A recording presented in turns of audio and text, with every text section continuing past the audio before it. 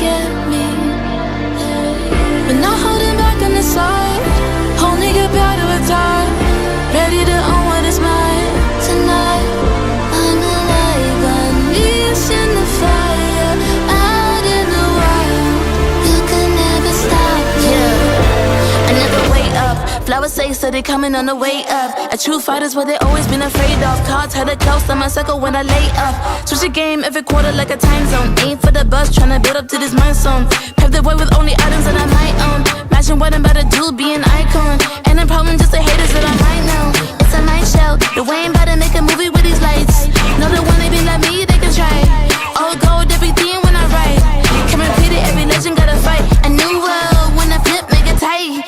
Ain't nobody doing minutes how I like. Seat buckled up, going up like a bike. I'm alive, unleashed in the fire, out in the wild. Up in the sky, into the light. Watch me dive, I'm free, and it's my time. Up in the stars, with every stride, our future's bright. Cause I'm on to the next. The way I shape shifts makes them call me a threat. Running on this path, never done, no regrets. There is nothing you can do, wanna face on the set. You're in front of the best. Different league, if you wanna get to me, I am in pedigree. Yeah, I only got a picture on the centerpiece. I'm alive, unleashed in the fire, out in the wild.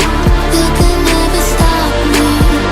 Watch me dive, I'm free, and it's my time. Up in the stars, you'll never forget me. But not holding back on the side, only get better with time. Ready to own what is mine tonight. I'm alive, unleashed in the fire, out in the wild. You can never stop me.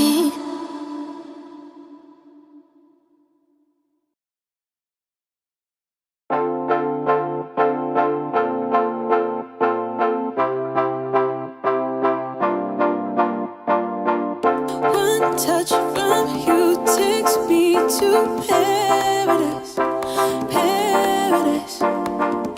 One look from you and I fall in your arms, in your arms.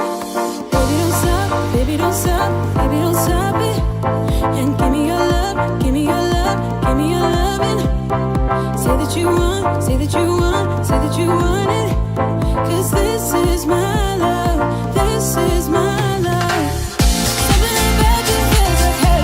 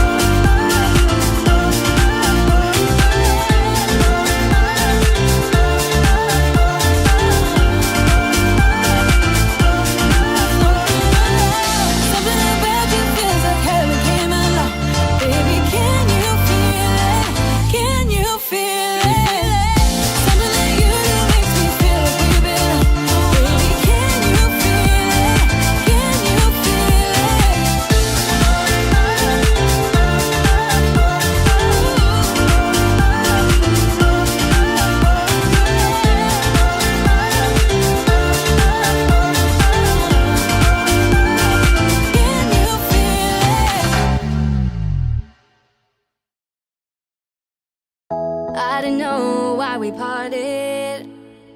I don't know what went wrong.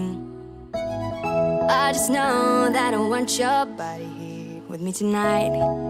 With me tonight. You know what I need, know just where to touch. Make me feel like I can't explain. Oh no, don't you leave, it's just a bit of fun. You know how to drive me insane. I know it shouldn't feel right, but baby, don't go. Just love me all night. Just love me all night. All night. Just love me all night. All night. Just love me all night. All night. Just love me all night. All night.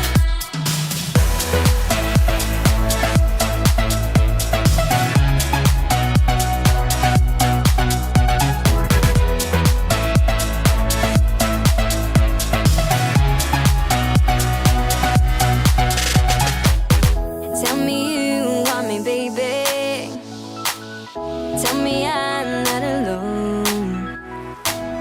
Tell me you wanna be with me tonight. With me tonight. With me tonight. You know what I need, know just where to touch. Make me feel like I can't explain. Oh no, don't you leave, it's just a bit of fun. You know how to drive me insane. I know it shouldn't feel right, but baby, don't go. Just love me all night. Just love me all night. All night. Just love me all night. All night. Just love me all night. All night. Just love me all night. All night. It shouldn't feel right,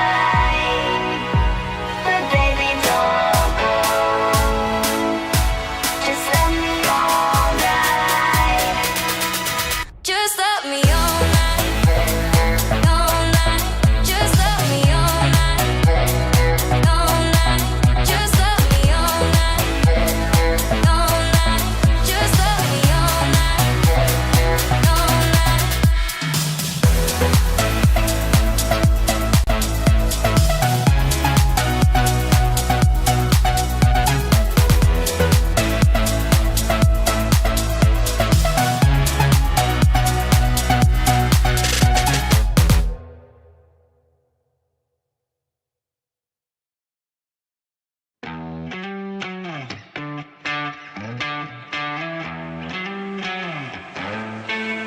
Don't need no thing.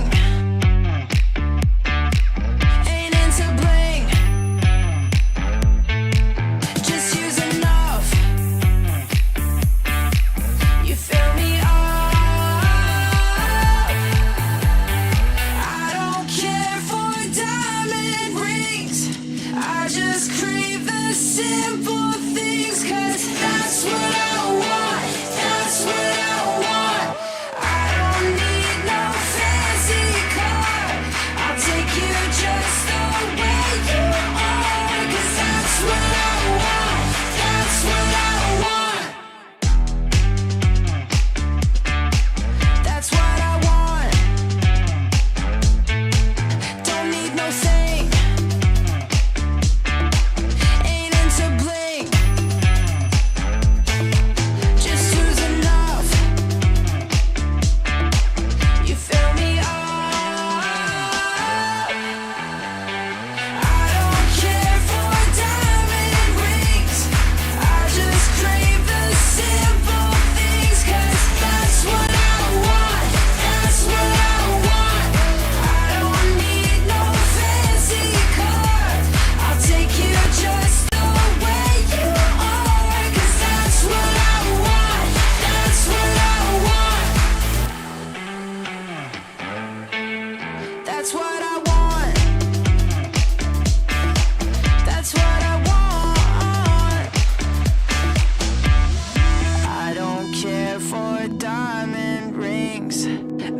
just crave the simple things, 'cause that's what I want, that's what I want. I don't need no fancy car, I'll take you just the way you are, 'cause that's what I want, that's what I want, 'cause that's what I want, that's what I want, 'cause that's what I want, that's what I want, 'cause that's what I want, that's what I want, that's what I want.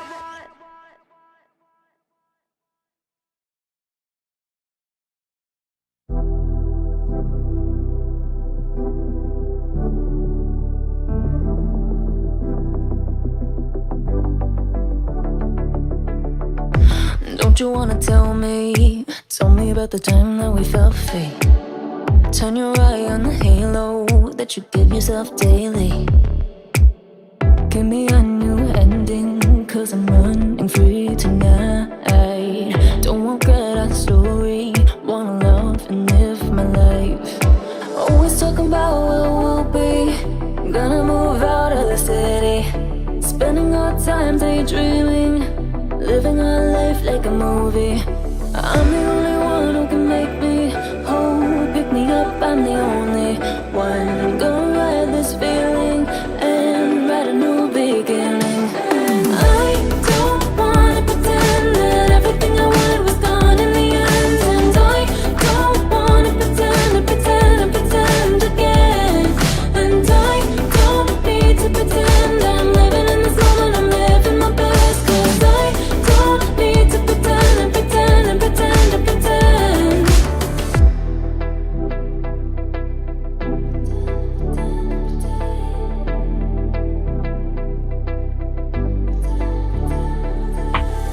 Don't live life in envy, shine a bright energy. With the waves I'm making, gotta make sure I'm happy. I'm the only one who can make me whole, pick me up, I'm the only one. I'm gonna ride this feeling and write a new beginning. And I don't wanna pretend that everything I wanted was gone in the end, and I don't wanna pretend and pretend and pretend again, and I don't need to pretend I'm living in this moment, I'm living my best, 'cause I don't need to pretend and pretend and pretend and pretend, and I don't wanna pretend that everything I wanted was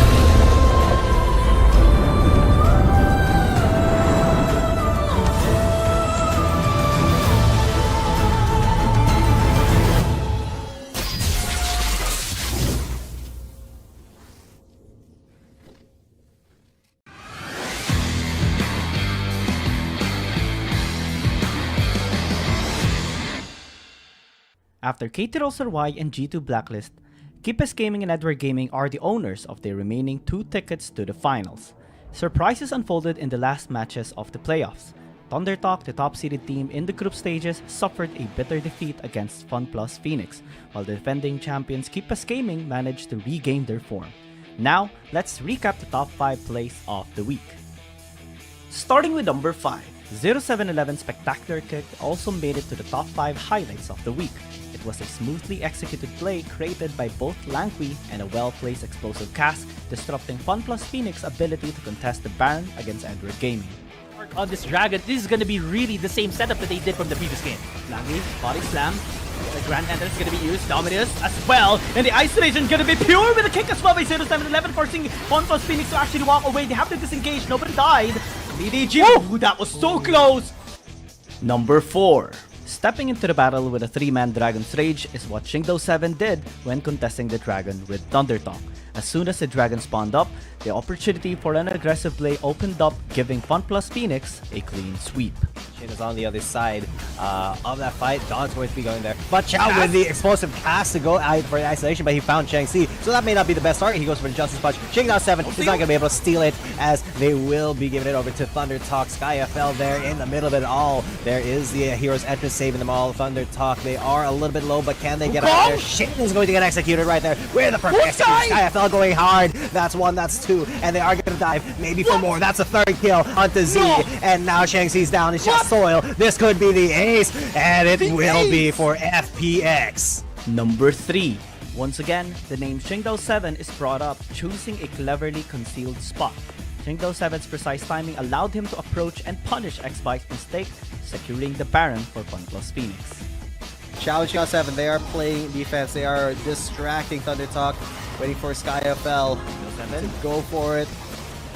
Oh my god, so tense. SkyFL makes his way into the Baron pit. The steal coming in for FPX, and they've trapped ThunderTalk inside the pit. They've already gotten 3. Now Soil is gone, and Shin is the last man standing once again, but he will be standing now. What a hold from FPX. What a play from SkyFL. Number 2. The formidable Langui, a cow-themed champion, may have caused FunPlus Phoenix a lot of difficulties. In the 13th-minute mark of the second match between Edward Gaming and ThunderTalk, Langui initiated a powerful engage, crushing 3 members of FunPlus Phoenix, and Edward Gaming secured 4 takedowns. Right now, 0711 red zone out the members here of FPX just with his near presence. Actually, Langui doing a really good job already! Whoa! Setup! The knockback's gonna be perfect! And EDG's right now is just gonna be unstoppable in this onslaught. On 1-8 is gonna be joining though with the Red Ender. Langui going for the double knock-up! And SkyFell has to flash away alone, getting targeted here, but unable to be tapped by the members of FPX. And everyone is just dying on the side of this red side team. EDG getting 4 kills to none. And number 1. KBG Gaming's impressive performance is making a strong comeback in the final series of the playoffs. In the deciding match against Edward Gaming in the branch finals, the Ton dashed Edward Gaming's hopes of victory with a 3-man steal followed up by KG's destruction of the opponents. Move coming in from EDG. Can this be successful? Though it can be the 50-50 that they've been wanting to do. 2,000, 1,000. The Ton is going in. The Ton gets it. Thank you along the way as well. And then going out, but away. And KBG gonna be infiltrated. Still gets 1 kill. And they turn again onto the members of EDG this time around. 0711 is gonna be caught, unable to cast it all in time. Alone, still trying to kite. KG still alive. The Stand United is just saving grace of KBG. It's a disaster for EDG. Thank you so much for tuning in to this week's Top 5 highlights. Let's follow the final matches of the championships and keep cheering for the teams we love. My name is Giyang, and see you again on the next video.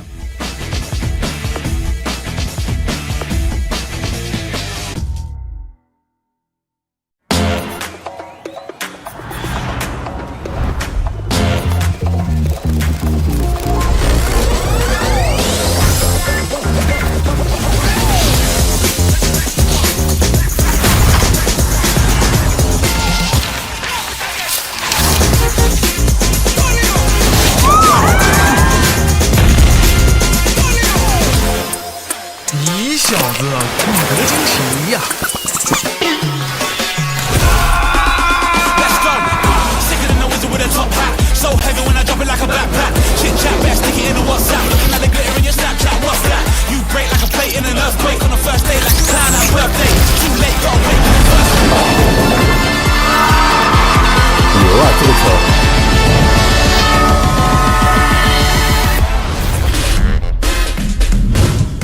eh, no?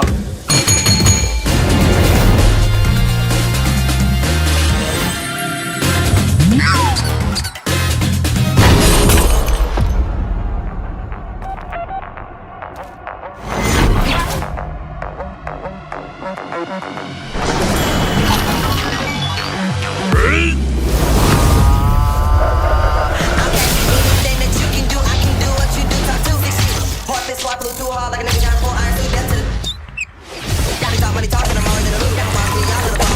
I'ma walk around the way because keep up. Know it, probably do it better. Wow.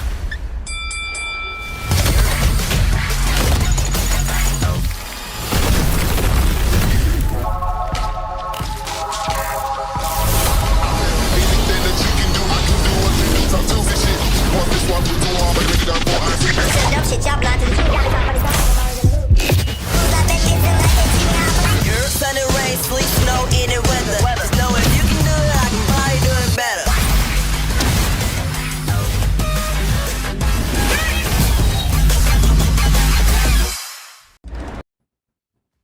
The last and final day of Wild Rift League Asia Season number 2, and it's gonna be the most important match of the Season 2 as well. The grudge match, another matchup between Keepest Gaming and G2 Blacklist in the grand finals. And we're gonna be your shoutcasters for today. My name is Giang Gaming. With me is Crazy Apple. The B1 B2 connection is back, and we're both wearing red.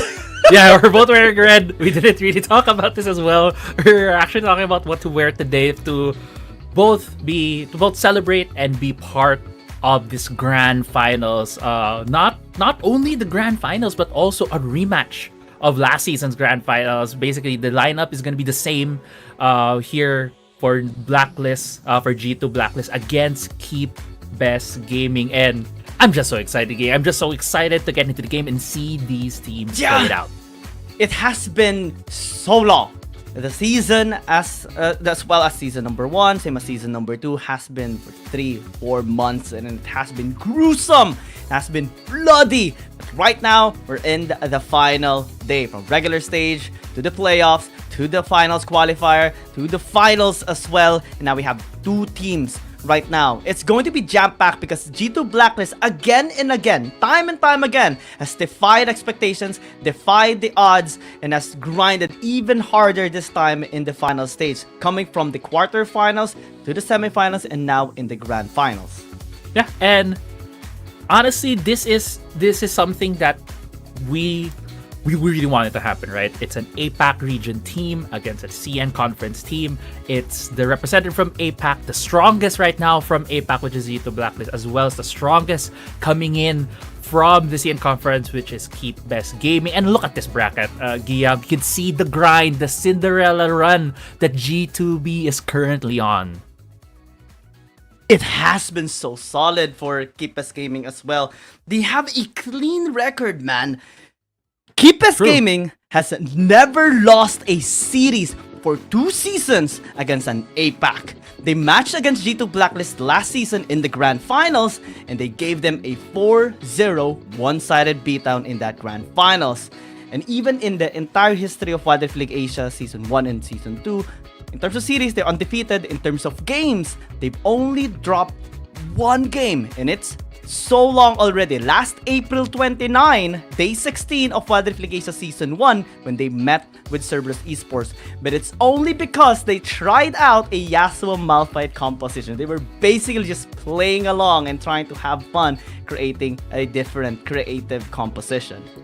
Yeah, well, that is something to look out for, right? For Keepest Gaming, their spotless record right now, not only in the playoffs but also in the regular season. But let's not forget as well, in terms of the organization itself for G2 Blacklist. But before we get into that, I just also want to highlight the players that we have right now on your screens. The Keepest Gaming lineup: KG, Daton, Anran9, Xiaoma, and Yuyu. We'll be talking more about these players later, especially Daton and Anran9, because both of these players are, we believe, the players to look out for when it comes to the Keepest Gaming lineup. But going back to what I was talking about earlier, the story of between these 2 teams are immense at this point, especially for G2 Blacklist. This organization getting this lineup, formerly Nigma Galaxy, now the G2 Blacklist lineup, the organization behind it, G2 as well as Blacklist International, are two very well respected organizations in the esports scene. G2 being one of the best when it comes to League PC in Europe, while on the other hand, for other gaming disciplines as well, Blacklist International is the best, not only in the Philippines but also in the world in some other esports titles. So just the pedigree right now that this lineup is carrying is going to be so immense coming into this series. Formerly known as Nigma Galaxy, as they transfer and be adopted by G2 Blacklist, they have been basically being like Thanos here, collecting the Infinity Stones, collecting every single game to be the top one, to be the #1 team in the entire world. And right now, the biggest obstacle is here facing them right now in the Grand Finals. Keepus Gaming, that gave the former team here a hard time during Season 1 Grand Finals. We look at the stats and see an extravagant amount of efforts by G2 Blacklist in all different categories here in terms of Dragons, Heralds, Towers. Blue side and red side win rate has been really good as well. A little bit more on the red side, but Keepus Gaming, on their side, they have had fewer games simply because they just had the biggest dominating run in the round robin that we had. They had 3-0. That's why they went straight to the Grand Finals.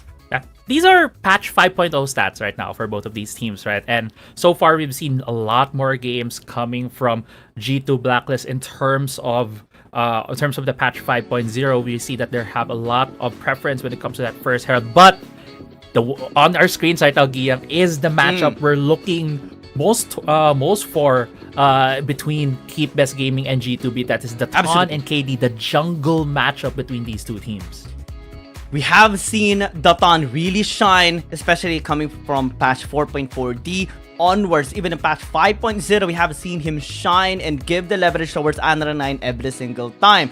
KD has been looking forward to be able to carry out on his carry champions more and more lately, especially after we have seen him on a great performance with the Lee Sin on their last match yesterday, even against Cateroser Y, and especially against Edward Gaming. Yeah, definitely.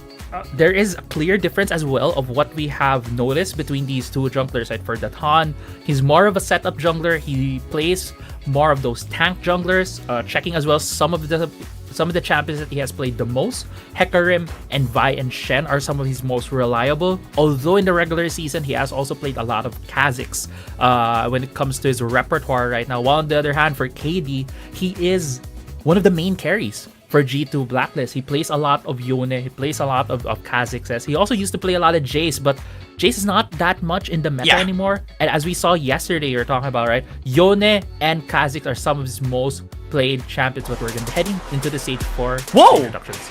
Oh, we have a performance over here. I'm surprised, but let's see.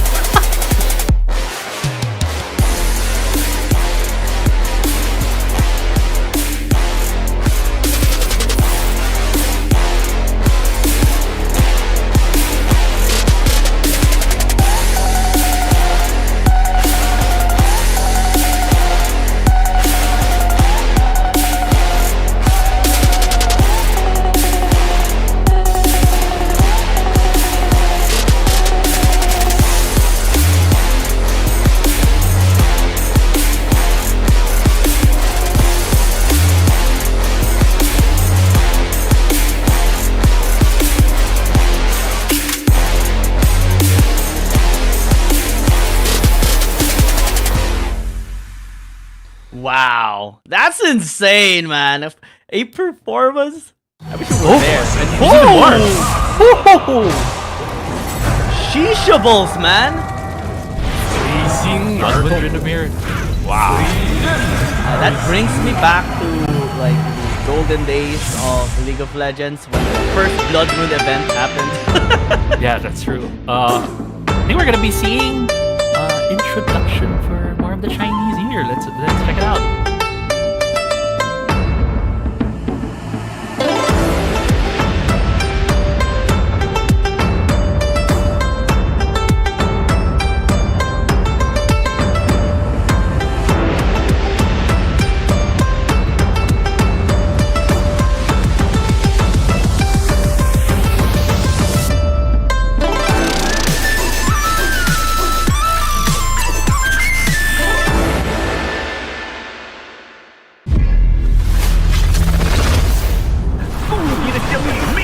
G2B.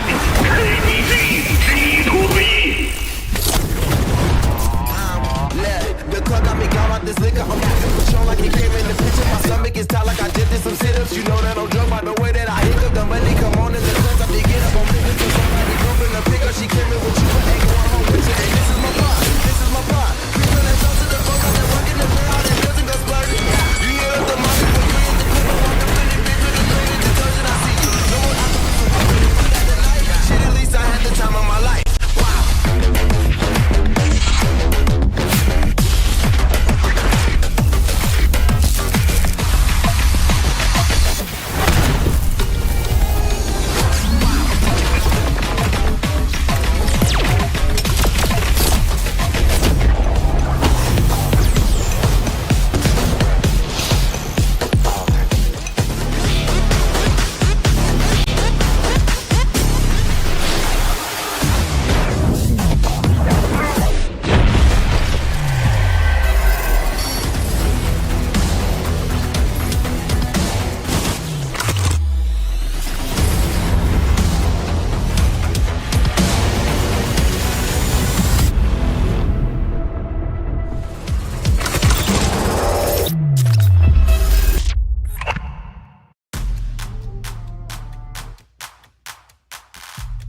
的召唤师们，大家晚上好，欢迎来到英雄联盟手游 WILA2 总决赛的比赛现场，我是小优。经过了常规赛、季后赛的激烈角逐之后，有2支战队走到了我们最后的决赛舞台。谁将脱颖而出，最终捧起象征胜利的奖杯，让我们拭目以待。接下来，让我们欢迎 KBG 战队和 G2B 战队。Good evening, everyone. Welcome to the Wild Rift League Asia 2 Finals. I'm Peggy. After a fierce chase in the regular season and playoffs, the two teams made it to the final stage. They are KBG and G2B. Who will stand out and who will finally hold the trophy that symbolizes this victory? Let's wait and see. And then let's welcome KBG and G2B.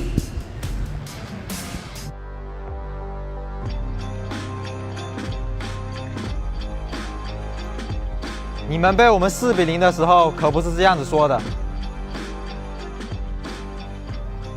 想要赢得冠军，先得学会输。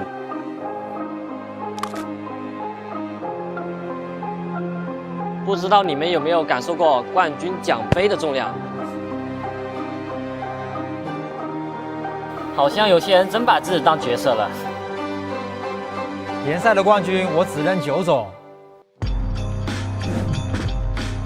在这个赛场上，只有我才是唯一的 C 位。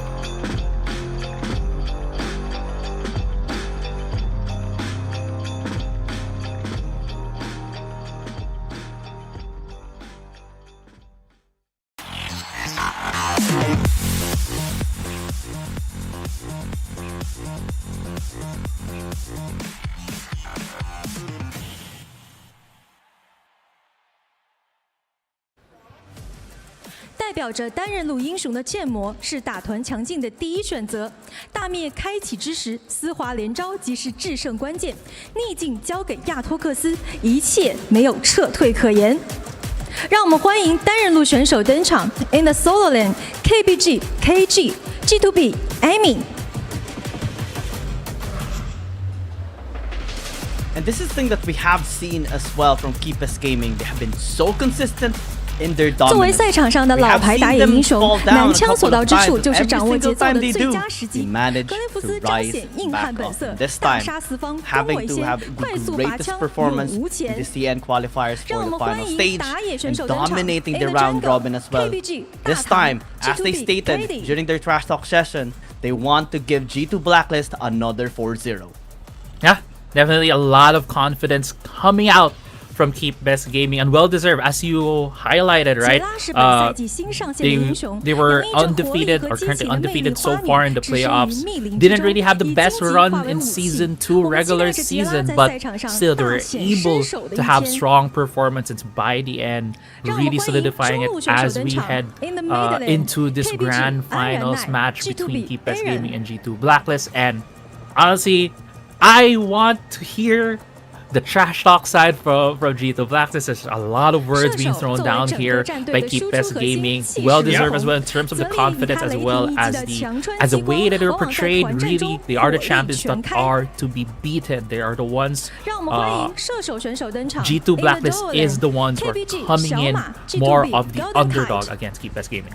The underdogs, the challengers, the ones that are attempting to take the spot here of the #1 in Wild Rift League Asia. KeepBest Gaming is looking to deny every opportunity there is for G2 Blacklist. However, G2 Blacklist came from a great performance against Edward Gaming just recently, right? Edward Gaming is no joke as well. That is a team that defeated the #1 and #2 team during the group stages in the regular season, Thundertalk and Trace Esports, and including a 2-0 victory against KeepBest Gaming during the initial parts of this tournament. They had a 10-game win streak as well, the highest so far in this season, #2. Right now, even if they drop, KeepBest Gaming this time has to be a lot more cautious in the plans that G2 Blacklist are going to be making for this game.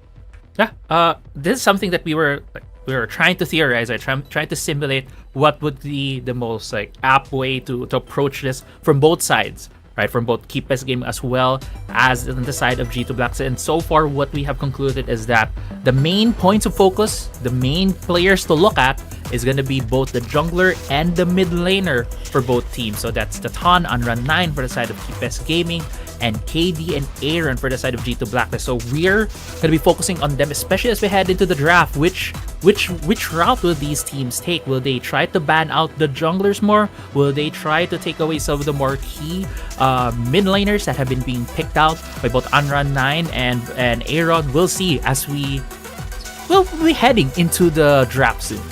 Yeah, because that's one of the things that we talked about last night even, right? We've grinded as well in researching, theorizing, experimenting, anticipating what compositions, what strategies, what respect bans are going to be made here by both of KeepBest Gaming and G2 Blacklist.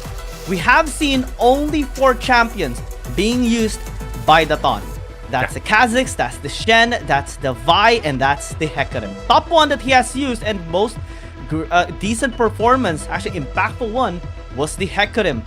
But will G2 Blacklist try to diminish that and will try to ban all those champions away?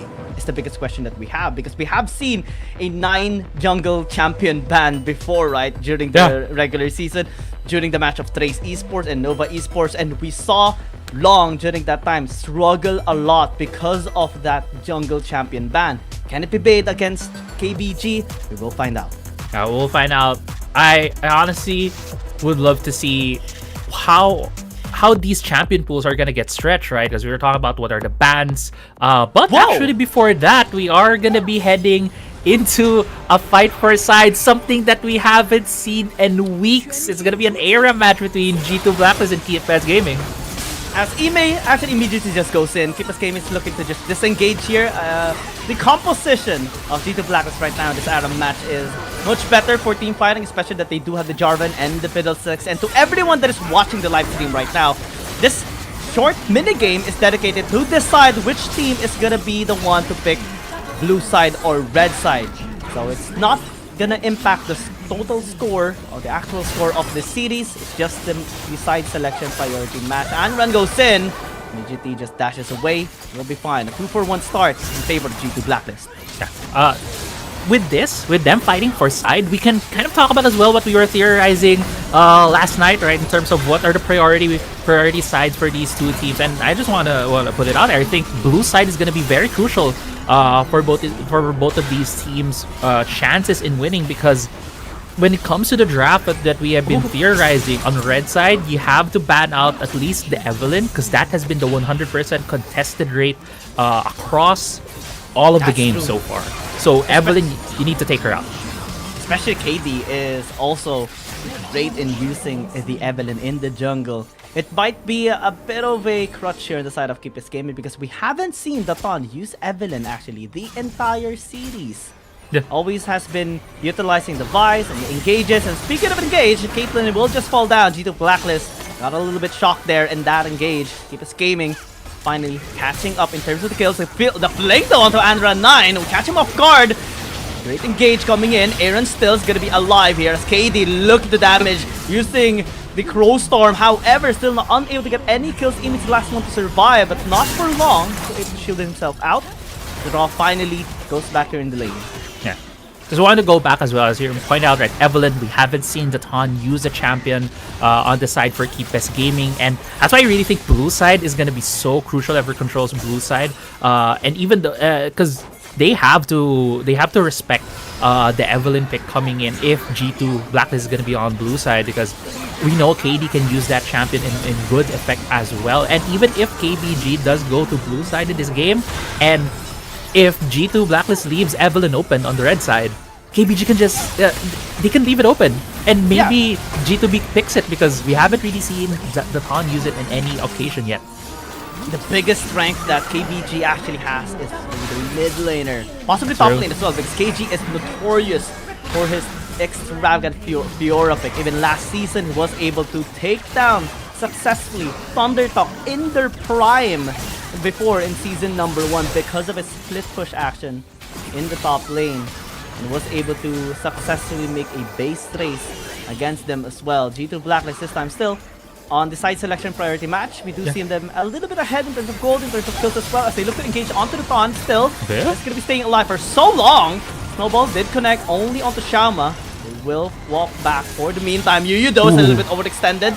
They have to walk away still. KBG feeling the pressure here of Keep Us Gaming, the Paddle Star. Oh, almost. Aaron almost gets him taken down. Yuyu finally commits onto the engage. Will not get anything as a Crow Storm immediately fears everyone up here on the side of Keep Us Gaming. Still, KD is going to be flashing away. G2 Blacklist continuing on to the fight. They are having the better end on the fight so far. Andran looking to find the engage, but Quillen finds himself just dead, dropping onto the members here of G2 Blacklist. Sham as well, a bit of damage there. With the ult of the Caitlyn, they will secure this tower for now. Yeah, first turret goes to the side of G2 Blacklist, and also their composition as well is really, really good when it comes to this era match because of the Fiddlesticks. But it's going to be Ime actually going in that fight.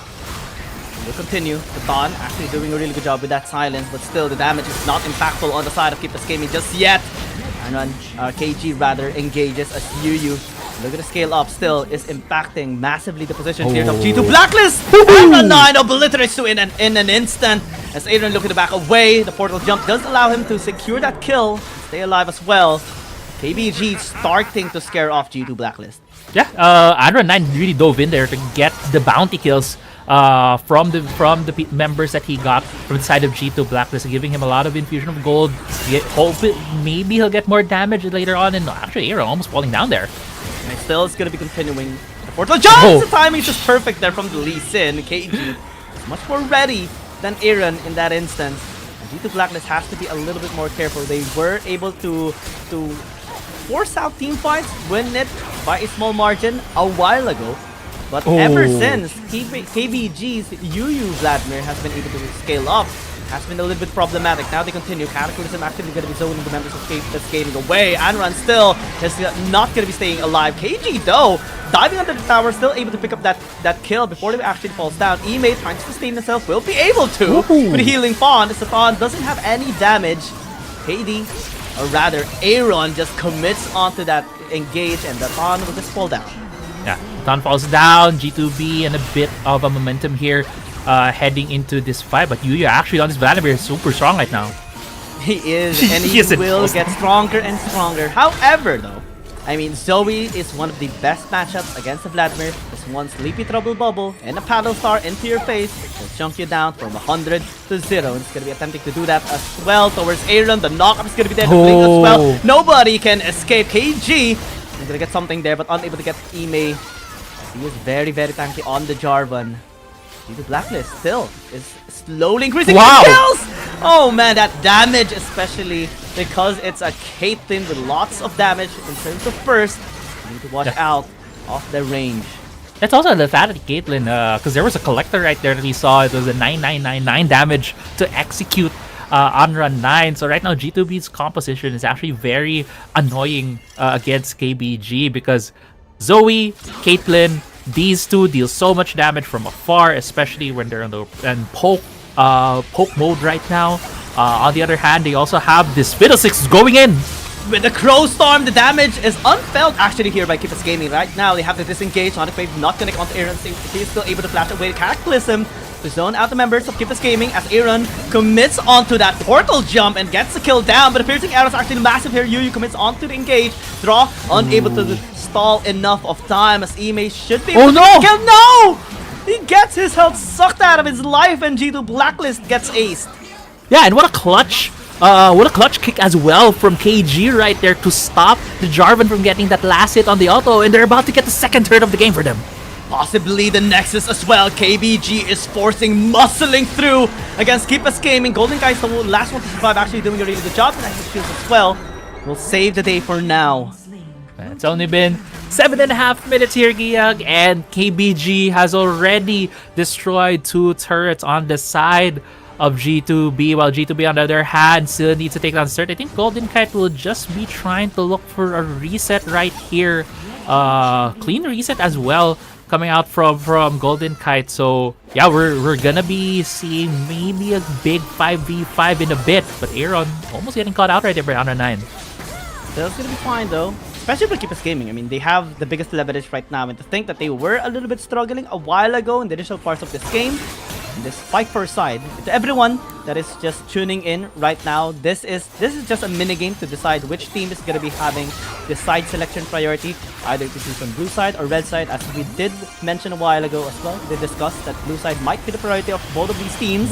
Stasis is gonna be used. Watch the time here as Yu still commits onto the engage. Final G2 Blackness responds. The meter engine actually doing a really good job here. 4 damage here against Keepers Gaming, but still it's not enough. Finally Yu pulls down with the battle start there coming in from Aaron, but Ime still very low. Golden Guy commits with a flash still. It's gonna be slowing down the members of Keepers Gaming. So the Xiaoma alive right now, being chased out. A lot of people, but the damage of the battle is actually so pure. The Blacklist, they have secured 4, but still Xiaoma can still maybe clear out the waves using the piercing arrow.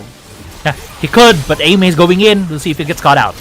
He does. He will get taken down. Tower though should be taken out. Aaron though unable to burst it in time. And Xiaoma clutching things out. It's just defending this turret, but the ult finally finds him.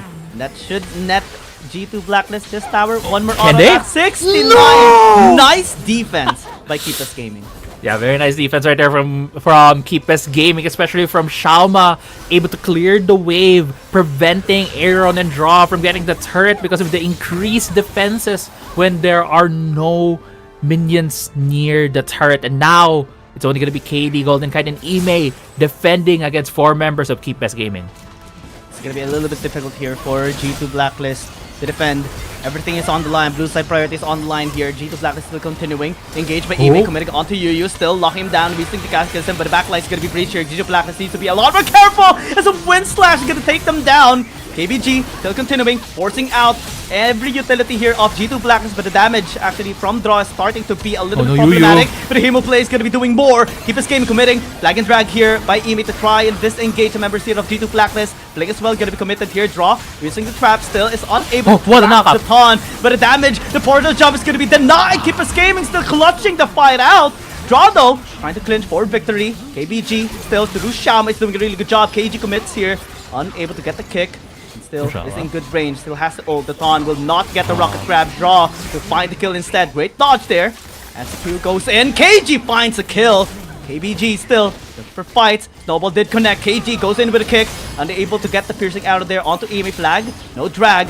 Crowstorm though gonna be invested here to get the slowdown. The damage is still not enough. KG still alive. And Xiaoma flashing in with a piercing out and Chain of Corruption should find the kill. That should be the game. 2 seconds for Aaron. Trying to defend, does have to flash. Will it be enough? The answer is no. KBG gets side selection priority.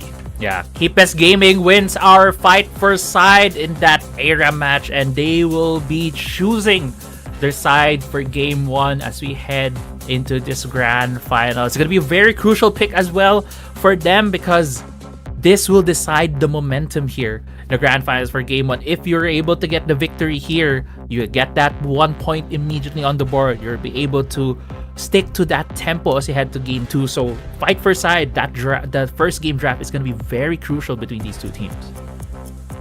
Every game, every side selection is going to be so crucial here. We have seen KBG during the finals qualifier, be able to punish the decision of EDG to keep on maintaining on, their red side during that time. Yeah. Or blue side rather. Keep Us Gaming did have the leverage on red side and they gave EDG a 4-0 beatdown. Right now, G2 Blacklist has to be a lot more careful. KBG can just pick blue side to have the leverage and force G2 Blacklist to ban out the Hecarim, possibly the Vi as well. That should give more ample time for KBG to decide which champion they are gonna give towards Anran. Yeah, exactly. We'll see what are going to be let Anran 9 play, right? Because one of the things that we were talking about as well last night when it comes to the draft is that most of the time Anran 9 gets the last pick for the team. He gets a pick of the litter.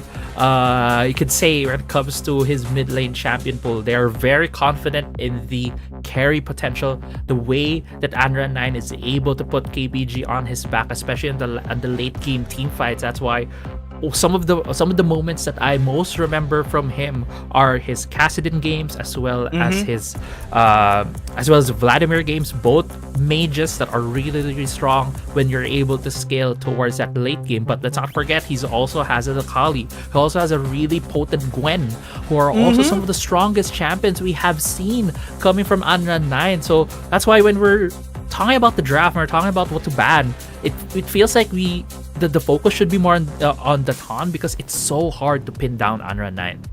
Absolutely. Not only through the game, but even especially on the draft.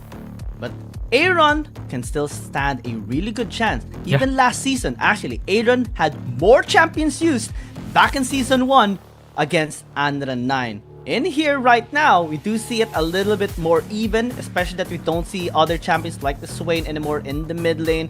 Remember, other champions, no cheeky champions being used. Double ADC, Anran has been able to fully adapt towards it as well, alongside with the mages like the Vladimir and the Kassadin that you've mentioned.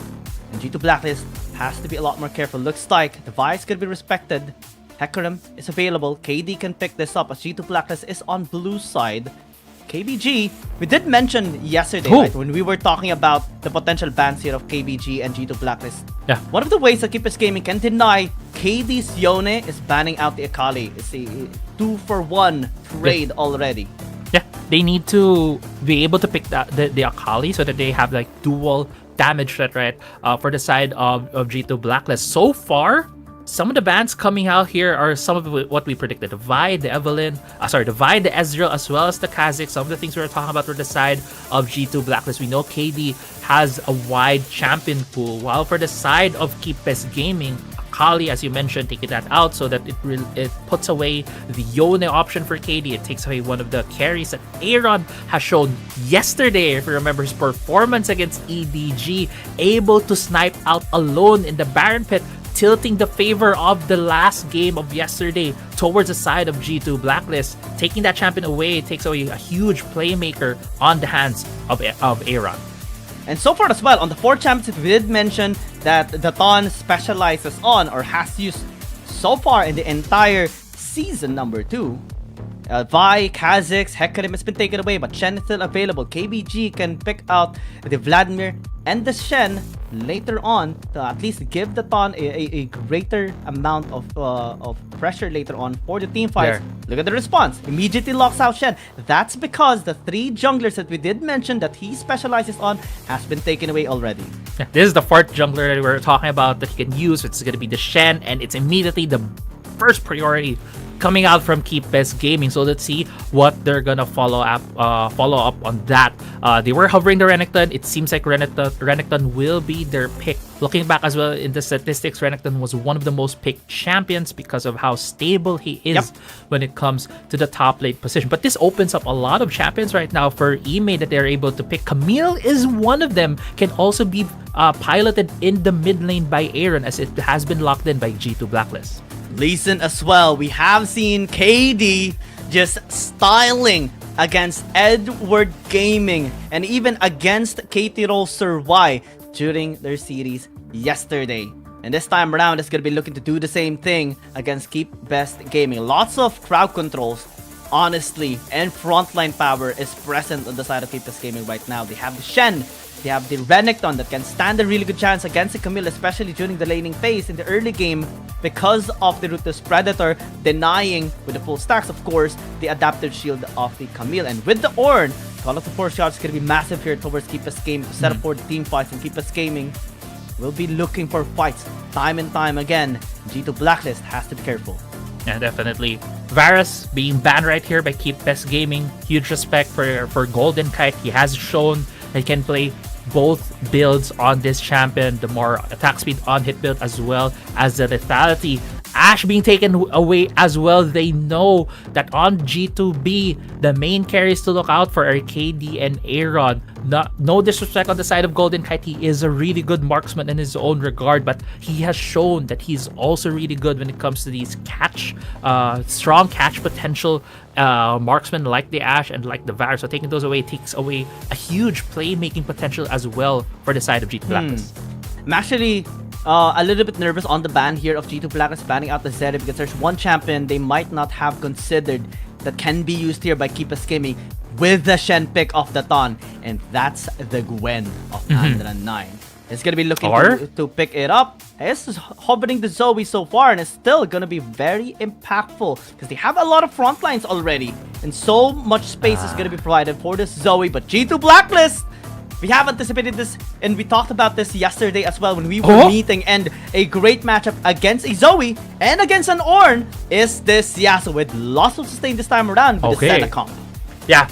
Senna, which we're talking about, is one of those champions we have seen being used by G2 Blacklist a lot, especially in the playoffs, and along with Gragas, it's one of those more natural partners that we have seen with the Senna. Along with the Yasuo, there's now a lot of engaged potential coming out from the composition of G2 Blacklist. They can go in with the Gragas, with explosive Kha'Zix, and start off a fight with the kick from KD's Lee Sin, and then Yasuo follows up. This is so far a really good engaged composition on the side of G2 Black. So on the other hand, for KBG, it feels more standard. There's a lot of tank front line. There's a bit of poke coming from the Zoe, and this Xayah will be one of the key points as well if they're able to let Xiaoma just have free hits on the back line. It's going to be very dangerous for G2 Black. Very dangerous setup as well here into the mid lane, especially for KBG Gaming.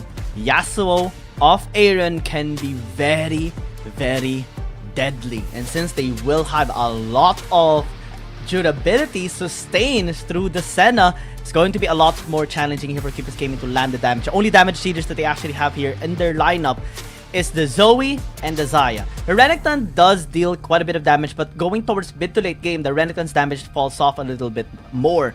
And G2 Blacklist is going to be looking to isolate the members here of KBG. They have the Camille, they have the Lee Sin, they have the Gragas as well. And so much crowd control is present. Knockups are very much possible here on the side of G2 Blacklist. Very good team fighting based composition on both sides. I'm looking forward to this game being a gruesome one. Yeah, it's gonna be, I feel like it's gonna be a very action-packed game between these two teams, G2 Blacklist and KBG, in the grand finals of our WRLA Season 2. Who will be taking Game 1 here as we proceed to the game? Giang, it's gonna be very, very exciting. We're already thinking about how this could just be a very explosive game from the get-go. I remember us last night, right? We were setting up. We were anticipating like 5, 7 possible lineups, pick and ban scenarios here of G2 Blacklist and KBG Gaming. We still are always surprised by how creative both of these teams are. We see the Zoe into the mid lane. We see the Tonsil getting the Shen. We see Golden Kite back on his Senna. And the Yasuo by Aaron as well. This time in the bottom lane though, G2 Blacklist should be struggling a bit just because of the mere presence and poking ability of both the Ornn and the Xayah. Both of them have great crowd control as well. So G2 Blacklist, maybe they have to step a little bit back for now.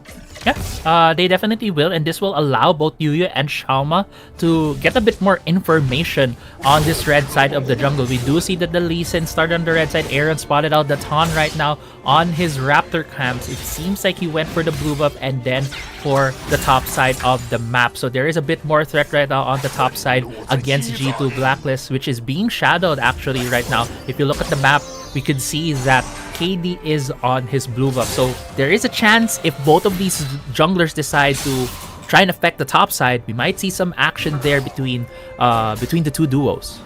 Especially top side, right? It's very equal right now, very balanced. The balance can be tipped off a little bit just because of the influence of the junglers. And if we compare Camille, Lee Sin, both of them has great single target damage. Both of them has a lot of burst potential, but the Renekton and the Shen can actually withstand the burst when they are together.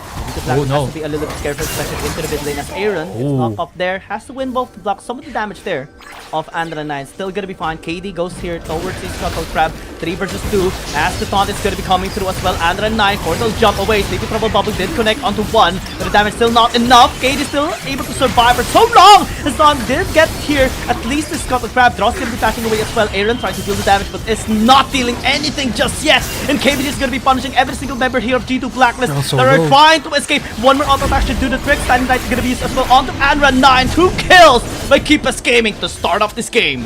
Yeah, Keepus Gaming getting 2 kills off of that exchange, although G2 Blacklist was the one who was able to secure first blood, and that all happened because they all wanted the bottom scuttler on the map. It was KBG with the first rotation from Yu going from the bot side into the mid lane to try and secure the scuttle. But actually before that, KD spotted on the ward right there. And the punishment is just real. Early game, this is not really the best time for G2 Blacklist, particularly the Senna and the Yasuo to be involved in any of the fights. And grouped up fights is going to be very detrimental here for G2 Blacklist.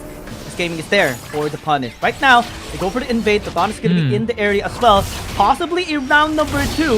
Though Shama's not in the area, this might be a great chance for G2 Black to finally get their defense. The last red is going to be coming through. You're still able to flash away. The damage is pure this time around for G2 Black. They're going towards Shama. Can they actually get the kill? The answer is yes. The gas as well. It's going to be pure. Going towards the Dawn. They lost 2 a while ago, but they get 3 this time around. Aaron still able to withstand the portal jump into that paddle star. And right now they get the lead. Yeah, and great series of plays right there coming from G2 Blacklist. It was several steps that they did to get to this blue buff steal. As we head into the replay right here, we're gonna be seeing it's just them going into the jungle.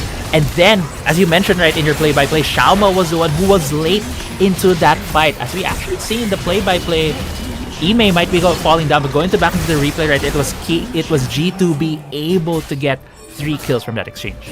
Yeah, this is just so good right now here for G2 Blacklist. Possibly the best start, to be honest, and the best way to recover the initial mishap that they've experienced from the first clash. And right now they're ahead by almost 1,000 gold just in preparation for the first objectives. Possibly G2 Blacklist is going to be looking to amplify the lead that they do have through the Rift Herald take. You see the intention of KD there, just setting up with the Rift Herald through with the Scuttle Crab as well for the vision.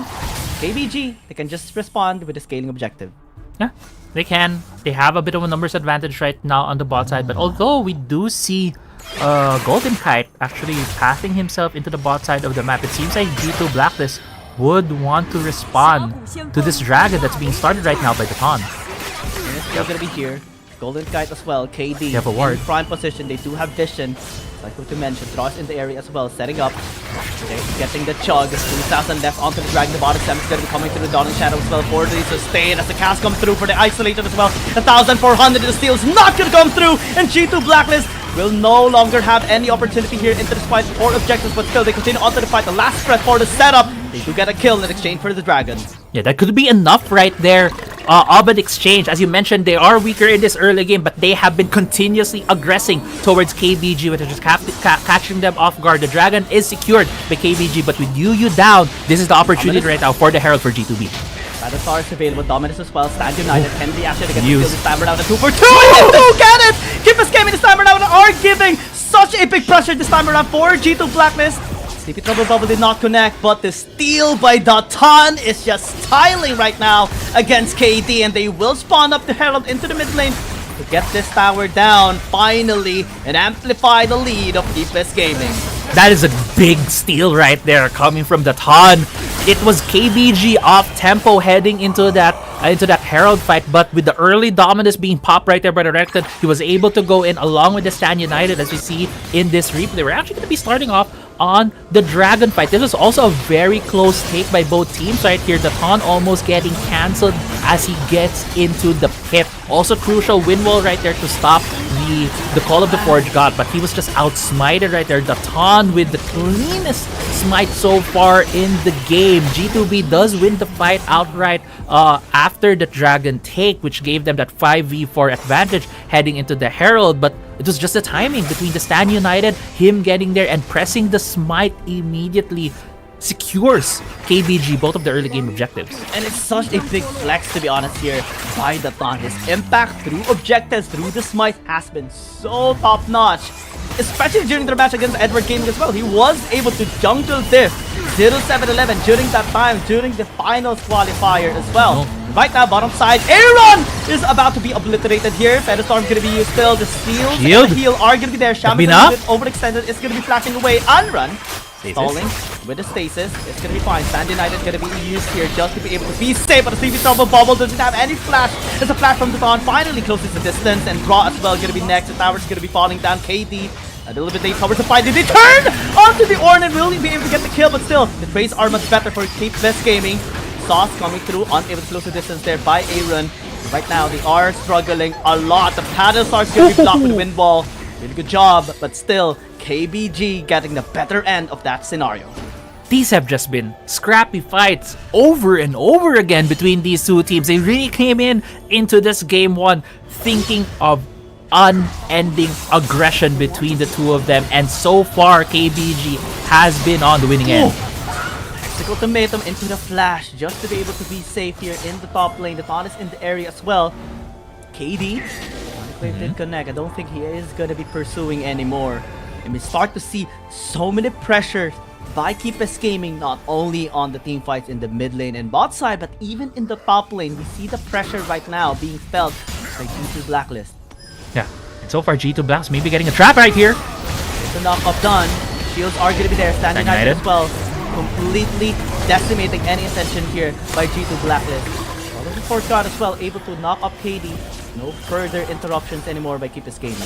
That's why it's so irritating to go against Shen, right? Whenever you try to make a play on the side of a map, try to get a pick off, the Stan United is ready to defend and to protect the members of Best Gaming. So far, the 3 Stan United that has been used by the Ton have been very effective on the Herald to steal the objective, on the bot lane to save Unrun 9 and that tower dive and 8, and even getting a kill against Golden Head. And again, on the top side, yes, G2 Blacklist has been trying to be very aggressive to burn the Stan United as much as they can, but so far it's been Best Gaming always having that crucial ultimate up whenever their members are in peril. You can always count on the Ton whenever he is using the Shen. And time again, he has proven against anyone that you have to take away his jungler champs in order to finally take him down. So this time around, it's going to be taking a bit of damage there from the pokes of Andra 9. Commitment of KD is a little bit nerve-wracking here. Still, they are going to be fine. KBG looking to pressure 4 soul points. Sonic Wave did connect, but no follow-up just yet. Resonating strike, Ryu setting up, waiting for the perfect opportunity to call on the Forge God here against G2 Blacklist. Are they going to be continuing? KD's in the area still, looking for an angle here to get into the pit as Draw is actually taking too much damage. Ime commits here. Hexic Ultimatum going to be denied this time by G2 Blacklist. You can make fight. Lots of people engines going to be used. On to Best Gaming. Not going to be better here. On the side of G2 Blacklist, the kid's going to be there as well. KG needs to walk away. The Ton unable to knock up Draw here, with Yu helping him out, but still, he is chasing down. The Renta's going to be taken out. Imi doing a really good job here. Onto the backline. Sand United saves the day here for Andra 9. They get a better end of the fight. G2 Black was able to get the Dragon, but still, the team fight is much better for Best Gaming. Yeah, definitely the team fight. The champions that Best Gaming have right, but Ton might be getting caught out right here. Okay. Still, it's going to be fine. Ton will leave him be. They had what they wanted already. Yeah, the Ton, fortunately for him, the Lee Sin didn't have his ultimate to be able to get that extra kill, but we're gonna see here in this replay, the fight started on the bottom side of this dragon pit, but look at KD going in at the exact right timing to be able to get the smite steal away from the Ton, and a fight happened while they were taking that dragon, and it was just KBG. Their composition was balled up. The Call of the Forge God was not able to be cancelled by G2 Blacklist, and they were just in retreat after that fight. Yes, they were able to at least secure the dragon to stop the Dragon Soul timer against KBS Gaming. And it's also important to take note that Aaron actually was fully prevented to engage onto that fight. He was kited away, he was suppressed for years. KBS Gaming managed to take him down before he was even able to cast in any abilities, any useful abilities for that fight. 4,000 gold lead now is being made here by KBS Gaming. G2 Blacklist has to find a way to cut that at least halfway. 12 minutes in, we do see a lot more scaling potential on the side of G2 Blacklist. Maybe later on we would see the power spikes happen. We start seeing them fighting back more. Yeah. G2 Blacklist does have more of an infinite scaling because they do have that Senna, right? And also we know Yasuo gets a lot stronger when he's able to get his items. But let's not discount as well on the side of KBG. They have the Xayah, one of the most stable late game crit marksmen we have in the game. She has her own way to peel. She also has her own way to deal massive amounts of damage. As Anra 9 almost getting caught out, but great stasis right there. And the side United, that is so scared to be seen, but that's a key ult already expended by KBS Gaming. We do know that KBS Gaming and G2 Blacklist loves 12-minute Barons, and right now they are posturing for it as well. Aaron able to dodge the Panda Star there. Aaron Bobbin is going to be doing a lot of pressure towards him. The flash into the taunt. Aaron's going to be in the bad spot this time around. KD's going to be in the area. Dawning Shadow is going to be used for the shield. Still saving Grace here for the top side, but still the fight is not done. Call of the War Shot going to be used. Hextech as well, Proto Belt, and the engagement with the Predator here. KG gonna be knocked off there with the last breath, and they will get the kill, but Aaron is still gonna be taken down here. KBG muscling out, getting the kills here onto G2 Blacklist, getting 3 already onto this fight, and they only lost the big crocodile. Yeah, the catch right there from KBG was massive. When they saw Aaron overextending himself a bit on the top side on the 2v1, they were able to capitalize on him burning his abilities. No wind wall, no Gragas ultimate as well, and now Baron's almost taken here by KBG. Aimee is going to be checking the area. Draw as well is going to be here. He does have a bit more of time to maybe make some plays, but looks like they will not attempt anything. And KBS Gaming gets the big purple worm. And they secure the Baron buff for themselves, and the 14-minute mark, this will allow KBG to shove the waves with that buff. As we head to this replay right here, look at Yuyu's positioning on that Call of the Forge God, able to hit Golden Kite as well, push away both Aaron and KD, enabling this circling and surround of KBG. And at this point in time, G2 Blacklist was just desperate, trying to get a pick-off, trying to get a kill to maybe stop KBG from getting the Baron, but it was for naught. It was KBG getting ahead in that fight. Ahead and ahead, slowly but surely. We talked about the 4,000 gold lead. Gaming this time at 6,000. Feather Storm going to be used there by Shama just to deny possible engages. The cast is not going to be on point this time around. You though, getting a charge, 3-man knockup. KG as well on the flank, and that's going to be in prime position for KBG to punish the overextension here of G2 Blacklist, and right now they lost one again.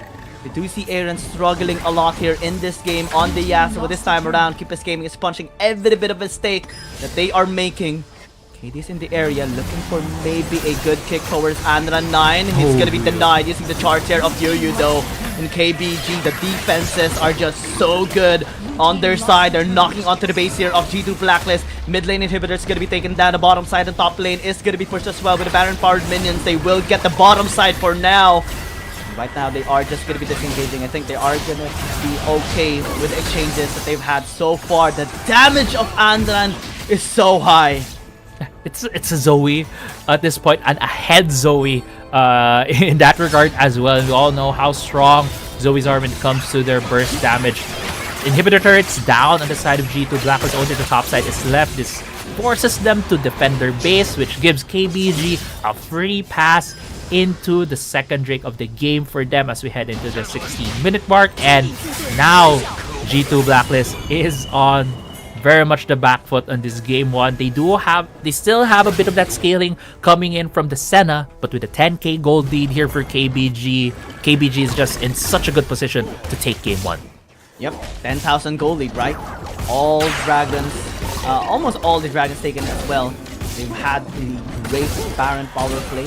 4,000 in fact was acquired with just that one Baron power play as well, and they are just posturing down, getting into position for the Elder Dragon to be spawned up later on. 1 minute and 30 seconds is the timer here for Keeper's Game. Finally get the damage done. Great denial of the charge there by Yu, but still it's not going to be affected that much. It is just very tanky, soaking all the damage. Look at the items here of Yu as well, almost complete already. And he's just going to be tanking everything here from G2B. Yeah, definitely. The Ornn is gonna be the biggest tank here for the side of Keeper's Game. Well, actually, the Tan is still the biggest tank, but it has been Yu starting a lot of these fights. But Tan might be getting caught out here with both Ime and KB. He is very tanky. I think it's gonna be a great pick this time around, though. They do have the damage, and the Tan is dead. G2B, what are they to get, though? We'll see. We'll see if they're gonna be able to get the Baron, which is gonna be up in just a bit. No jungler for the side of Keepe's Gaming. Although, yes, Keepe's Gaming still has a lot of damage. They still have the Zoe. They still have the Xayah. These two champions are going to be able to wreck through G2. So what G2 is going to go here for this Baron? They must set up a damage!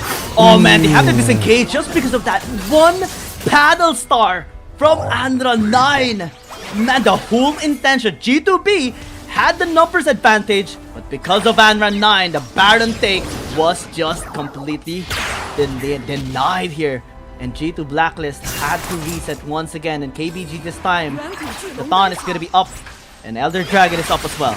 Yeah, Andra 9 just showing himself to be the biggest carry right now for the side of KBG. It doesn't matter if they had their juggler down, he can by himself stop G2 Blacklist from getting a Baron. Elder Dragon here being started off by KBG, and it just seems like they're trying to corral G2B towards them, trying to set up this trap as the Elder Drake is being started.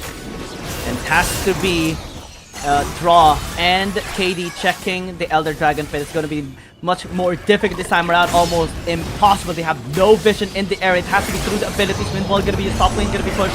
Charge is going to be there as well. Aaron going to get caught with the knock up there by Yu, and now it's going to be taken down. Doesn't have any more escape tools. Still able to get the kill onto the Xayah. This might be a signal here for G2 Players to finally commit onto the engage, onto the team fight. Iron Knight's going to be next as well. Stays to buy some time. Mid lane's going to be pushed by KG, but Ime doing a really good job. Can he actually end the game? KG is looking to stall out. Will get the Nexus done. No! As 1,000 HP still left. And G2 Blacklist able to win the fight. Yeah, G2 Blacklist able to win the fight right there from an overextension from Xiaoma. He got a bit too close into the fight. Yes, he had an ultimate. Yes, he had the stasis. But as soon as those were down, just one kick from the Lee Sin immediately assassinated him. Elder Drake being secured right now by G2 Blacklist. Their Nexus is very low though. They don't have a mid lane and a bot lane turret. Just one coordinated push from KBG can end it all. But so far right now, G2 Blacklist is on the first steps of a comeback. Are they going to be going for the TP play here by Keepe's Gaming? If they do, they won't have any stasis anymore. Dawn is going to be in the area using the Stand United already. Yu's going to be here as well. Teleporting coming by Andra 9. The third is going to be the steal by the Dawn again and again and again and again. He keeps on denying the bigger objectives against any team, and that includes G2 Blacklist.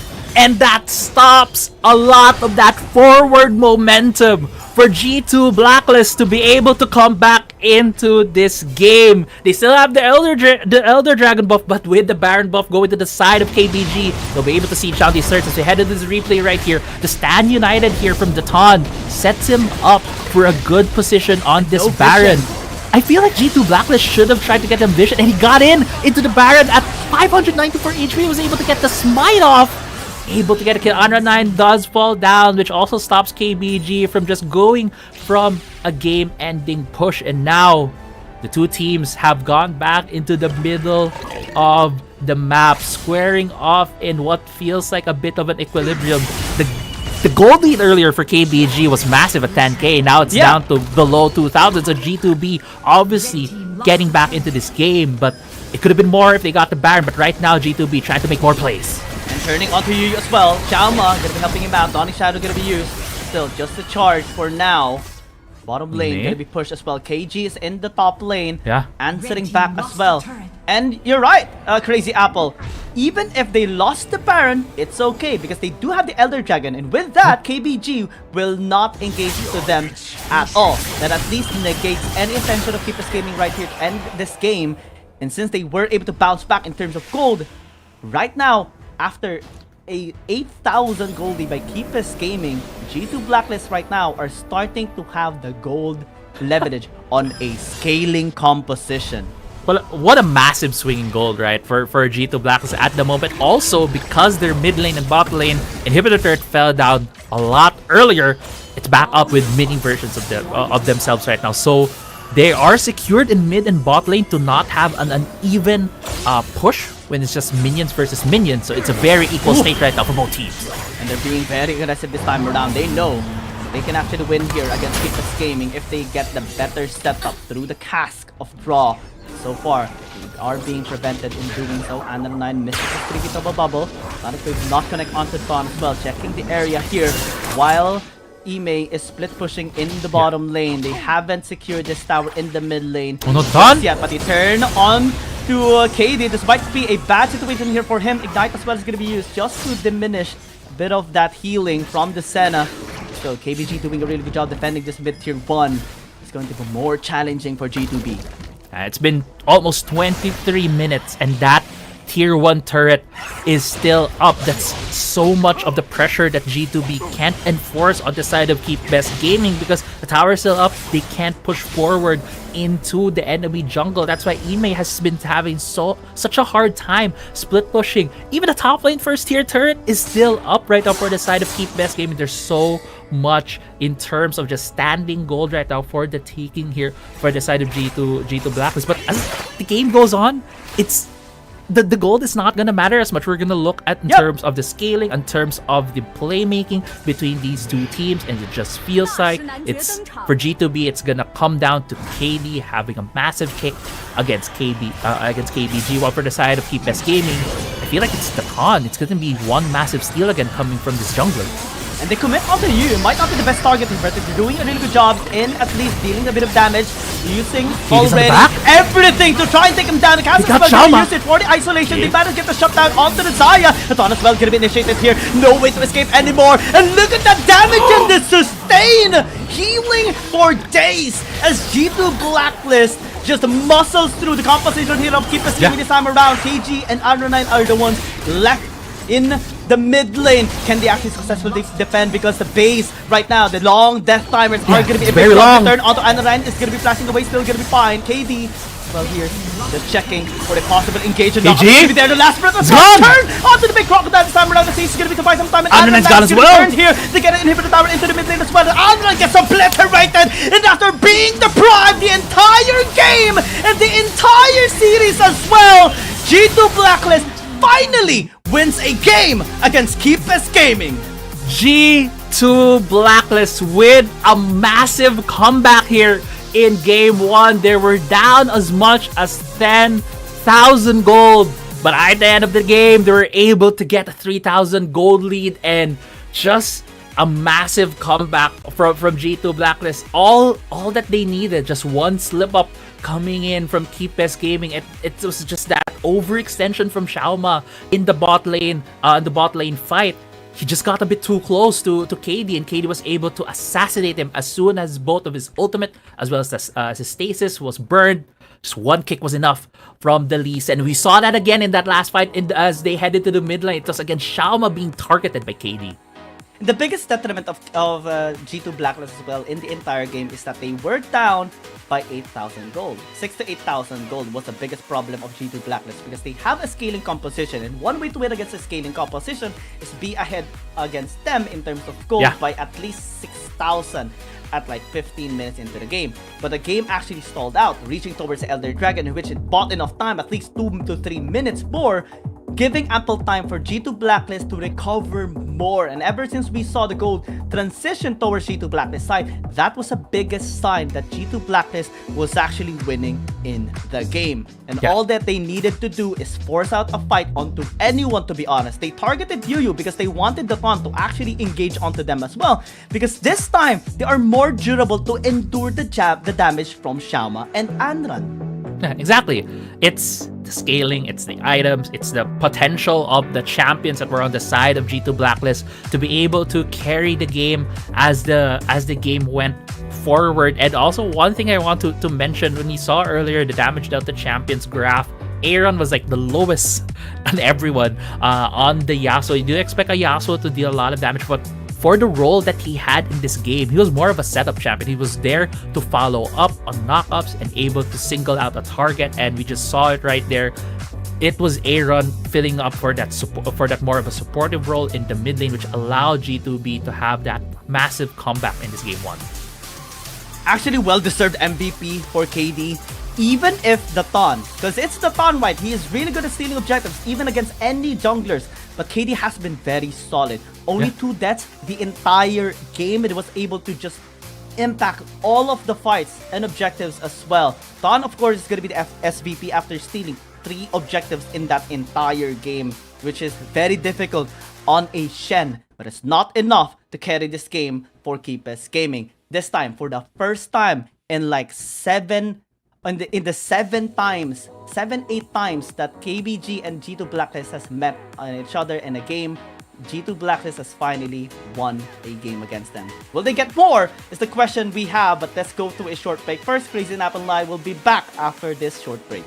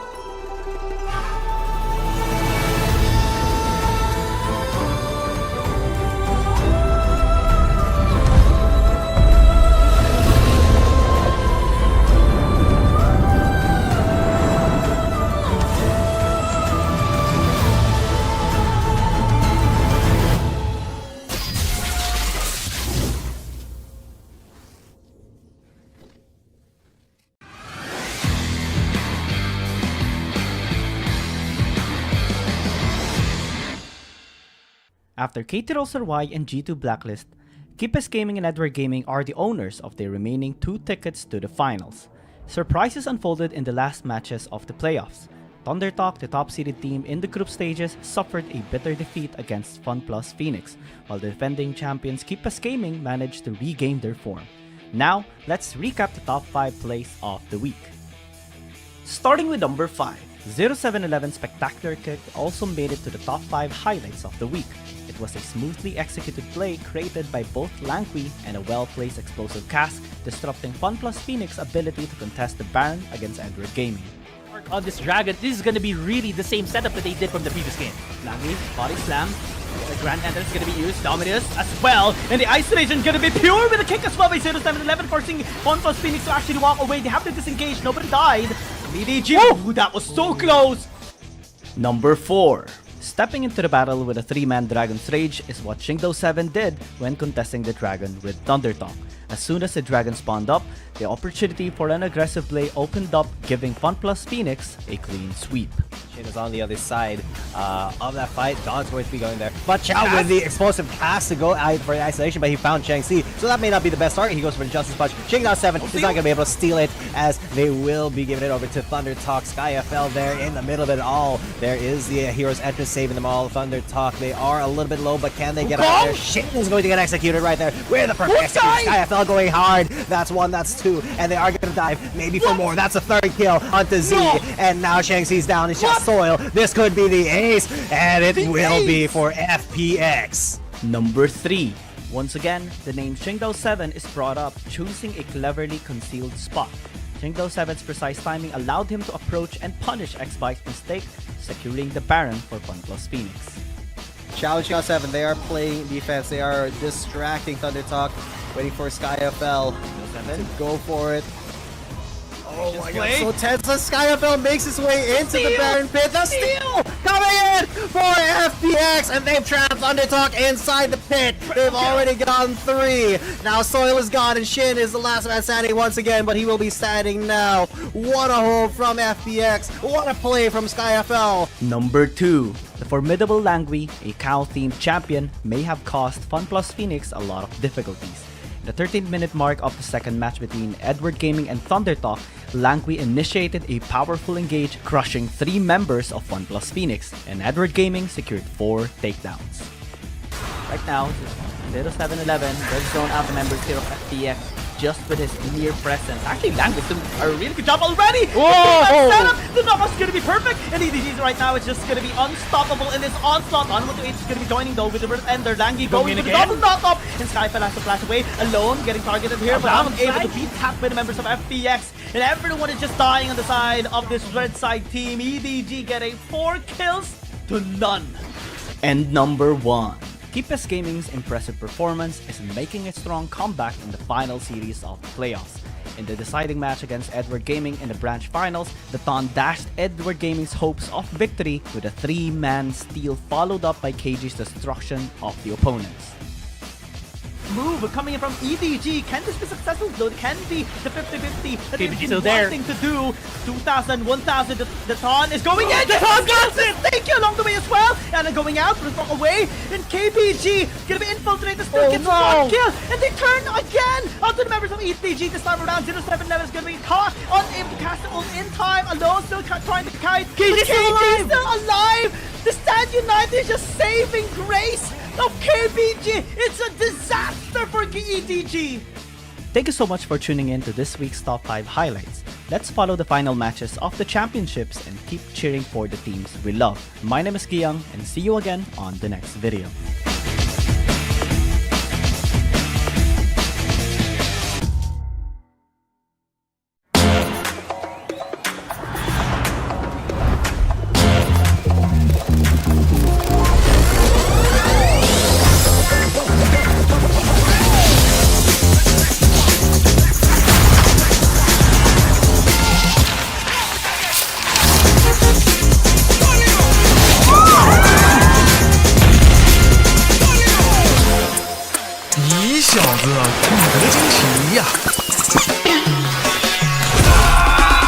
Let's go. Sicker than the wizard with a top hat. So heavy when I drop it like a backpack. Chit chat, best stick it in a WhatsApp. Looking at the glitter in your Snapchat. What's that? You break like a plate in an earthquake on the first day, like a clown at birthday. Too late, gotta wait for the first one. 牛啊，这个球！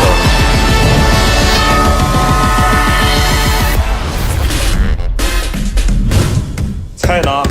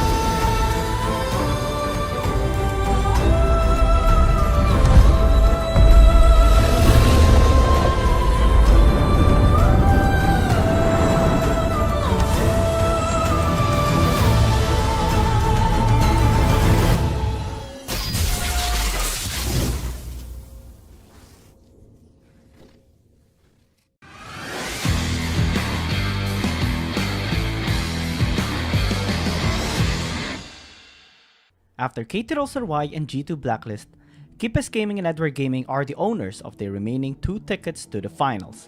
Surprises unfolded in the last matches of the playoffs.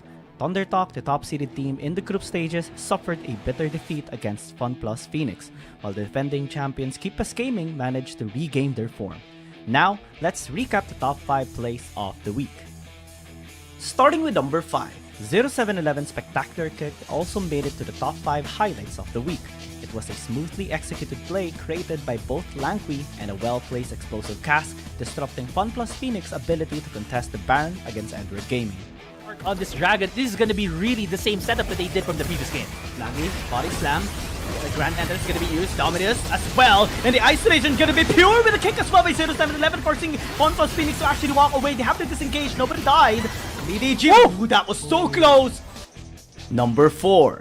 Stepping into the battle with a 3-man Dragon's Rage is what Shingdo7 did when contesting the Dragon with ThunderTalk. As soon as the Dragon spawned up, the opportunity for an aggressive play opened up, giving FunPlus Phoenix a clean sweep.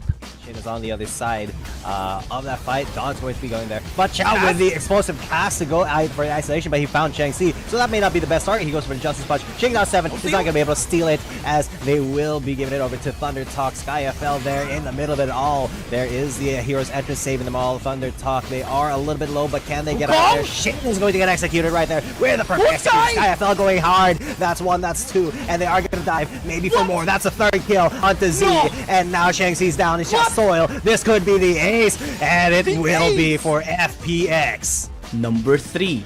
Once again, the name Shingdo7 is brought up, choosing a cleverly concealed spot. Shingdo7's precise timing allowed him to approach and punish X-Bike's mistake, securing the Baron for FunPlus Phoenix. Challenge Shingdo7, they are playing defense. They are distracting ThunderTalk, waiting for SkyFL to go for it. Oh my god, so tense. SkyFL makes his way into the Baron pit. The steal coming in for FPX, and they've trapped ThunderTalk inside the pit. They've already gotten 3. Now Soil is gone, and Shin is the last man standing once again, but he will be standing now. What a hold from FPX. What a play from SkyFL. Number 2. The formidable Langui, a cow-themed champion, may have caused FunPlus Phoenix a lot of difficulties. The 13-minute mark of the second match between Edward Gaming and ThunderTalk, Langui initiated a powerful engage, crushing 3 members of FunPlus Phoenix, and Edward Gaming secured 4 takedowns. Right now, 0711, Red Zone Alpha members here of FPX, just with his mere presence. Actually, Langui doing a really good job already! Whoa! Setup! The knockup's gonna be perfect! And EDG's right now is just gonna be unstoppable in this onslaught. On 1-8 is gonna be joining though with the Red Ender. Langui going for the double knockup! And Skyfell has to flash away alone, getting targeted here, but unable to be tapped by the members of FPX. And everyone is just dying on the side of this red side team. EDG getting 4 kills to none. And number 1. Keepes Gaming's impressive performance is making a strong comeback in the final series of the playoffs. In the deciding match against Edward Gaming in the branch finals, the Ton dashed Edward Gaming's hopes of victory with a 3-man steal, followed up by KG's destruction of the opponents. Move coming in from EDG. Can this be successful? Though it can be the 50-50 that KBG they've still been there. wanting to do. 2,000, 1,000. The Ton is going in. The Ton gets it. Thank you along the way as well. And then going out, but away. And KBG gonna be infiltrated. Still gets 1 kill. And they turn again onto the members of EDG this time around. 0711 is gonna be caught, unable to cast it. After so long, finally, we have seen G2 Blacklist win a game against Keepes Gaming. This can be the start of the bounce back. This can be the start of the revenge that they have been craving for so long. Back to back, we have seen Keepes Gaming and G2 Blacklist from Season 1 and Season 2 fight for the top 1 spot. But this time, we have seen a change. Game number 1 being won by G2 Blacklist on blue side, and Keepes Gaming here on game number 2 will decide to be on blue side as well. Yeah, we were talking about this as well during the fight for side, wherein we feel like in terms of the draft, you should be on blue side with the matchup between KBG and G2 Blacklist, just because of the champion pools between the two junglers, as well as just what is available right now between the two teams. But as we're just looking back as well, game 1 was such a huge comeback for G2 Blacklist, and the expectation coming into this game 2 is a lot of the momentum right now is on G2 Blacklist's side just because of how big of the comeback, how much a morale boost that comeback was in game 1. Okay, Crazy Apple, do you think this is going to be a first pick, Shen? Because, again, 3 out If of it's 4, open. man. Take it away. For the Ton. Evelyn, of course, is always going to be banned away by KBG because the Ton doesn't use Evelyn. And G2 Blacklist, we have seen KD work around on this champion already. Gragas is going to be the last ban here. Shen is available. Will KBG take it? Yeah, they even banned out the Gragas to dare keep us gaming. Come on, pick the Shen. We're taking away a priority support pick from you guys. You're not gonna have the Gragas. Just pick the Shen. We're daring you. Go back to what you did in game 1. And here's the thing. Yeah. Here's the thing. If they pick Shen, Akali, Ezreal are going to be taken here, including Camille. So now, they take the Akali, and this is going to be so important for G2 Blacklist because KBG, every time Anran uses the Akali, Shen always is the priority champion of the Ton. Yeah. We'll see if Shen will be the ones that will be picking here by KBG after that Akali pick. But on the other hand, for G2 Blacklist, I like the Ezreal pick. It gives a lot more of that safety net for Golden Kite. This will allow them to have a better early game start in the bot side compared when they were piloting that Senna, and Camille has just shown to be one of the biggest priorities when it comes to G2 Blacklist. Man, Shen and Ornn, it's like game number 1 all over again, but this time a much better champion for Anran 9 to use to work around in the team fights. And this is a lot of damage, not only from mid game, but most especially towards late game. And we see right now a bit of a cheeky move coming in from G2 Blacklist. KD hovering his signature champion, the Yone, earlier this time around and locks it straight in. Yeah, immediately locks in the Yone. We're talking about how when it comes to the Yone pick from G2 Blacklist, we always see it paired alongside Aaron's Akali. This time around, because Akali has been picked by Keepes Gaming, that option is not on the table for G2 Blacklist, which leaves that question right now: will this Yone be as successful as the couple of times that G2 Blacklist has used this whenever Aaron does have the Akali? What would be the substitute right now for G2 Blacklist without the Akali here on for them to pick? And will this still be the Yasuo into the mid lane? Is the question here, because we see Ornn, see Akali.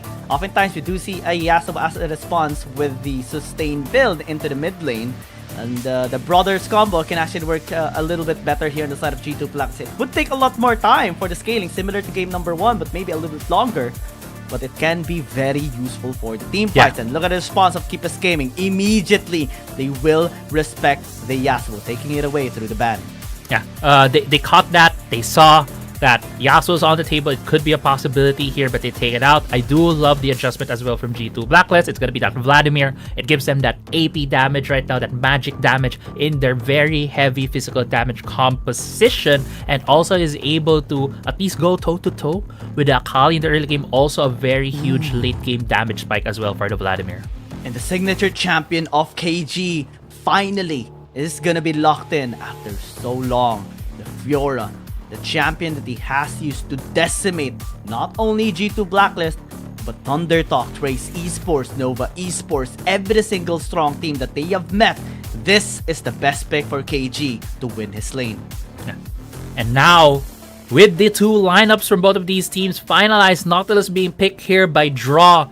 Depth charge is going to be crucial here to be hit on the Akali. If you're able to at least have the depth charge channeling, this would lock down the Akali for a while. But there's not a lot of other targets for the Nautilus for the depth charge. The Fiora can just time her repose to be able to block it. The Sivir can time the spell sheet to block it as well. So not a lot of good targets here for Draw. It's going to be a hard matchup for the Nautilus pick on the side for G2 Blacklist. But overall, I feel like for Keepes Gaming at least, they have a really good composition that can run down G2 Blacklist whenever they're overextended. Yeah, and the Nautilus as well is just going to be primarily for, one, the laning phase, because Ezreal and Nautilus is a great combination into the bottom lane to at least establish great aggression and lane dominance for at least the first few minutes of the game. But in the mid to late game, especially for team fights, especially in objective controls, this is going to be used to fully suppress Anran 9's ability to work around the fights, at least to maximize the suppression time on this Akali. It's going to still be very challenging, especially because they do have the Shen of the Ton to help out Anran 9 be more durable. Yeah. So it'll be the Shen really again for the Ton.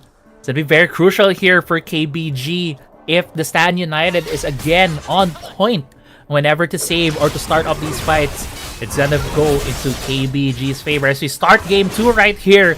G2 Blacklist is on a 1-0 lead in this best of 7 series between G2 Blacklist and as well as Keep Best Gaming. Let's see how this game 2 will be panning out. Yeah, because Keep Best Gaming this time actually has a better composition. They're going with the best foot forward right now as the Ton does commit to flash there. Onto draw still gonna be okay here. Just disengaging, did use his flash as well, just to create some space and distance. And actually, the Ton a little bit hindered on the farming just because of that. Yeah, that was more of the read, right, from Keep Best Gaming. In game 1, that was something that G2 Blacklist did as well when they had a timing to be able to just go into the jungle. They did so as well. And now, just looking as well, Anran 9 picked Zoe and really was the huge damage coming in from Keep Best Gaming back in game 1. We saw earlier, I think he did like 55,000 damage for his team. And it was even able to prevent. Disengages this time by Yuyu. It's gonna be made at least. Exhaust as well, just on the severe. The Pokas are real coming in from G2 Blacklist. And going back to the topic a while ago, right? The Zoe was very impactful. Was even able to zone out and prevent G2 Blacklist from getting a Baron when they were able to take down the Ton early towards the Baron fight, and that's how impactful he was on that champion. Under 9 is really one of the biggest carries here coming in from KBG. KBG right now having a really good time here on the top side, almost getting a plate, but actually had to flash right there. Yeah, especially because of Ime punishing a bit of that overextension, turning out the wave faster than he anticipated it. Using the riposte just to block out that tactic of sweep. Draw as well. This time doesn't have the flash. Has to be a lot more careful this time around. Katie's gonna be in the area, but still the kill is gonna come through. Face seal dodge with double flash out by KBG. Yeah. Double flash being burnt right here for side KBG, but they did get first. But the Ton might be able to get Golden Kite here. No, actually Golden Kite is in big trouble. Oh no! And it should be taken out here. The Ton doesn't have any gap close anymore.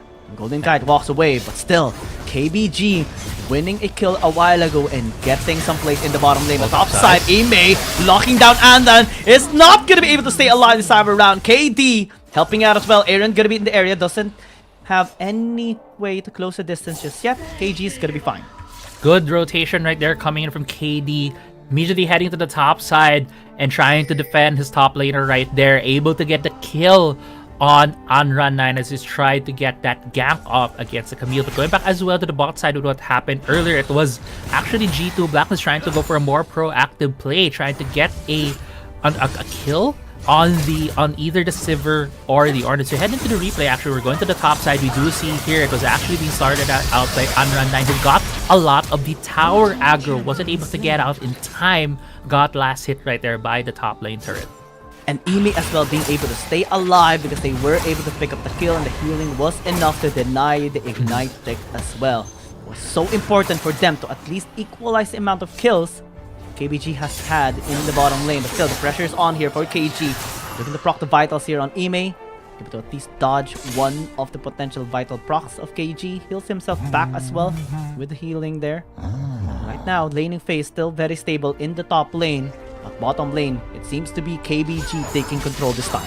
But also looking right now on the map, and the Ton is trying to shadow KG. They know that in terms of the lane state, it is very much in favor of KG right now. That's why you see Ime trying to break the freeze that KG has been trying to just maintain in the top side of the map. And the Ton was preemptively looking for a counter gank against KD, but as we look at the map as well, it's actually KD right now just farming his way into this game. We might see KD later on having at least that first item when we get to the first couple of objectives, which is gonna be that Herald and the Dragon. Anran just preventing drop from fully recalling back into the base, messing with the recall timers here of G2 Blacklist. not gonna be impactful that much. He is at least gonna be able to shove up the wave here in the bot lane. KD shoving mid lane, helping Golden Kite prevent the push there by Shama and Yuyu. So RH's time is gonna be much more viable for Keepers Gaming to unlock mid lane tower, but they are already investing a lot of time here in the bottom side, taking the dragon down. Yuyu as well interrupting. God of the War Guard gonna be used. Shama's gonna be interrupted this time around, unable to get killed. Imi as well taking a long time. It's gonna be low in terms of HP already as the fight commences. G2 Black is still able to get the kills. Yuyu as well stalling for so long, and the Sandy Knight gonna be allowed this time around. Yuyu's gonna be taken down in the taunt as well, and this time G2 Blacklist gets 3 kills and the RH as well. Yeah, they're able to get 3 kills and the Rift Herald, a big objective for them to be able to secure first turret in the game. Look at the map as well. Shaoma is running into this mid lane, only 400 HP left. This could just be taken down by both Draw and Golden Kite, giving the first turret of the game for G2 Blacklist. What a great exchange for them as we head into this replay. We're gonna start out with the Ton actually trying to take the dragon right here, and Aaron is the one who dealt so much damage to the Ton as he was trying to get into the fight at the Herald. Actually, Unrun 9 was able to just secure the solo kill against Aaron right there. Yeah, so it was a 3-for-2 in favor, 3-for-1 rather, in favor of G2 Blacklist. And that damage that Aaron dealt onto the Ton was so important because that allowed the Golden Kite to be able to take the Ton down before Smite Threshold. And that allowed G2 Blacklist to be able to pick up the Rift Herald and deny the steal from the Ton this time around. The Scuttle Crab as well is going to be stolen by Golden Kite, saying thank you along the way for the lead. This time though, the face is connecting onto Shaoma, giving him a hard time, and G2 Blacklist this time are ahead. Good catch right there from G2 Blacklist. This has been their form since game 1. Unrelenting aggression against KBG. We saw Golden Kite challenging that Scuttle Crab, eventually getting the steal. Yuyu though might be giving up his life to try to defend his top lane turret. Has to defend. Stand United gonna be used. God of War God as well, knocking at least 2 here. But the shield from Draw is just gonna be preventing any oh man, that okay, that pillar. Yeah, actually stopped the dredge line right there of Draw. Stop all the intention, but bottom lane, at least a couple of plates are going to be secured here by Aaron and Ime. This time though, KD getting knocked up alongside with Golden Kite to you though, taking too much damage. Is still going to be able to stay alive, dodging through some barrage as well. Draw doesn't have any mana anymore. The ricochets are doing the job. Unable to get the kill. Still, Golden Kite's going to be the next target on. Closing in the distance, is going to be able to pick up the kill. Gets 1, gets the damage negation as well with a shield, and is able to walk away. Yeah, that dodge mechanic coming in for the Shen, saving him right there. The Ton making full use of it, getting the kill, finishing the kill on Golden Kite as well as letting KBG secure the top lane turret right there. Good exchange coming in from KBG, and going back here, I saw the bot lane as well. I believe Ime was the one who was able to secure the turret as well on the bot side. This time Ime has to really step up. KG on his best champion right now is doing a really good job in pressuring the side lanes and giving Ime actually a bit of a hard time in the laning phase and in the split push as well.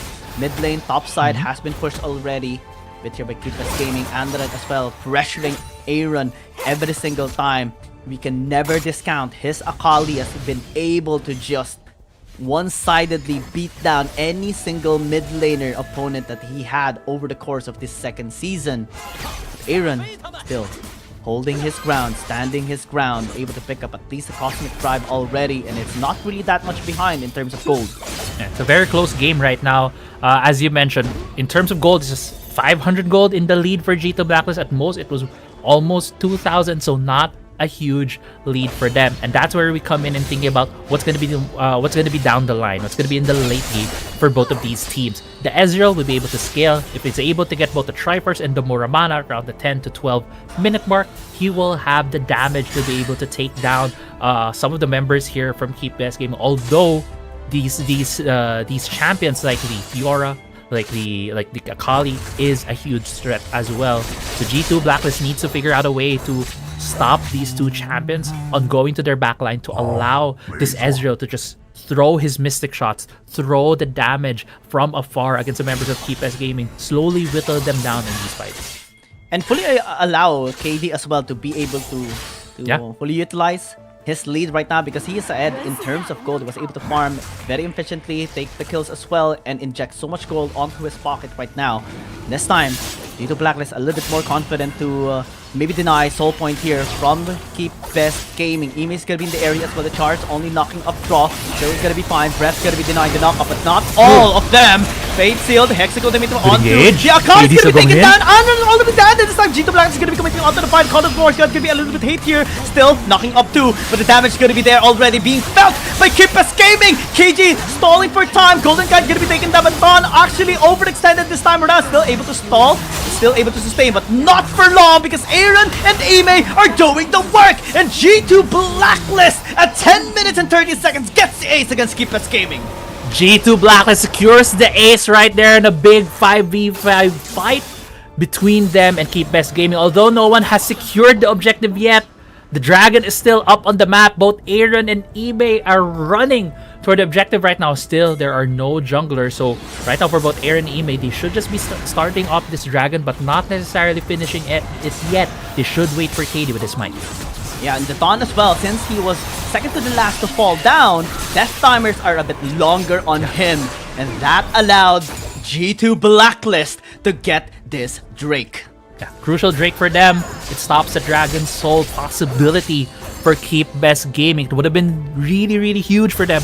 They were able to get it. And let's head to the replay right here. You can see G2 Blacklist was the one who started out this Dragon fight. And there's going to be a huge engage here coming from Ime and Draw to draw in KBG in the middle of that fight. The Ton didn't have enough time to be able to get his stand united. The target was already down. And at this point in time, it felt like G2 Blacklist might lose this fight because they were in a tough position. But KG was soloed out the Ton, and Yu couldn't go back in because of how low they were. And at the end of this, it's just the Ton desperately trying to get one more kill for his team. The biggest factor in that fight as well is the Fate Seal and the burst landing onto Anran 9. Yu used the stasis, but not Anran. And that's the biggest mistake that he had there in that game, or in that fight. And right now, G2 Blacklist ahead by 1.7 thousand gold lead. Thon gonna be engaged here, still able to stall out, is still able to endure much of the damage. Feature entrance gonna be used as well. Call of 4 shot to maybe dissuade the members here of G2 Blacklist still are pressuring down. Anran in the area, checking out. Shuriken did connect onto Golden Kite, but I don't think it's going to be proceeding. Draws in the area now. G2 Blacklist continuing, pressuring for Baron. It's stalling. It is being jumped down, melting down very fast. He turned onto Adam. Hexagon is going to be used to stall as well. It's going to be used. No! Oh my god! The Ton, the saving grace! But again! The fight is not done. Golden Kite still continuing onto this fight. The Vladmir's doing the work. The Hemo play. Shuriken not connected onto the Ton. Still going to be walking away. Draw as well. Look to fight back. Yu though doing a really good job chunking down KD, and the Thon still overextended. Aaron actually gonna get caught with a 2-man knockup by Yu, saving grace and the stasis as well. And KD is doing a really good job split pushing into the bottom lane. KBG has done it. The comeback is gonna be made. G2 Blacklist in a bad spot this time, being punished, and the Thon with the saving steal onto the Baron just changed the tides around. G2 Blacklist with the big bait. They really wanted to get KBG into the fight, into a bad Baron timing, and maybe get the kill, maybe get the fight, but it was KBG, the Ton with nerves of steel. The Baron was 1100 HP. KD used his might. It was still 100 HP off, and the Ton was able to use his and get the steal off. What a huge play coming out from the jungler here for Keep Best Gaming. And that allowed KG as well to split push in the bottom lane, unlocking the first inhibitor of G2 Blacklist in that lane. And this time it's going to be a lot more challenging for Blacklist right now to be able to win in this game. Yes, they do have the scaling composition, but so far with the clutches that KBG has been making, they're making it a lot harder this time around to defend as well, with the Baron powered minions into all of the lanes. Top lane might be a dangerous position here for Ime. The Thon is going to be in the area. Tradition Faraj is going to be used to fate. Sealed on KG being blocked instantaneously with a riposte as well. A great riposte right there to stop the engagement. Aaron's down! Solo kill by the best mid laner in the world, and Run 9 styling on Aaron. And the assassination from the Akali put so much pressure right on G2 Blacklist. The tower is gonna be pinned down here. Hectic Ultimatum onto Yuyu, still able to pull out for so long. But this time the Grand Challenge is gonna be used. Ime might be in a bad spot, still able to take down Yuyu. Ooh, gets an Dama up. gonna be the next target, the last one here. Big. Being slowed by the red buff and the takedown by Golden Kite. A saving grace by G2 Blacklist. They keep on fighting in this game. Aaron does fall down. You might have thought that Akali was already at the Nexus or at least halfway there, but I believe the wave was not positioned correctly right here. It's actually Anra9 just catching Aaron on the back in the bush. Anra9 just having so much more information regarding that, taking the solo kill, but after that, KBG felt like they had the confidence to go for a tower dive in the top side, and the punish it there coming in from G2 Blacklist has more or less given G2 Blacklist the momentum right now to be able to secure their second drink of the game. Yeah, it's just perfect right now to bounce back again, or at least equalize everything. Back to the start, at least in terms of momentum right now, but still, regardless of the situation, Anra9 can still pressure for side lane! Side lane is going to be used here with the taunt. As a response, face it as well, connecting onto 2. The taunt takes too much damage, stalling with the stasis. Tactical sweep into the stolen bound. This time though, they might be in a bad spot this time around. The taunt just chasing him out, just kiting his way. And KD as well going to be flashed in by KG as the response is just better for Keepers Gaming. Keepers Gaming probably saw G2 Blacklist recalling after they took down the minion wave, and it's just a confidence call right there coming in from the taunt. He was with his team, walked in there, started off the taunt dash, and was able to catch both of them. And now it's a 2v4 right now in this Baron pit. And they're taking the Baron already, chunking it down half, 5,000. KG is split pushing into the bottom lane. Trisha Paraj is going to be coming through onto the Baron. The Blacklist flash out by draw signals that they're just going to be letting KBG get the Baron again. Yeah, KBG secures the Baron right there against G2 Blacklist, and it all started from a very great proactive play, a very great read against G2 Blacklist in the bot side. KBG now has so much momentum in this game 2 of this best of 7 series, and again we see Anra9 just so far forward, daring G2 Blacklist to go against him. Yeah, because if they commit, then it's never going to be a 1 versus 2. It's always going to be Tatan using the Standard Knight and providing so much shield onto him to be protected. The taunts as well has been so good this time. They turn onto Yuyu. He has been the target for so many times already. Java this time are going to get turned this time. KD going back with his golden bound. Java as well is going to be in a bad spot. Aaron getting the kill finally. The backlane is going to be breaches though. Anra9 still struggling to deal the damage here onto G2 Blacks. Aaron's going to be taken down though as they trade out Anra9. G2 Blacks gets 2 in the change 1. KBG can still fight though. Yeah, KBG can still fight, but KD does recall to face KG in the top side. That is still a 1-for-1 exchange between both of these teams. Stan United is down for the taunt. Fate Sealed was used in the mid lane as well, but with the Yone right now here in the mid. Oh no! The outplays just giving it down as Grand Challenge to style points. KG stalling with the stasis. Trisha Paraj did connect, but man, the 1v1, the moment we saw the hook shot gets parried, Grand Challenge into the big burst. And now without the Camille, KBG are pressuring for the Elder Dragon. And that's what's dangerous against a Fiora in the late game. She can just burst down any target that she likes to go 1v1. Golden Kaito in the small picture about to get a kill at the top side in the Elder Drake fight right now. Both KD and Draw trying to draw this out. KG survives, able to dodge through Paraj there into the top lane. It's going to be recalling back into the base to still have the numbers advantage here for Keepers Gaming. 10,000 is the HP. G2 Blacklist still not going here. And Nine's positioning though. They have the vision through the Scuttle Crab that they have taken a while ago, so they do have the leverage here, at least in the bottom side river. Yeah, that would have been a dangerous spot right there if Golden Kite decided to go straight into the bush instead of taking down the wave. Anra9 would have caught him now, take away the Ezreal. That would have been a 4v5 in favor of KBG to take down this Elder. Luckily for them, it wasn't the case, and now we're a bit in this equilibrium point. Ime is the one who's challenging KG on the top side, but we saw earlier how fast this Camille is being taken down by the Fiora. It's going to be such a hard prospect here for Ime to go against this Fiora 1v1. If you think about it as well, KBG has another solo lane threat, which is Anran 9. They could very well have a very effective 1v1, but as we head to this Elder Drake fight, it's being started right here by the Taunt.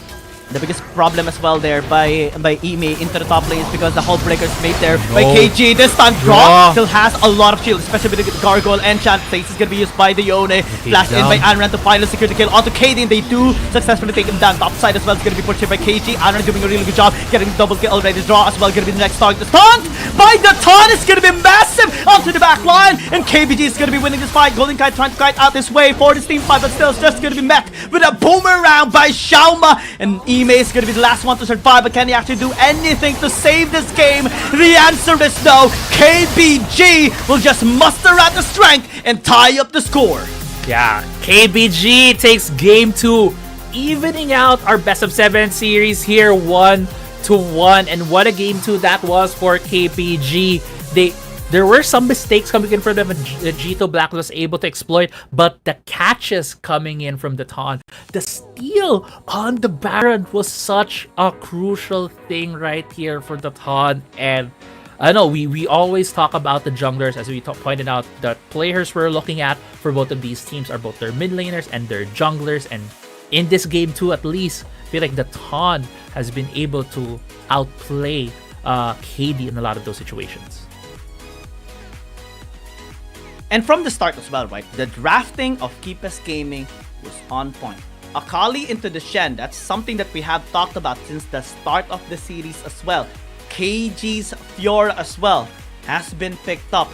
Yes, Xiaoma did have a bit of a hard time here in this game, but the three key players here of Keepers Gaming was able to stand out the most. Solo kill by KG, solo kill by Andra 9. Yeah. They engaged by the Taunt a while ago in the bottom lane that caught Ime and KD off guard was so good. In this game, it might have been a little bit close in some scenarios, but in the end, it's KBG that outshines G2 Blacklist. Exactly. It's KBG able to have those big plays coming in from their key members. The Taunt, Anran 9, KG. All of these players stepped up here in game 2 to not allow G2 Blacklist to get their second win in this best of 7 series. And honestly, KG on that Fiora is such a huge difference right now for the side of KBG. It felt like in the earlier game, in game 1, when he was in Renekton, he wasn't as effective as a threat, and here he has become a whole threat of his own against G2 Blacklist. The biggest threat as well by the Taunt White is the stealing potential. MVP, well deserved on a Shen again. Let's count the amount of steals that he has made so far here in this series. And that's 4. 3 a while ago in game number 1, and a Baron steal here in this game number 2. Yeah, the Taunt just really having that nerves of steel, getting those smite steals, giving the priority to his team right there. And let's see what's going to be the response here of G2 Blacklist. It seems to be that blue side is the trend for the victor here. And we'll see in game number 3 what's going to be the adjustment here of G2 Blacklist Keepers Gaming. We are your casters, Giang and Crazy Apple, and we'll be back for game number 3.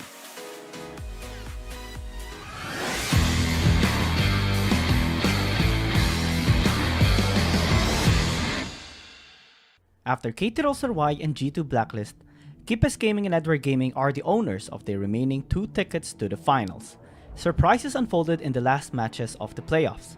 Thundertalk, the top-seeded team in the group stages, suffered a bitter defeat against FunPlus Phoenix, while the defending champions Keepers Gaming managed to regain their form. Now, let's recap the top 5 plays of the week. Starting with number 5, 0711 Spectacular Kick also made it to the top 5 highlights of the week. It was a smoothly executed play created by both Langqi and a well-placed explosive cast, disrupting FunPlus Phoenix's ability to contest the Baron against Edward Gaming. On this Dragon, this is going to be really the same setup that they did from the previous game. Langqi, body slam, the Grand Entrance is going to be used, Dominus as well, and the Isolation is going to be pure with a kick as well by 0711, forcing FunPlus Phoenix to actually walk away. They have to disengage, nobody died. EDG. Ooh, that was so close. Number 4. Stepping into the battle with a 3-man Dragon's Rage is what G2B did when contesting the Dragon with Thundertalk. As soon as the Dragon spawned up, the opportunity for an aggressive play opened up, giving FunPlus Phoenix a clean sweep. Shin is on the other side of that fight. Don's going to be going there. But Chow with the explosive cast to go out for the isolation, but he found Chang Si. So that may not be the best target. He goes for the Justice Punch. G2B is not going to be able to steal it, as they will be giving it over to Thunder Talk. SkyFL there in the middle of it all. There is the Hero's Entrance saving them all. Thunder Talk, they are a little bit low, but can they get out there? Shin is going to get executed right there. Where the perfect execution. SkyFL going hard. That's 1, that's 2, and they are going to dive maybe for more. That's a 3rd kill onto Z, and now Chang Si's down. It's just Soil. This could be the ace, and it will be for FPX. Number 3. Once again, the name G2B is brought up, choosing a cleverly concealed spot. G2B's precise timing allowed him to approach and punish X-Bike's mistake, securing the Baron for FunPlus Phoenix. Chow and G2B, they are playing defense. They are distracting Thunder Talk, waiting for SkyFL to go for it. Oh my god, so tense. SkyFL makes his way into the Baron pit. The steal coming in for FPX, and they've trapped Undertalk inside the pit. They've already gotten 3. Now Soil is gone, and Shin is the last man standing once again, but he will be standing now. What a hold from FPX. What a play from SkyFL. Number 2. The formidable Langui, a cow-themed champion, may have caused FunPlus Phoenix a lot of difficulties. In the 13th-minute mark of the second match between Edward Gaming and Thundertalk, Langui initiated a powerful engage, crushing 3 members of FunPlus Phoenix, and Edward Gaming secured 4 takedowns.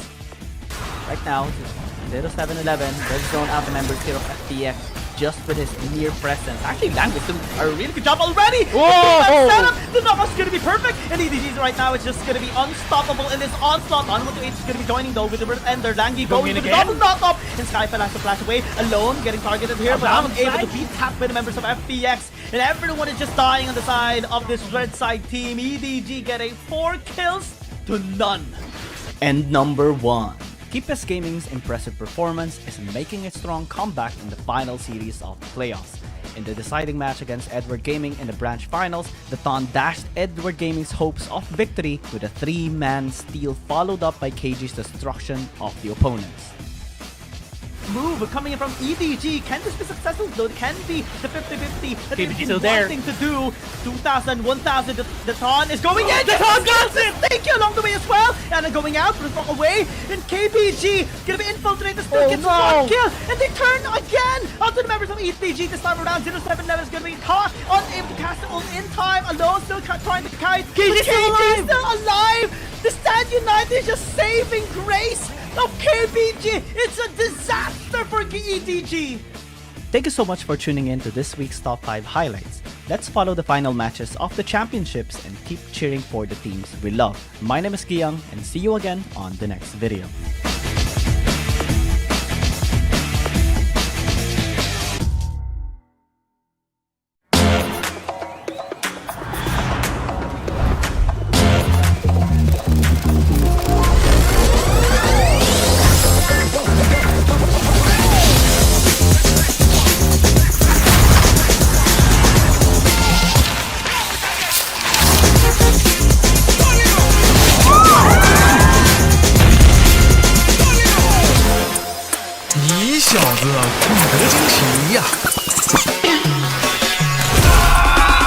Let's go.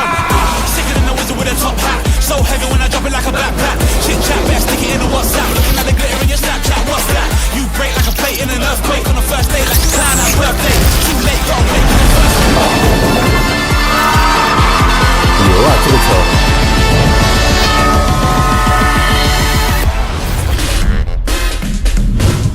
菜呢？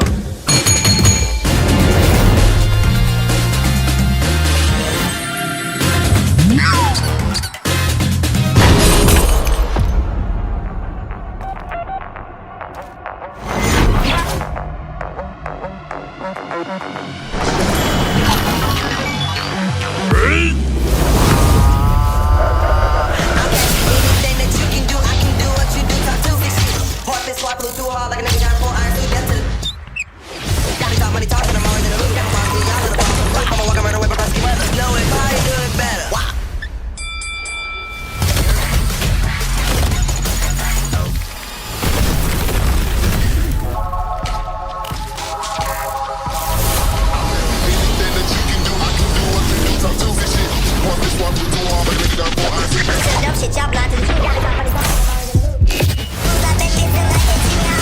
Sun and rain, sleet, snow, any weather. Just know if you can do it, I can probably do it better.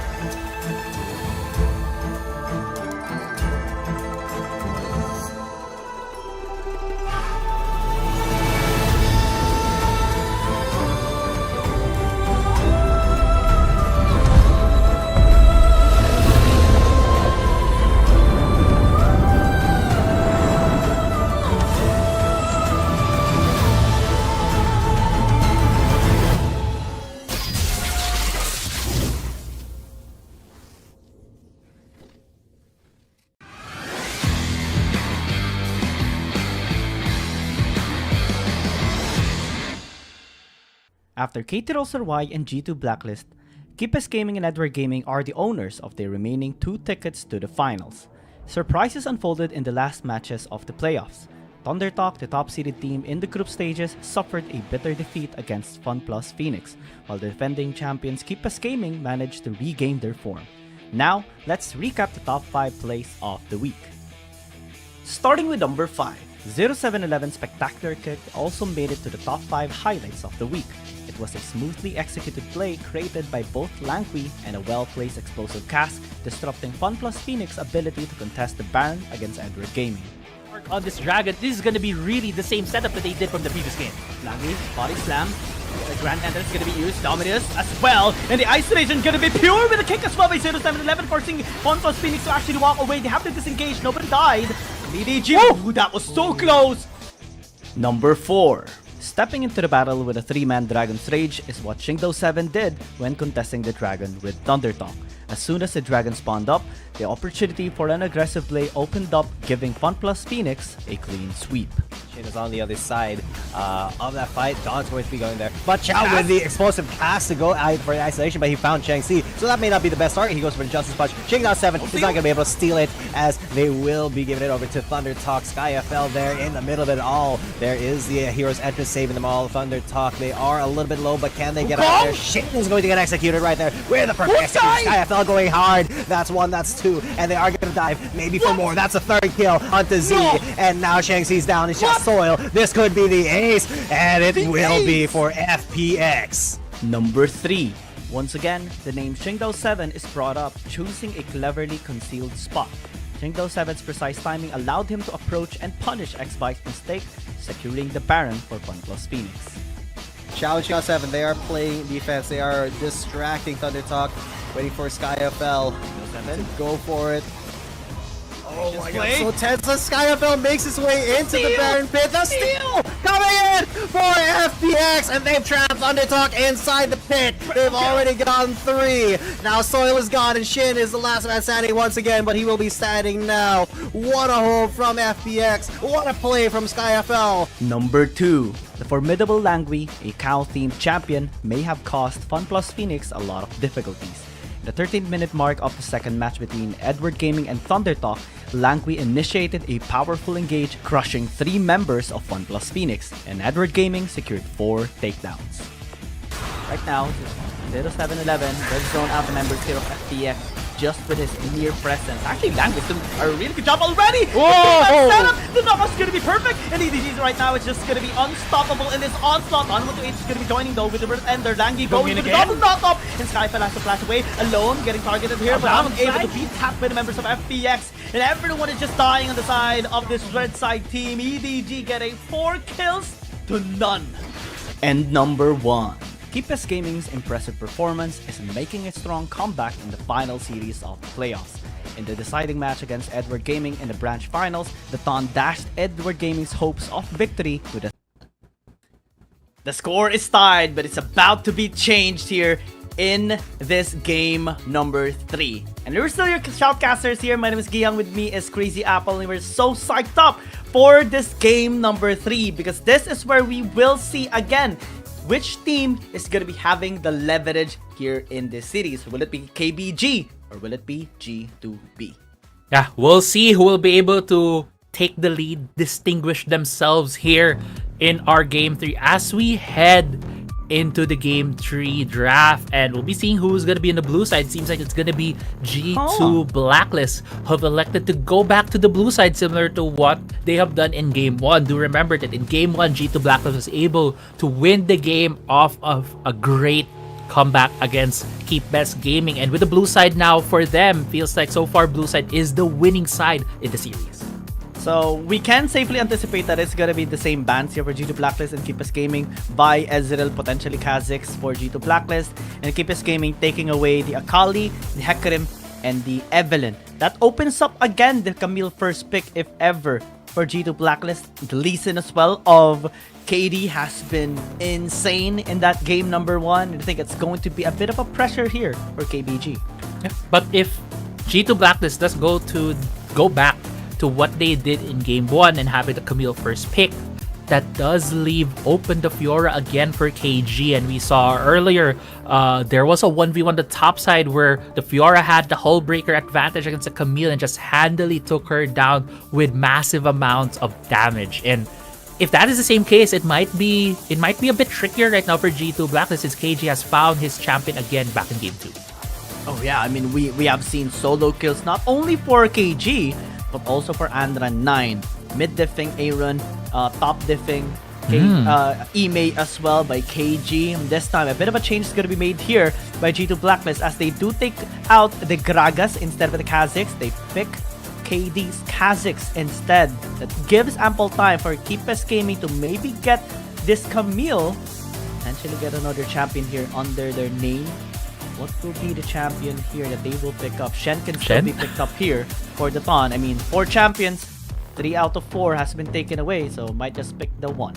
Yeah, they feels like they should secure that, but at the same time, since G2 Blacklist already showed their hand in the jungle, already have the Kha'Zix, they can push that down a bit. They can wait for the Kha'Zix to be picked on pick 3 for them, secure the Ornn first, which is something, which is one of the champions that they have been using to full effect in Yu's hands, has been such a great way for them to start off fights, which we also saw being used by G2 Blacklist back in game 1. But now going back to G2 Blacklist, with the Camille being picked out here by most probably going to be going to the hands of KG, G2B, Ime must pick a different champion, and that Renekton might just be his for the taking here for your game 3.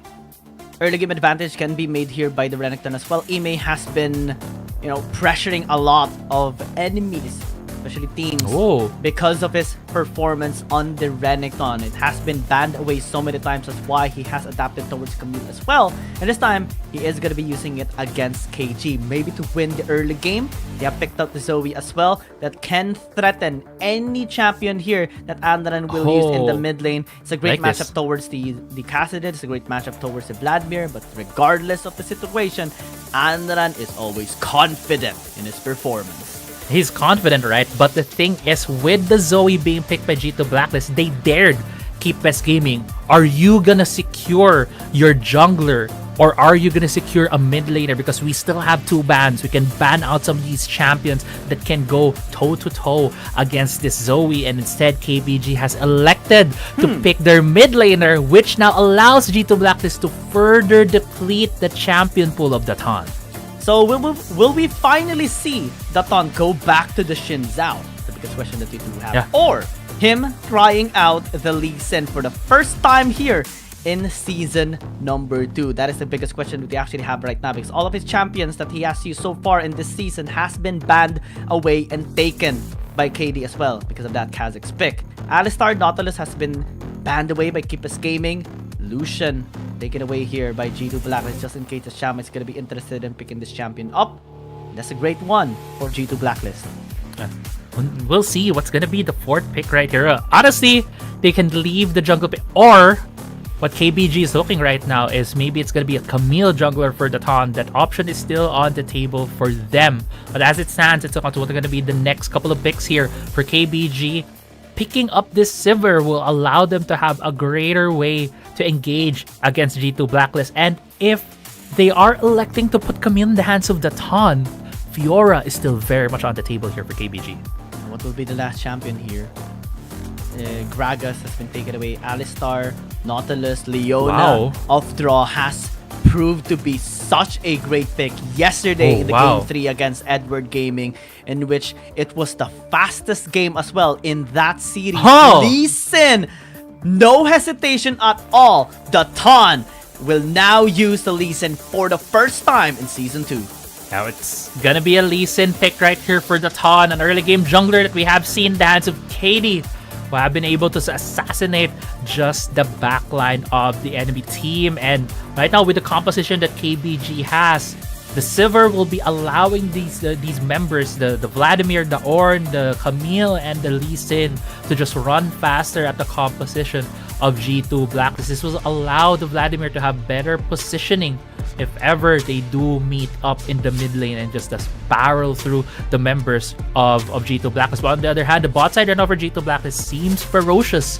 It is a Varus and a Leona. When they both hit level 5, they have huge crowd control ultimates that can just dictate the pace of the game. I actually love the composition here of KBG Gaming. They have the lockdown, they have early game skirmishes because of the Camille and the Lee Sin, they have great engage and frontline because of the Ornn, they have so much utility and mobility because of the Sivir. And AoE damage is never gonna be a problem for them as well because Andran picked up the Vladimir. Despite the matchup being a little bit better for the Zoe, it is circumstantial as always because the Vladimir, yes, you can easily burst him down, but with the proper timing, you can still win the matchup. Yeah, definitely. Situational matchup it is in the mid lane. Even when it comes to the split push, right? When we do get into the later parts of this game, who are going to be the champions to deal against the Camille and the Vladimir? And from what we see, it's going to be both the Zoe and the Renekton, which is not the ideal situation here for G2 Blacklist. So what is G2 Blacklist going to do? They need to hasten, they need to speed up the pace of this game. They need to use the poke from the Varus and Draw already hastening the pace of the game. Shyama taking a bit of damage there. Exhaust immediately used onto Draw. At least negating some of the additional damage that G2 Blacklist can actually use against Shyama, chunking him down to just 1 bar of HP. That will win them at least the early minutes of this lane. Yeah. They win the lane outright in the early parts, forcing the early recall from Shyama. He will be losing out on a couple of minions gold as well as experience, and that also allowed both Draw and Golden Kite to get into the buildup to check if where the Lee Sin is. He has started red, which they have confirmed. But going back also in the previous game, it was Shyama Sivir who was able to deal a lot of damage for KBG Gaming. It was able to at least help out in the team fights as well, regardless of being focused a lot by G2 Blacklist during that time. We have seen Aaron be able to burst him out almost completely and utterly so. Regardless, when he's able to be provided with space, he's just constantly throwing the boomerangs, throwing the ricochets, and impacting the position of G2 Blacklist as well. Now, they get a Scuttle Crab here in the bottom side. River helping the Ton at least secure this for XP. Yeah. It's a little bit slower here on G2 Blacklist and will not be able to get anything in the bottom side. Aaron? Aaron, a little bit overextended. Ron is going to be in the area. No flash by the Ton. Aaron stays alive. That is a sketchy trade right there for Aaron. Very risky as well. They saw that the Ton was on the blue buff. They saw the ward right there, and if he was tracking the Lee Sin, he might have guessed that it was the Lee Sin was already by the Scuttle Crab. So it was very lucky for him to get away from that mid lane. Instead, if it didn't go his way, he might have given up first blood towards KBG. Let's see. KBG still having a bit of a leverage here, especially because of the pressure established there in the mid lane in response to what G2 Blacklist was doing in the bottom lane. Golden Kite needs to step it up a notch to deny some more of the resources towards Shyama, but because of Yu's presence on the Ornn, he has been very, very stable here in the bottom lane. Mid lane, Don in the area there's no again, flash. looking for the timing, and the flash into the kick is just glorious right now in the mid lane. First blood by Keep Escaping. But in the top lane, KG executes everything going to be used into the flash, into the hook shot, but it's not enough to survive. KD picks up the kill. It's a bit overextended though. The Thon will connect and secure the kill. 2 for 1 in favor of Keep Escaping. 2 for 1 in the first blood. Go in favor here of Keep Gaming. A very much in favor trade for them. But in the bot side, we see a bit of a scuffle here. Chain of Corruption, Yuyu stays alive. Ignite will not take him down. Golden Kai tries to get a 1 auto attack, only to find 2 bars of HP on Yuyu. Yeah, and that was just the series of events that happened because both mid lane and top side was won already by KBG. G2 Blacklist tried to make a play in the bot side, both Draw and Golden Kite wanting to tip the favors towards them. But before we head into that, we're getting to the replay right here where KG is taken down by KD with just a flash and the leap coming in from that Kha'Zix, but he had nowhere to go. Ton was able to be the one to secure the kill on the Kha'Zix. Man, G2 Blacklist this time are struggling again. The pick in the mid lane as Aaron gets rammed by the Call of the Forge God. The Thon, the impact on this Lee Sin is just massive right now in this game. And so far, it's going bad to worse right now for G2 Blacklist. It's 4 kills right now on the board for Keep Gaming. Only 1 for them in the early game. And so far, it has been the Ton has been making the plays for Keep Gaming. The plays are just so good as well by the Thon, and to think that some people are a little bit concerned, including us as well, on him just using 4 champions, but he has been really just reserving the other champions like this Lee Sin for best. And this Grand Finals performance has been so good on the Thon. On this Shen, he has been able to steal 4 objectives in total in the 2 games we have seen him on it. And in this Lee Sin right now, 3 kills out of the, or 3 kill participation out of the 4 kills made by Keep Gaming is because of him as well. Yeah, because of him, because he was there, he kept punishing Aaron. Aaron was the one who burnt his flash early on a bad trade against the Vladimir. And ever since he lost that flash, he has given up 2 kills again to Keep Gaming. But now we head to the 5-minute mark. Both the Dragon and Herald are up, and so far it feels like it's going to be a handshake between the 2 teams. KBG securing the Dragon, while Herald is going to go to the side of G2 Blacklist. It's a handshake for now. Scaling again has been the priority of Keep Gaming. We have seen them during the stats a while ago, 100% Dragon priority for this team because they always get the leverage regardless of them getting the Dragon and giving the Herald away. Tower as well is able to stand out for now. 54 HP. G2 Blacklist unable to unlock the mid lane. Yeah. But that's only a 64 HP turret. Whenever the wave does crash into the mid lane, it's just going to take a couple of taps, and they're going to take a Golden Kite. And Anran, there's a bit of a 1v1 scuffle right there, but no one will fall. It's going to be hard for G2 Blacklist to be able to take down the mid lane turret if the Sivir does stay in the mid lane, because we all know how strong the wave clear is from the Sivir. So it's going to take a concerted effort from G2 Blacklist to be able to take down that mid lane turret. Bottom lane, they are doing a really good job here. Keep Gaming rather. 751 HP left on that tower.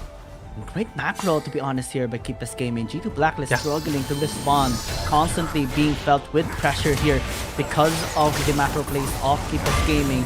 See Thon into the mid lane, just clearing out a couple of his camps as well in the top side jungle that he has. KG withstanding the pressure here of the Renekton. We don't see any pressure being felt here by KG, despite the Renekton being a great matchup on the Camille. Right now, it kind of feels bad for G2 Blacklist because they need to be the team who are ahead. They have a poke composition, they have a pick composition on the Zoe, the Varus, the Leona, as well as the Kha'Zix. And right now, with them being behind, it's hard for them to set up these picks. But right now, though, G2 Blacklist setting up this bit of a trap against KG, the top side. And they actually take him down. The answer is no. Just yet. Look at them building the outplay. Style points. Aaron though gonna be flashing out as still getting the kill with a paddle star. They are a little bit overstaying there in the top lane. Should be able to pick up the tower there, but in the mid lane, they'll shoot to deny that the chain of corruption by Golden Kai. They get that 1 kill, and the 1 tower might be what G2 Blacklist needed. They can also work around maybe here into the mid lane, but the Thon is going to be here. God of the Forge God going to be denied. Kick is going to be denied as well. And what a stun! Oh my dear lord, the solar player Shama this time has to run away. And G2 Blacklist 2 versus 3, they get the outplay. What a stun right there from Draw! They saw the taunt coming in with the ward in the bush, and before he could even set up, he was stunned as he jumped over the wall, preventing him to be able to pick out Golden Kite, and both Draw and Golden Kite able to layer their CC and damage, taking out the Lee Sin.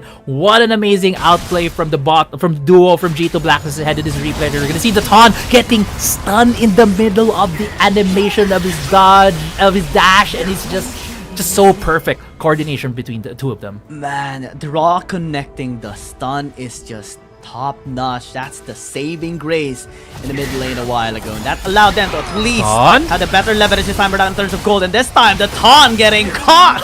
Equalizing now the score here in terms of kills. G2 Blacklist are slowly fighting back and amplifying this game even more. They spot out Yu and will disengage for now. The Ton give it, and the Ton take it away for Keep Best Gaming. He gave Keep Best Gaming such a cozy lead for them. They were 4-1 ahead, but 2 plays right out from him resulted in 2 deaths for Keep Best Gaming, giving 2 kills right now for G2 Blacklist, and them evening out actually ahead right now in gold. Right now, after 9 minutes, G2 Blacklist unlocking the mid lane finally. Despite the Rift Herald being used a while ago, KBG actually did a really good job in preventing this tower from falling down as quickly as G2 Blacklist wanted. The 2 towers taken by G2 Blacklist, they can't actually work around this time though in the bottom lane to finally open up the map against Keep Best Gaming. Snowballing has been a little bit out of hands this time from Keep Best Gaming. They are struggling to suppress G2 Blacklist, especially with the outplays that their Dragon laners and support has been making.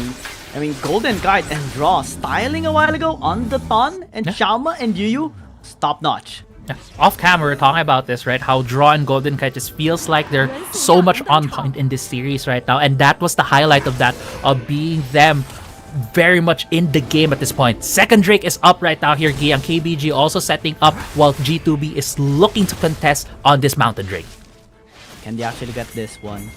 We have seen the Ton just always get and secure the objective regardless of the situation. G2 Black is gonna be spotted out, denied of their intention in sneaking their way towards the Ton's jungle camp and take him down. We'll clear out his Raptors for now. At least get a little bit more golden XP to level up. Dragon still standing up. 6,700 is the HP. Is going to be a little bit more difficult for G2 Black to take him down, especially if they don't have a consistent DPS dealer just yet. There's so much wards right now here for both teams, but in terms of the expiry of the wards, most of the wards are gonna be expiring first for KBG. So if G2B is able to draw this out, they will have an opening in terms of vision advantage in this Dragon Pit right now. The thing that KBG is looking for is an overextension from Email. G2B going for the pick. Charzo to disengage. Shama gonna be initiated here. Executive response and the kick as well. Ime gonna be the best spot this time around. Trade gonna be made here at least for G2 Blacklist. They have to disengage. KG going in with a tactical sweep, still just slowing them down. Aaron trying to get some damage done here onto Shama, but still he is actually experiencing a little bit of trouble there. In that scenario, they will disengage for now. Dragon still is established with vision by G2 Blacklist. Aaron taking a bunch of that ricochets and boomerang. And he has to go back into the base. KD though going in towards Anran, forcing at least the blood pool. But I don't know why Anran was starting out this Dragon. It's jungler down right now for KBG. They don't have a smite. They shouldn't be starting this Dragon, but at this point in time, G2 Blacklist is reacting to what KBG is doing. There's gonna be a TP here for Ime. The Ranxon is gonna be here. Solar Flare did not connect, stunning anybody else.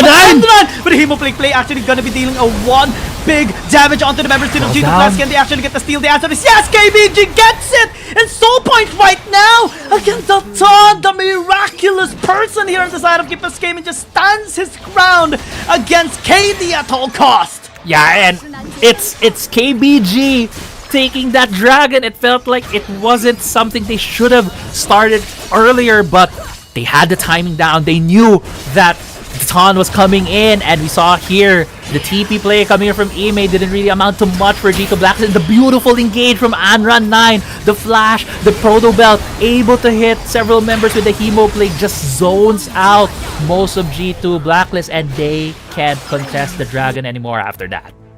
Oh man, The engage by Anran9 prevented KD from being in range for the smite and completely zones everyone on the side of G2 Blacklist.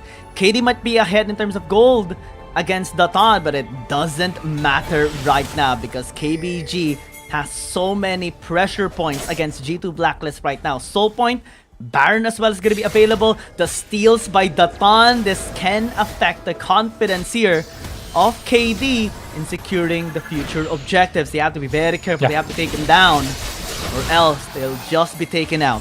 That's also a massive Vladimir, by the way. Already has 2 items, already has the death cap, and if ever there's gonna be another objective fight between these two teams and G2 Blacklist is again gonna be clumped up, another combo like that with the Hemo Plague and Blood Pool and everything coming out from that Vladimir is just gonna deal so much damage on G2 Blacklist. G2 Blacklist has to be very cognizant, has to be very aware of where this Vladimir is, where Anran9 is all the time. Maybe even try to pick him off before they start off any of these objective fights. 1.5,000 gold lead still here. KD gonna be hiding there onto the red camp here of the pawn. Can he actually get the assassination onto Anran9? Goes in. Solar Flare did not connect onto Anran9, but still forced out the blood pool right there. Code of the Force God gonna be used at least to dissuade the members here of G2 Blacklist. The pawn gonna be initiating. Stasis gonna be buying some time here for G2 Blacklist. Battlestar hurts onto the Thon.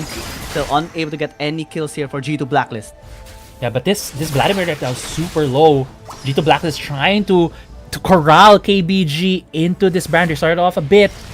Really wanted to set up this trap right against KBG, but KBG is very slow getting here, and G2B is going in again. Again and again and again. They will try the Solar Flare, this time catching KG. Can they actually get the kill? They execute him. Ignited! He jumps down. Away the Thon as well. Going to be the next target. The Thon, can he actually escape? The answer is yes. Still draw, stays alive. KD's going in again. Going in towards the Shaman. Gets the kill with the help of Aira. Took us fixed up here by G2 Blacklist. Can they actually get this Baron this time around? The Thon is still alive. He has been able to get the steals done, but this time it's going to be a lot more difficult. Yeah, it's gonna be a lot more difficult than 3v5, but we've seen Datan with the nerves of steel getting these steals, but so far doesn't seem like it's gonna go in. This Baron's going down so fast, only 2,000, 1,000 HP, and it's gonna be the free Baron here for G2 Blacklist. They're the first team to secure Baron in the game 3. And G2 Blacklist keeps on fighting back against KBG Gaming. As we head in this replay right here, we're talking about how G2 Blacklist was trying to set up the trap, and as soon as Raw saw Yu, he just said, go, we're going in, I have ultimate. We are able to get this fight. That was a good kick actually from Datan, but KBG is in not the best of positions to be able to utilize their composition for this fight, and KD with just huge amounts of bravery on this guy. Going in, having the upgraded ultimate to just go in with the longer stealth time and picking out a target and them following up. Just great team play from G2 Blacklist. And the follow-up as well by Aaron was top-notch. That allowed them to get another kill in that fight. And potentially this allowed them to finally get 2 things. Getting the Baron for the pushing of towers and getting so much gold injected towards their bank this time around. 16 minutes in. G2 Blacklist has leverage. Thon just hiding a little bit there, getting a good angle here, potentially towards Bra and Golden Kite, but it's going to be very difficult because of the shield of Golden Kite. Dragon being started right here by KD, almost securing it, denies the soul right now for KBG. One tricky thing here for G2 Blacklist, they need to secure at least all of the outer turrets, because when they get towards that inhibitor turret mark, it's going to get very dangerous for them. There's still a poke and pick comp against a team fight engage comp, and what? That was so much damage against Anran9. And Anran has to walk away. Go back into the base. It's very near though. Without the Baron this time, G2 Blacklist won't be able to get any inhibitor turret. They got a lot of gold. They got a lot of structures. This time, the pressure is alleviated. So far, that's at least what they needed. That's the base objectives that they need. The bonus objectives was to get more kills and to be able to get an inhibitor turret. But as they get closer to the enemy base, another round of engages coming in from KBG. Let's not forget, they still have the Camille who can just force an engage on them. They still have an Ornn, they have a Sivir, they have a Lee Sin that can flank with a kick, they have a Vladimir that can jump in and when every layer of CC is thrown on top of G2 Blacklist, it's very, very dangerous here for G2 Blacklist to be sieging against KBG. So it's very complicated, honestly, here. Even though G2B is on a lead, KBG still has so many avenues to get back in this game. Absolutely. I mean, Anra9, regardless of the No situation, Ime. this top lane, they gank Ime, and it's gonna be in a bad spot.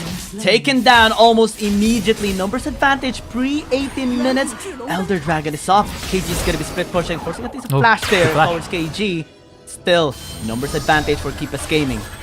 Yeah, the flash right there from KG, not allowing the bubble to hit him. He was tanking turret to be able to take it down faster, letting the minion be the one to be there to lower the resistance. But Elder Dragon's already here. KBG starting it out.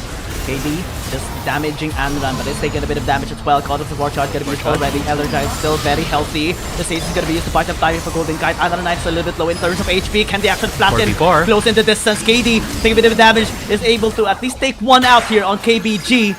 Turn onto the Elder Dragon. Can they actually get this? The Dawn is healing up, going towards the Gromp here. They have a ward, they know the HP. They know the HP, they know the situation. The Dawn is gonna be sneaking through. The draw is gonna be here. The Dawn's done! Him out! No steals this time around for the Dawn. They get the Elder Dragon. Yeah, they get the Elder Dragon. G2 Blacklist with a great player right there, able to secure the Elder, denies any chance of a steal for the Dawn. And now they have Elder, they have 5 members on the map. Baron is on the table for them. If they're able to secure this objective, they have a lot of strength in them to be able to force the issue against Keepus Gaming. And this time, no one's gonna be interrupting at all. It's the first time we have seen Keepus Gaming give a big objective away. Yeah, that's true. This is the first time in this series that Keepus Gaming has not been challenging these objectives. So head to the replay right here. G2 Blacklist needed to win this fight. This is a 4v4 right now, while there was a split push from KG on the top side. So this was so crucial for them to win, and just this small skirmishes coming in from G2 Blacklist. It came in so many angles that KBG wasn't able to take advantage of their AoE teamfight composition, and that is just a beautiful teamfight right there from G2 Blacklist. And now we see double objectives on G2 Blacklist. This is the best possible way for them to get this win, and great interruption. Again, this Leona for draw has been so impactful, similar to how he was in their third game against Edward Gaming, just preventing anyone from escaping, just preventing anyone from interrupting and engaging as well this time. Oh, the Dawn. Just, or the Dawn though, just going towards the mid lane, cutting down the way, but the bot lane is gonna be cracked here by G2 Blacks. They have the Baron 5 minutes, Call of War Shot gonna be changed to the sponsor, but G2 Black is trying to interfere onto the positions here of Keepus Gaming. Walk away for now, mid lane. It's gonna be a little bit difficult here for G2 Blacklist because they don't have a way, but top lane is being pushed, being accompanied here by Ime, crashing onto the tower. The bottom is well gonna be initiated once more here by G2 Blacklist. They want to end this game right now, right here. Oh no, Aaron. First down, so he's gonna be surprised some time here for Aaron, still able to. Dragon! The Dragon is breathing fire towards Keepus Gaming this time. They're knocking onto the Nexus. They're starting to get this game, and they will! G2 Blacklist right now leads the series 2-1.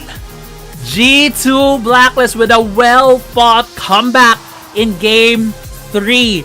In the early game, it was KBG in the lead. They did so many good plays from Datan in the early game on that Lee Sin. Able to get targets, able to get the lead for his team. But as we were talking about, it was also Datan who gave away that lead towards G2 Blacklist. He got caught out twice, which evened out the game. And a couple of great traps, a couple of great picks coming in from G2 Blacklist. Stabilized the game for them, gave them the momentum back, and eventually they're able to throw their weight at KBG and get the lead in the series. Man, the burst as well by Aaron, I think, threw Andra9 off guard there. That kind of allowed G2 Blacklist to work around in the fight, and the way that they were able to pick up the 2 kills before the Elder Dragon and prevent Datan from getting through the Elder Dragon was perfect timing. A perfect opportunity for G2 Blacklist to get leverage into the game and finally get a double big boss and close out the game. It took them a little bit more effort than they anticipated, but regardless,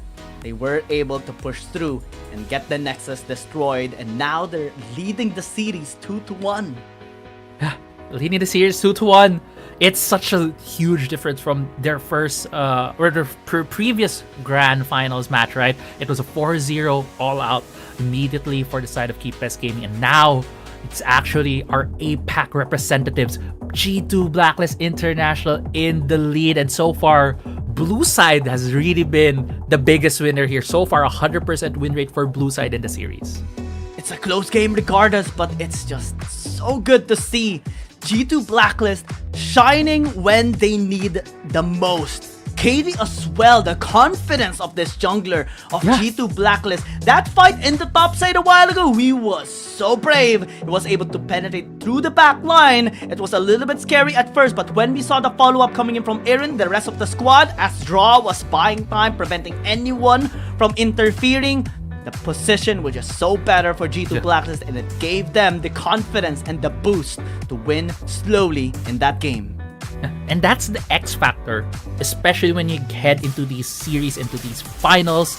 Draw does get the MVP, which also very much will deserve on some of his really good catches on the Lee Sin. But going back on KD, he's just been such a huge X factor, going for these very unexpected positionings and plays that are catching KBG off guard all the time. Right now, KBG has to catch up here in this series. Can't believe I'm saying this, but it has been the trend this time. Change is happening here in this series for the first time after 2 seasons. KBG is sweating, and right now we are about to see what change they are going to be making for the 4th game. We are just going to be going in a bit of a longer break this time to prep up for game 4. But Crazy and Apple and I will be right back.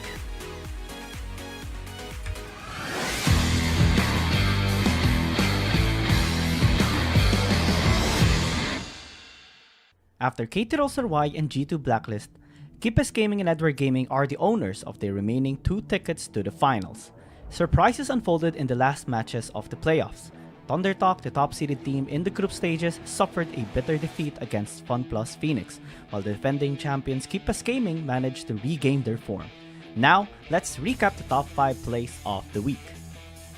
Starting with number 5, 0711 Spectacular Kick also made it the top 5 highlights of the week. It was a smoothly executed play created by both Langui and a well-placed explosive cast, disrupting FunPlus Phoenix's ability to contest the Baron against Edward Gaming. On this Dragon, this is gonna be really the same setup that they did from the previous game. Langui, body slam. The Grand Entrance is gonna be used, Dominus as well, and the isolation gonna be pure with a kick as well by 0711, forcing FunPlus Phoenix to actually walk away. They have to disengage, nobody died. BDG, ooh, that was so close! Number 4. Stepping into the battle with a 3-man Dragon's Rage is what Shingdo7 did when contesting the Dragon with ThunderTalk. As soon as the Dragon spawned up, the opportunity for an aggressive play opened up, giving FunPlus Phoenix a clean sweep. Shin is on the other side of that fight. Don's going to be going there. But Chow with the explosive pass to go out for the isolation, but he found Chang Si, so that may not be the best target. He goes for the Justice Punch. Shingdo7 is not going to be able to steal it, as they will be giving it over to ThunderTalk. SkyFL there in the middle of it all. There is the Hero's Entrance saving them all. ThunderTalk, they are a little bit low, but can they get out there? Shin is going to get executed right there. Where the perfect execution. SkyFL going hard. That's 1, that's 2, and they are going to dive maybe for more. That's a 3rd kill onto Z, and now Shang Xi's down. It's just Soil. This could be the ace, and it will be for FPX. Number 3. Once again, the name Shingdo7 is brought up, choosing a cleverly concealed spot. Shingdo7's precise timing allowed him to approach and punish X-Bike's mistake, securing the Baron for FunPlus Phoenix. Challenge Shingdo7, they are playing defense. They are distracting ThunderTalk, waiting for SkyFL to go for it. Oh my god, so tense. SkyFL makes his way into the Baron pit. The steal coming in for FPX, and they've trapped ThunderTalk inside the pit. They've already gotten 3. Now Soil is gone, and Shin is the last man standing once again, but he will be standing now. What a hold from FPX. What a play from SkyFL. Number 2. The formidable Langui, a cow-themed champion, may have caused FunPlus Phoenix a lot of difficulties. The 13-minute mark of the second match between Edward Gaming and ThunderTalk, Langui initiated a powerful engage, crushing 3 members of FunPlus Phoenix, and Edward Gaming secured 4 takedowns. Right now, 0711, red zone out the members here of FPX. just with his mere presence. Actually, Lang with a really good job already. Whoa! Setup. The knockout's gonna be perfect, and EDG's right now is just gonna be unstoppable in this onslaught. On 1 to 8 is gonna be joining though with the Birth Ender. Langy going with the double knock-up, and Skyfell has to flash away alone, getting targeted here, but unable to beat tap by the members of FPX, and everyone is just dying on the side of this red side team. EDG getting 4 kills to none. And number 1. Keepes Gaming's impressive performance is making a strong comeback in the final series of the playoffs. In the deciding match against Edward Gaming in the branch finals, the Ton dashed Edward Gaming's hopes of victory with a 3-man steal followed up by KG's destruction of the opponents. Move coming in from EDG. Can this be successful? Though it can be the 50-50 that KBG they've still been there. wanting to do. 2,000, 1,000. The Ton is going in. The Ton gets it. Thank you along the way as well. And then going out from away. And KBG gonna be infiltrated. Still gets 1 kill. And they turn again out to the members of EDG this time around. 07 level is gonna be caught. Unable to cast it all in time. Alone still trying to kite. KG still alive. The Stand United is just saving grace of KBG. It's a disaster for EDG. Thank you so much for tuning in to this week's Top 5 highlights. Let's follow the final matches of the championships and keep cheering for the teams we love. My name is Giyang, and see you again on the next video.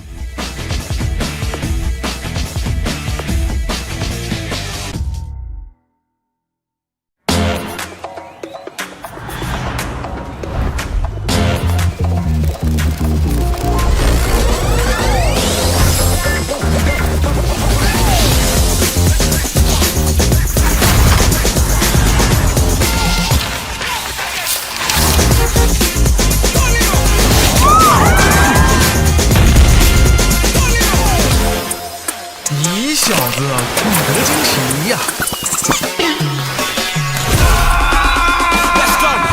Sicker than the wizard with a top hat. So heavy when I drop it like a backpack. Chit chat, best stick it in a WhatsApp. Looking at the glitter in your Snapchat. What's that? You break like a plate in an earthquake on the first day, like a clown at birthday. Too late, gotta wait for the first.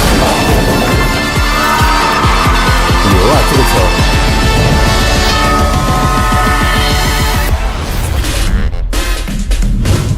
菜呢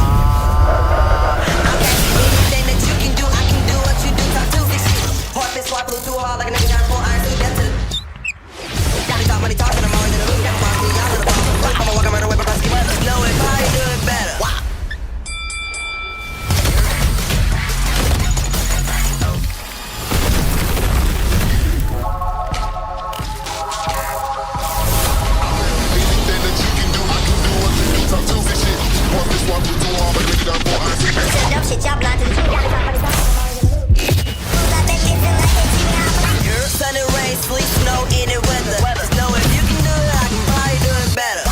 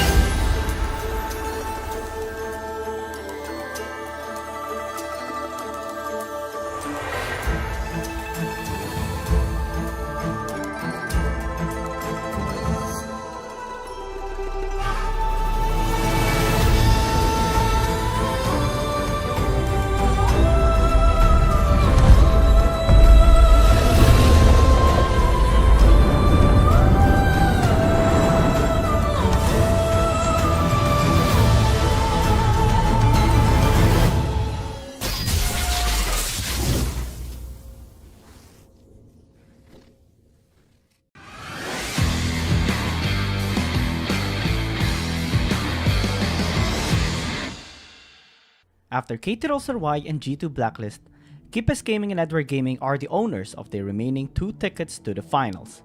Surprises unfolded in the last matches of the playoffs. ThunderTalk, the top-seeded team in the group stages, suffered a bitter defeat against FunPlus Phoenix, while the defending champions KBG Gaming managed to regain their form. Now, let's recap the top 5 plays of the week. Starting with number 5, 0711 Spectacular Kick also made it to the top 5 highlights of the week. It was a smoothly executed play created by both Langui and a well-placed explosive cast, disrupting FunPlus Phoenix's ability to contest the Baron against Edward Gaming. On this dragon, this is gonna be really the same setup that they did from the previous game. Langui, body slam. The Grand Entrance is gonna be used. Dominus as well. And the isolation gonna be pure with a kick as well by 0711, forcing FunPlus Phoenix to actually walk away. They have to disengage. Nobody died. BDG. Ooh, that was so close. Number 4. Stepping into the battle with a 3-man Dragon's Rage is what BO7 did when contesting the dragon with ThunderTalk. As soon as the dragon spawned up, the opportunity for an aggressive play opened up, giving FunPlus Phoenix a clean sweep.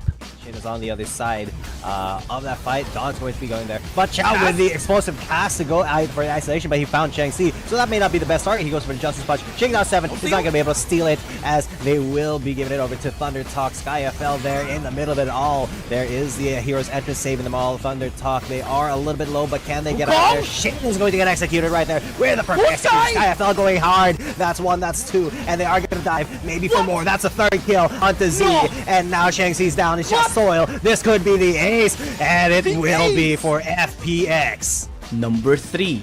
Once again, the name BO7 is brought up, choosing a cleverly concealed spot. BO7's precise timing allowed him to approach and punish X-Bike's mistake, securing the Baron for FunPlus Phoenix. Challenge BO7, they are playing defense. They are distracting ThunderTalk, waiting for SkyFL to go for it. Oh my god, so tense. SkyFL makes his way into the Baron pit. The steal coming in for FPX, and they've trapped ThunderTalk inside the pit. They've already gotten 3. Now Soil is gone, and Shin is the last man standing once again, but he will be standing now. What a hold from FPX. What a play from SkyFL. Number 2. The formidable Langui, a cow-themed champion, may have caused FunPlus Phoenix a lot of difficulties. In the 13-minute mark of the second match between Edward Gaming and ThunderTalk, Langui initiated a powerful engage, crushing 3 members of FunPlus Phoenix, and Edward Gaming secured 4 takedowns. Right now, 0711 red zone out the members here of FPX just with his mere presence. Actually, Langui doing a really good job already! Setup, the knockup's gonna be perfect, and EDG's right now is just gonna be unstoppable in this onslaught. On128 is gonna be joining though with the Red Ender. Langui going for the double knockup, and SkyFL has to flash away alone, getting targeted here, but unable to be tapped by the members of FPX. And everyone is just dying on the side of this red side team. EDG getting 4 kills to none. And number 1. KBG Gaming's impressive performance is making a strong comeback in the final series of the playoffs. In the deciding match against Edward Gaming in the branch finals, the Ton dashed Edward Gaming's hopes of victory with a 3-man steal followed up by KG's destruction of the opponents. Move coming in from EDG. Can this be successful? Though it can be the 50-50 that they've been still there. wanting to do.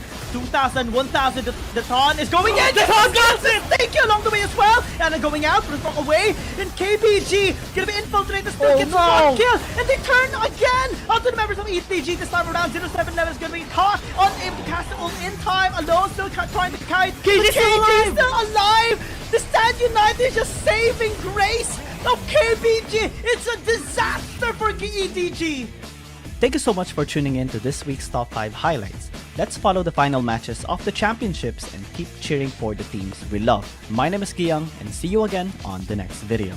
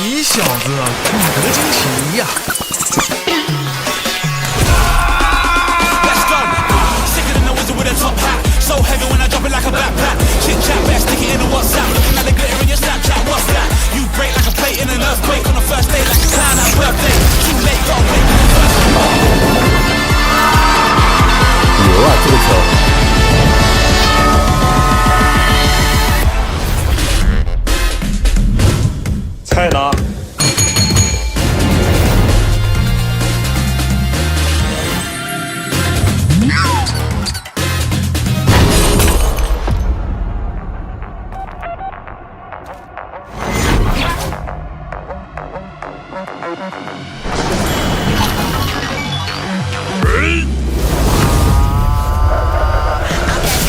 that you can do, I can do what you do. Talk to me. Heart been swap, blew too hard like a nigga got 4 iron suit. That's it. Got me talk money talking, I'm already in the loop. Got my mom, y'all little bum. I'ma walk around the way because you know if I ain't doing better. Wow.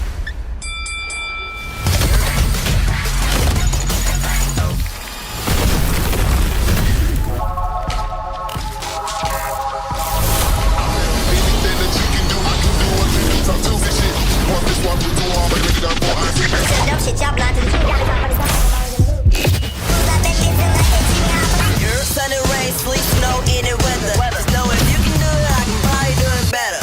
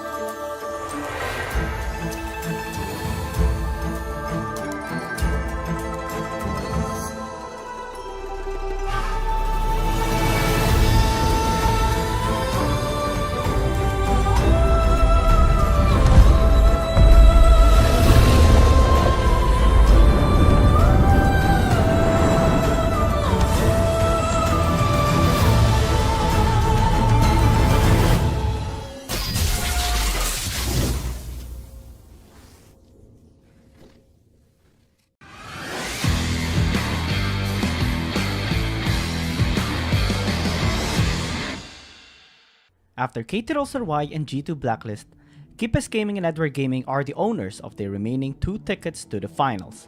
Surprises unfolded in the last matches of the playoffs. ThunderTalk, the top-seeded team in the group stages, suffered a bitter defeat against FunPlus Phoenix, while the defending champions KBG Gaming managed to regain their form. Now, let's recap the top 5 plays of the week. Starting with number 5, 0711 Spectacular Kick also made it to the top 5 highlights of the week. It was a smoothly executed play created by both Langui and a well-placed explosive cast, disrupting FunPlus Phoenix's ability to contest the Baron against Edward Gaming. On this Dragon, this is gonna be really the same setup that they did from the previous game. Langui, body slam. The Grand Entrance is gonna be used. Dominus as well. And the isolation gonna be pure with a kick as well by 0711, forcing FunPlus Phoenix to actually walk away. They have to disengage. Nobody died. BDG. Ooh, that was so close. Number 4. Stepping into the battle with a 3-man Dragon's Rage is what Shingdo7 did when contesting the Dragon with ThunderTalk. As soon as the Dragon spawned up, the opportunity for an aggressive play opened up, giving FunPlus Phoenix a clean sweep. Shin is on the other side of that fight. Don's going to be going there. But Chow with the explosive cast to go out for isolation, but he found Chang Si. So that may not be the best target. He goes for the Justice Punch. Shingdo7 is not going to be able to steal it, as they will be giving it over to ThunderTalk. SkyFL there in the middle of it all. There is the Hero's Entrance saving them all. ThunderTalk, they are a little bit low, but can they get out there? Shin is going to get executed right there with the perfect execution. SkyFL going hard. That's 1, that's 2, and they are going to dive maybe for more. That's a 3rd kill onto Z, and now Chang Si's down. It's just Soil. This could be the ace, and it will be for FPX. Number 3. Once again, the name Shingdo7 is brought up, choosing a cleverly concealed spot. Shingdo7's precise timing allowed him to approach and punish X-Bike's mistake, securing the Baron for FunPlus Phoenix. Chow and Shingdo7, they are playing defense. They are distracting ThunderTalk, waiting for SkyFL to go for it.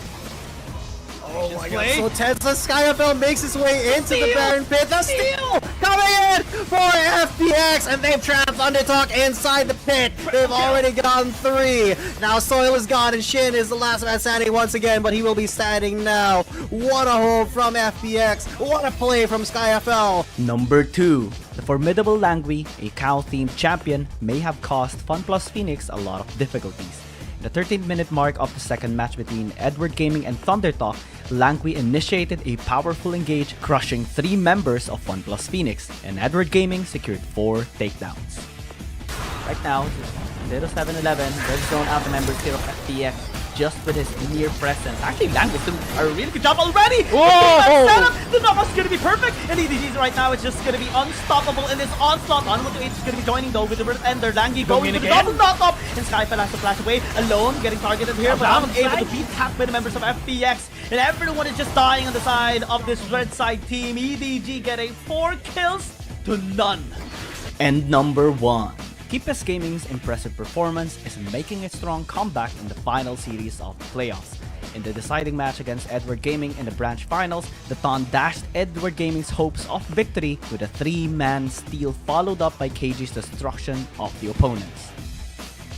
Move coming in from EDG. Can this be successful? Though it can be the 50-50 that they've been wanting to do.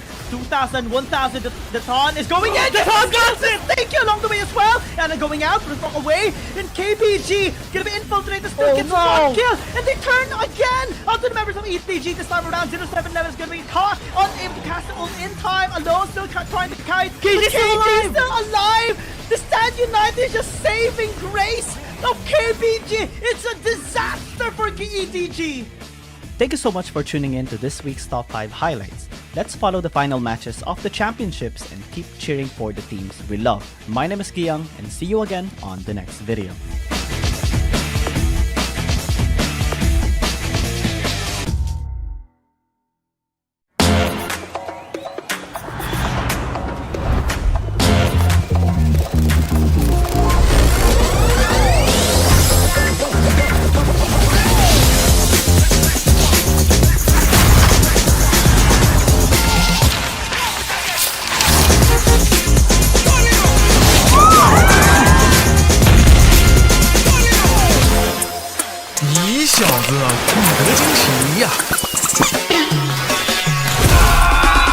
Let's go. Sicker than the wizard with a top hat. So heavy when I drop it like a backpack. Chit chat, best stick it in a WhatsApp. Looking at the glitter in your Snapchat. What's that? You break like a plate in an earthquake on the first day, like a clown at birthday. Too late, gotta wait for the first. 牛啊，这个球！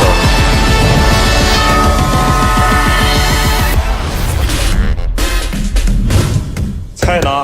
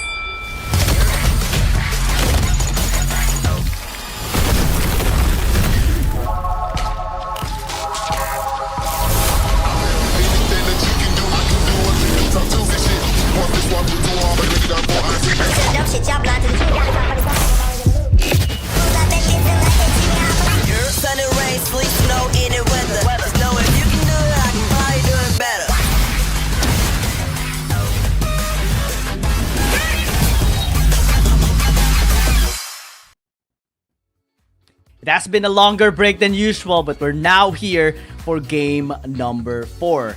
G2 Blacklist is leading the series 2-1. Keepes Gaming has been struggling a bit to handle the aggressiveness of G2 Blacklist. Let's see what change is gonna be made here by Keepes Gaming to tie up the score. We're still your casters, Giyang and Crazy Apple, and we're very excited for this game 4.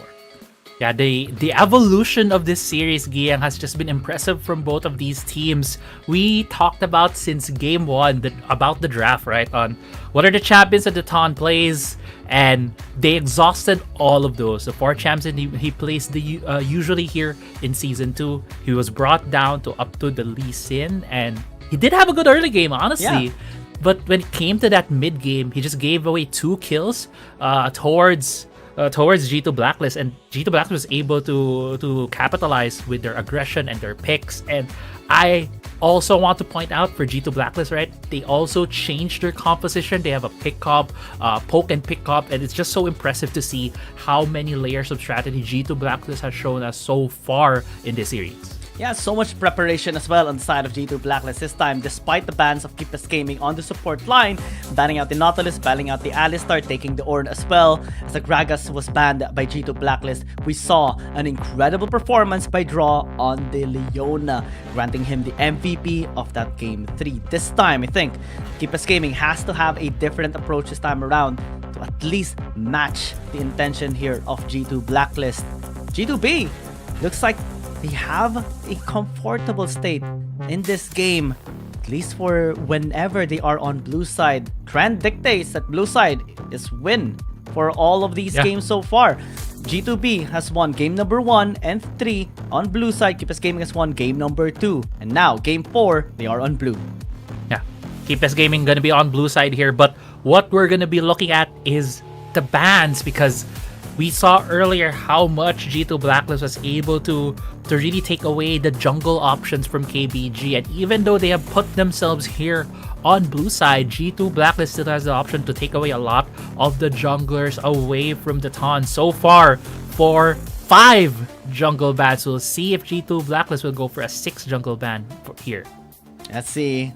Hecarim, Vi, so many jungle bans indeed. Okay, 5 only. But this is a change, a big change in the trend. So many champions are available. Kali is available. Camille is available. Right now, Keepers Gaming will take the Kali. G2B can work their way securing at least the Ezreal and the Camille. Yeah, should be the Ezreal and the Camille here for G2 Blacklist, leaving out the Shen option still here for the Ton. We have seen the Shen be a thorn on G2B's side, because whenever G2B goes for these aggressive plays, on these aggressive pickups, the Stan United is there to be used by the Ton. And as we're talking about, it's gonna be that immediate lock-in on the Shen for the Ton. What's gonna be the adjustment here of G2 Blacklist? We saw in game number 2. This is the very same scenario in our drafting phase. Same bans, same picks. A bit of a change though in the Baron lane, as Fiora this time is not going to be used by KG. Yeah, Fiora is not going to be used, so there's not another huge side lane threat coming in from KBG as the game goes on. One trend that we have seen as well, the games have been lasting a lot longer than usual. We see a lot of sub 20-minute games before, but now it's always past 20 minutes. So there's going to be a lot more importance when it comes to these late game scaling champions. We saw Senna earlier. We saw the Vladimir, and again now the Vladimir being locked in here by Aaron. Going to be really good mage that will be scaling with a lot of damage as later the game goes. What will be the succeeding bans here of Keepers Gaming? Because jungle can still be prioritized here by Keepers Gaming, maybe denying the Yone? Yes, that's going to be the take here of Keepers Gaming, banning out some of the effective champions here of KD. Lee Sin, Kha'Zix, both really strong picks of KD has been denied already. Yeah, I feel like the Ornn should be taken away here by G2 Blacklist. Yu has shown to be a really good playmaker on a lot of these engaged supports, but instead they've gone the way of the Nautilus, so taking away more of that early game potential, pick potential away from Yu. And now, will we be seeing a 5th jungle ban against KD coming out here from KBG? Or will they be looking for a support ban? Yeah, they'll be taking away the Galio, taking away a possible global that could also react to a Stan United. Will this signal an Ornn pick? That's the biggest question we have right now, because, well, there can still be some hidden agenda here, hidden strategy by Keepers Gaming. Maybe they want the Ornn to be picked up, but looks like G2 Blacklist is not going to be taking any baits here. The MVP performance of Draw is going to be attempted to remain here towards this 4th game as the Ornn gets picked by Yuyu. I feel like this is more of a confidence pick right now for Draw. Instead of going for the Ornn, he went back to the Leona, which was just so successful on game 3, and he did so many crucial plays. Those crucial stunts against the Ton really gave G2B advantages both in the early as well as the later part of the game. If G2B locks this in, this is a potential carry pick coming in the way of KD. I remember last series as well when they matched against Edward Gaming. Game number 4, they banned the Shyvana just because of the potential of 0711 using it during that game, because of the scaling, because of how useful it is as a frontline. and a consistent damage dealer as well, and a great pressure towards the backline too. This time, it gets fully utilized by G2 Blacklist as KD, despite all the bans here in the jungle side. That is a lot, by the way. That is 6 jungle bans, but regardless, he always has something left in his pocket. Yeah, it's gonna be the Shyvana. And so far, in the past couple of games, we have seen G2 Blacklist prioritize the Herald because they really value getting the first turrets down to be able to break open some of these lanes and put a lot more pressure on KeepBest Gaming. But now, since they have a Shyvana, it kind of tells KBG that they will be looking for these dragons. So we will be keeping our eyes on the early game here for KeepBest Gaming. Will they put a lot more pressure, a lot more of their rotations focus on the bot side to put a lot more resources there to get it ahead? Or will they just let G2 Blacklist get the dragon? We'll see, because so far, looking at this draft, there's a lot of potential for KeepBest Gaming to react to whichever target G2 Blacklist will go to.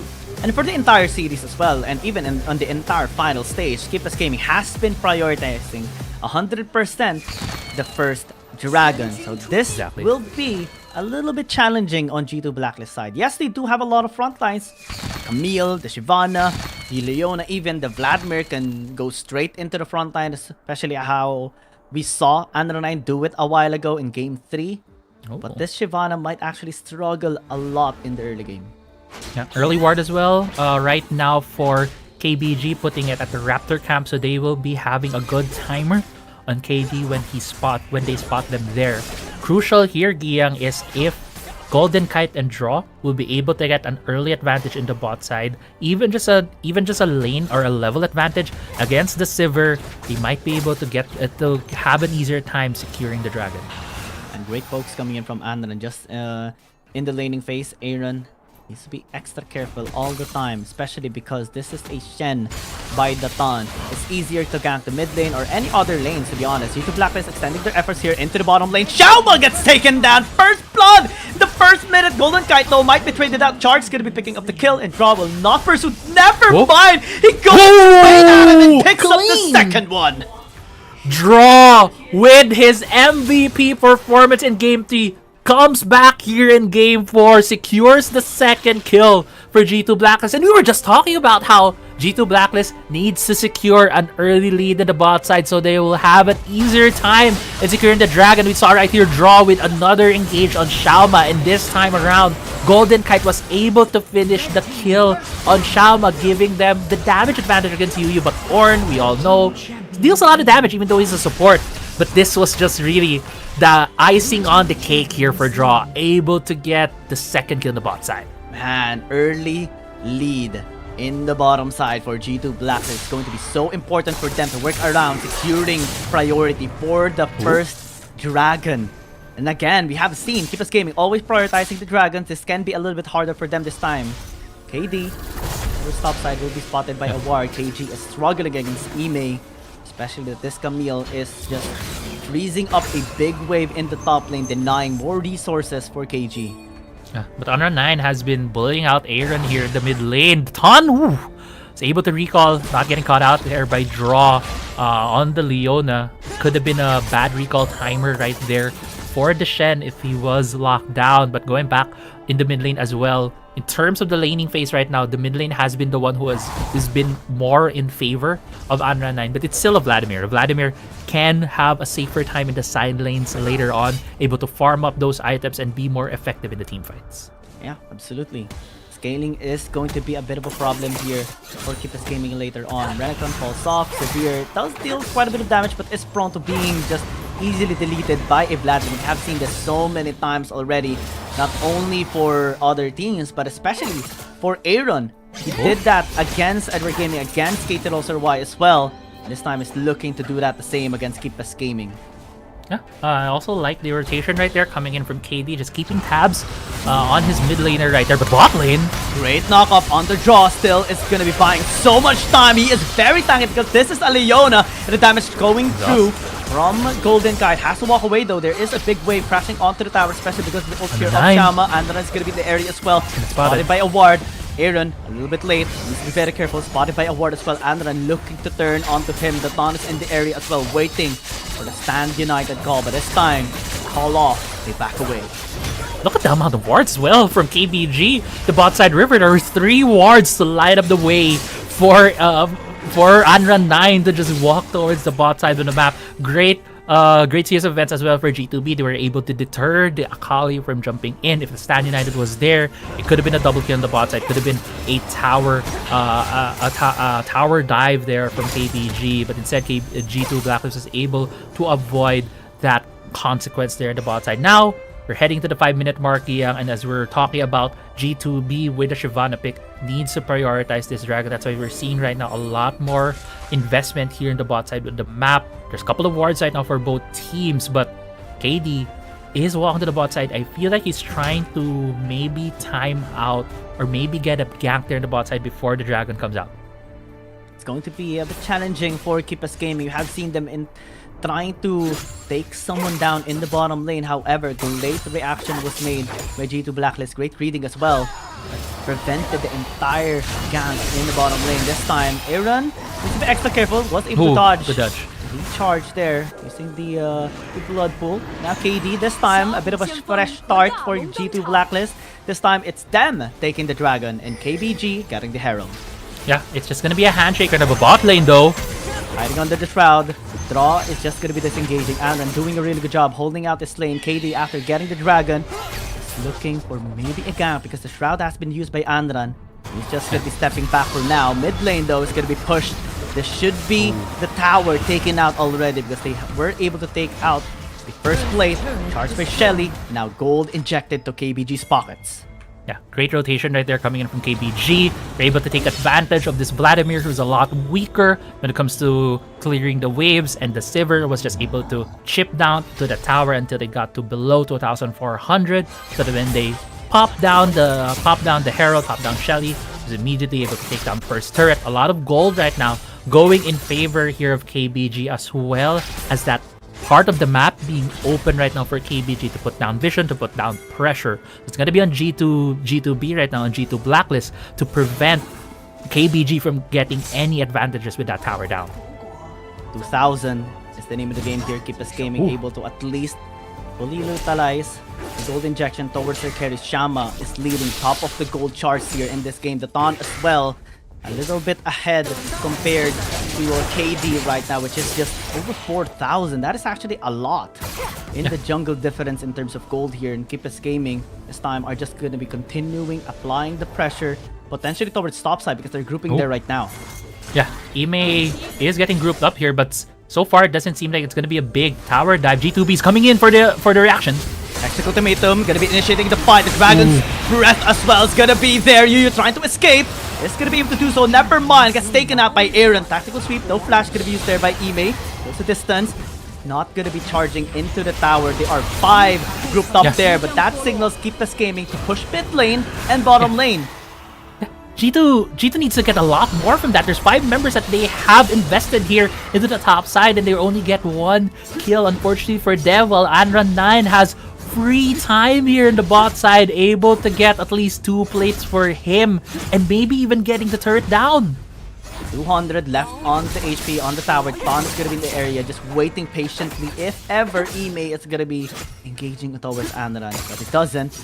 Now though, so much gold injected towards Anran. 6,000 already acquired over the course of 7.5 minutes, and that's gonna be felt later by G2 Blacklist.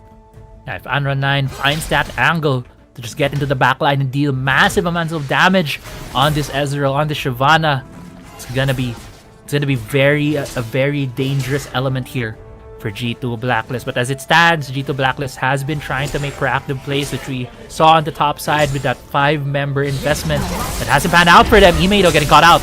Yu as well, charge, gonna be dodged with Hectic Ultimatum, but still the taunt is gonna be there, and Ime locked out for life. They take the kill down this time though. Brock is in the area. KD does have the dragon form. Tusha Parash will not find anyone. They call off for now. Yeah, and actually Aaron, oh no. Driving and a kill by KG. Solo kill against Aaron. Yeah, he couldn't even get any of his lifesteal back there because of the ignite on this Renekton. It just really put down this Vladimir, and that's going from bad to worse right now for G2 Blacklist. Earlier, this lead was around 3,000 when KBG was able to take the first turret in the mid lane, and now it's ballooning up to 5k. 5,000 and unstopped, unslowed yet by G2 Blacklist. Still being amplified by Keepus Gaming, as well as how they are applying the pressure towards G2. Yeah, if you look at the replay, right, it's actually KG being a very sneaky crocodile there in the top lane brush, and at this point in time, I believe Aaron didn't have flash, wasn't able to get away from the crocodile, and KG just escorting him there to his death. Right now, the gold lead again, it keeps on ballooning. 9 minutes in, and G2 Blacklist are not able to take any structures down against Keepus Gaming. This is how stable KBG is. When they get ahead, it's so difficult to take it away from them. Exactly. At the same time, we've seen G2 Blacklist in a huge deficit before. Even in game 1, we've seen them already in about a 10,000 deficit, and it all was on a big team fight for them. A comeback that they were able to do there. But right now, Dragon is going to be lost here. G2B not even able to contest. But they still turn onto the members of G2 Blacklist, forcing at least the Dragon's mode here of the Shyvana, but still, this is going to be taken down. Golden Kite going to be flashing out, Arcane Shift out as well, but Thon flashing in to secure the kill alongside the KG, and Aaron as well. This is the last remaining member of G2 Blacklist as the rest falls down, and KBG dominating them right now. KBG cannot be stopped at this point.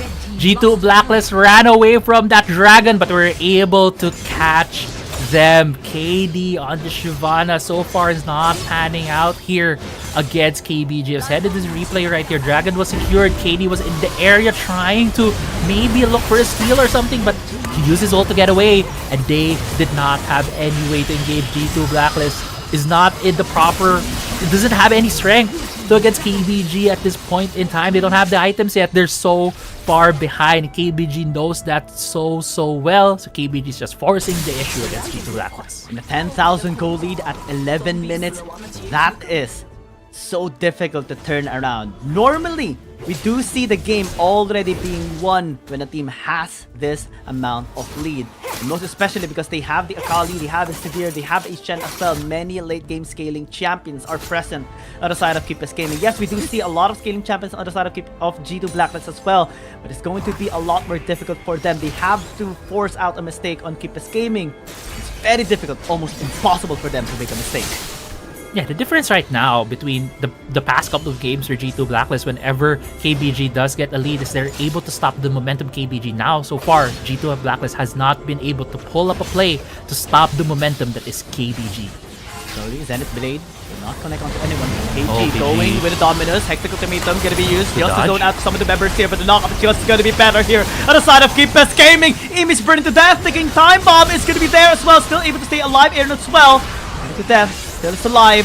G2 Blacklist unable to get anything in that fight, but they were able to survive regardless. Yeah, but the Baron is up right now, and we were talking about this, Giyang, earlier. Both of these teams love to get their 12-minute Barons. KBG already starting it out. G2 Blacklist burned so many of their ultimates in that fight earlier. Oh no, Golden Guy getting caught in the perfect execution. Will find him taken out. Draw as well, unable to find the stun. This time his Zenith Blade is going to be connecting. KD going into Eric. Can he actually dash in? Get the steal? Is it going to be possible? The answer is no still. Actually, KD gets it! What in the world? And G2 Blacklist are still alive. We were just saying as well, G2 Blacklist has not made a play to stop the momentum of KBG, and that was it. It's still not enough for them to get back in this game, but at least they were able to stop the snowball from KBG going any way worse for them. As we head to this replay right here, Golden Kite was caught out because he tried to get some vision inside the pit. But I want you to focus on the bottom side of your screens. KD just not look at his teammates, going straight into the Baron, and at how many HP? 750 was able to smite it out against the Ton, who have been stealing these objectives away from KD this whole series. Man, the steal by KD. And in this entire series, we have seen the Ton be the one to steal out objectives against him. This time though, G2 Blacklist remains alive, kicking, breathing, fighting back against Keepes Gaming through that steal by KD. A bit of a breathing time for them to recover some of the gold that has been fully utilized by Keepes Gaming. 10,000 was the lead that Keepes Gaming had prior to that steal, but now minus 2,000 can go and drop even more. Yeah, so far G2 Blacklist will not go quietly into the night. In Game 4 of this best of 7 series against Keepes Gaming, they will fight. Yeah, they will even fight it just to steal, get that gold for KD. Oh no, actually Andra 9 right now maybe getting cornered here. Dragon 4. Stand United though. KD is taking too much damage, and the Stand United is gonna be there as well. The perfect execution onto Aaron as well. They are just definitely regretting their engagement right now onto KBG. Imi as well.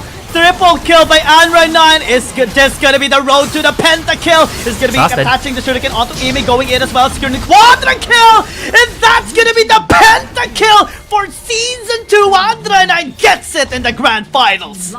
Anra9 able to secure a pentakill here in Game 4 of the grand finals, and KBG will just be walking into the base of G2 Blacklist. Man, after a decisive clash, punishing the overextension and overconfidence of G2 Blacklist, Andran gets a penta and a 15-minute game for Keepes Gaming. KD, give it and take it away as well. He gave G2B a way to get back into the game by stealing the Baron, but the overextension there in the top side, I feel like they forgot that there was a Stand United from the Shen that was a big threat in the game, and they just tried to get a pick on Anra9. Maybe they thought Anra9 was gonna get caught out, but we know Anra9 is He's gonna fight back. He's gonna fight back and is Surely. the best mid laner we have right now in the league, and he proved that after outplaying all of them, secures his pentakill in this series. Yeah, I mean, it was a big mistake, to be honest. I mean, Anra9 was injected so much gold already the entire game. Yeah. Keepes Gaming was still ahead by 7,000 gold during that time that they engaged towards the top side. And they have the Shen as well. So this Akali is not gonna die on a 2 versus 1. Not at all against a Shyvana and anyone else. In the 15 minutes, Keepes Gaming just landed a big strike against G2 Blacklist and now are tying up the score once again. Yeah, it's 2-2 at this point. KBG fighting back as well against G2 Blacklist. G2 Blacklist was the team that first got the lead here, but it was still KBG in the end of Game 4 able to turn things around, and it's just also a very topsy-turvy game because I really felt that G2 Blacklist had a way to get back into the game after stealing that Baron, because they stopped again the momentum of Keepes Gaming. We saw in the previous games, whenever KBG does have the lead, G2 Blacklist makes up a play, tries to get a pick, and that's when KBG just gets stunned and they're not really sure what to do. But at this point in time, KBG was just able to snowball their way into a win. And Pentakill, of course, gives you the MVP as well. 7-0-5, unkilled the entire game. It's his 11th MVP count as well, and might get even more towards his grand final series as we still have more games to come. It's still just a tied up score, 2-2 between Keepes Gaming and G2 Blacklist. Potentially this can go the distance and reach game number 7. But after this game number 4, we'll just go in a short break and we'll be back for game number 5.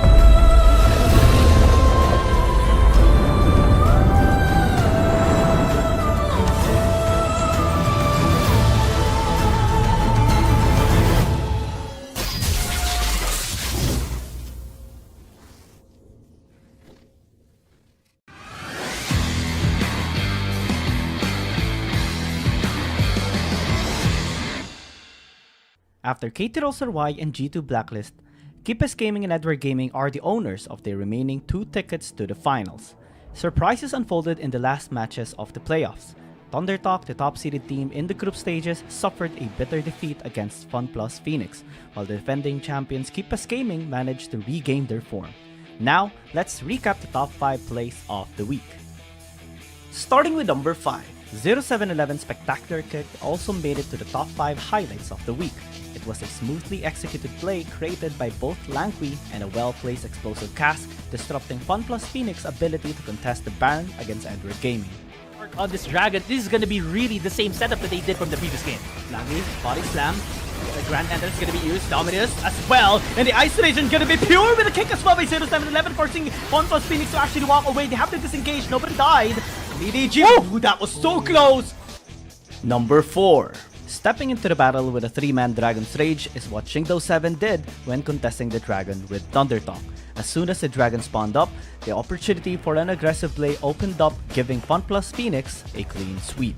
Shin is on the other side of that fight. Don's going to be going there. But Chow with the explosive cast to go out for the isolation, but he found Chang Si. So that may not be the best target. He goes for the Justice Punch. G2B is not going to be able to steal it, as they will be giving it over to ThunderTalk. SkyFL there in the middle of it all. There is the Hero's Entrance saving them all. ThunderTalk, they are a little bit low, but can they get out there? Shin is going to get executed right there with the perfect execution. SkyFL going hard. That's 1, that's 2, and they are going to dive maybe for more. That's a 3rd kill onto Z, and now Chang Si's down. It's just Soil. This could be the ace, and it will be for FPX. Number 3. Once again, the name G2B is brought up, choosing a cleverly concealed spot. G2B's precise timing allowed him to approach and punish X-Bike's mistake, securing the Baron for FunPlus Phoenix. Challenge G2B, they are playing defense. They are distracting ThunderTalk, waiting for SkyFL to go for it. Oh my god, so tense. SkyFL makes his way into the Baron pit. The steal coming in for FPX, and they've trapped ThunderTalk inside the pit. They've already gotten 3. Now Soil is gone, and Shin is the last man standing once again, but he will be standing now. What a hold from FPX. What a play from SkyFL. Number 2. The formidable Langui, a cow-themed champion, may have caused FunPlus Phoenix a lot of difficulties. In the 13th-minute mark of the second match between Edward Gaming and ThunderTalk, Langui initiated a powerful engage, crushing 3 members of FunPlus Phoenix, and Edward Gaming secured 4 takedowns.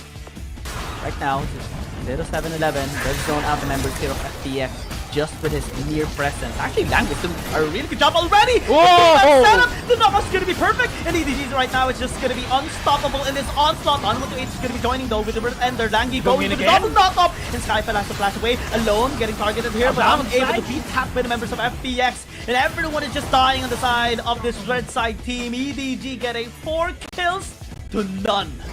Number 1. Keepes Gaming's impressive performance is making a strong comeback in the final series of the playoffs. In the deciding match against Edward Gaming in the branch finals, the Ton dashed Edward Gaming's hopes of victory with a 3-man steal followed up by KG's destruction of the opponents. Move coming in from EDG. Can this be successful? Though it can be the 50-50 that KBG they've still been there. wanting to do.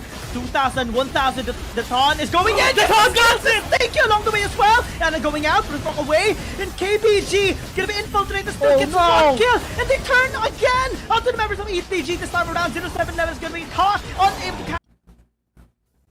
We're going a little bit earlier this time around because we're very excited for game number 5. The score is tied. We're back to a single best of 3 in general. It's like they're just resetting once again and again. And we'll see if the trend stays and remains the same, with blue side being the winning condition here of both of these teams. Yeah, we'll see if blue side is the key, the main key to win here, because it has just been blue side all the time, where both Keepes Gaming as well as G2 Blacklist that have been getting their wins in these series so far. As you mentioned, Giyang, 2-2 is the score. Feels like we're back to a best of 3. So we're just looking for which team will be able to get 2 more wins. And so far, it has been a very close series between the 2 teams. Only game 4 has been a one-sided beatdown for KBG. Man, 2-2. And we're back to the last 3 games. Road to 2 points is the name of the game here for the remainder of the series. G2 Blacklist decides to be on blue side once again. They would be banning out for sure.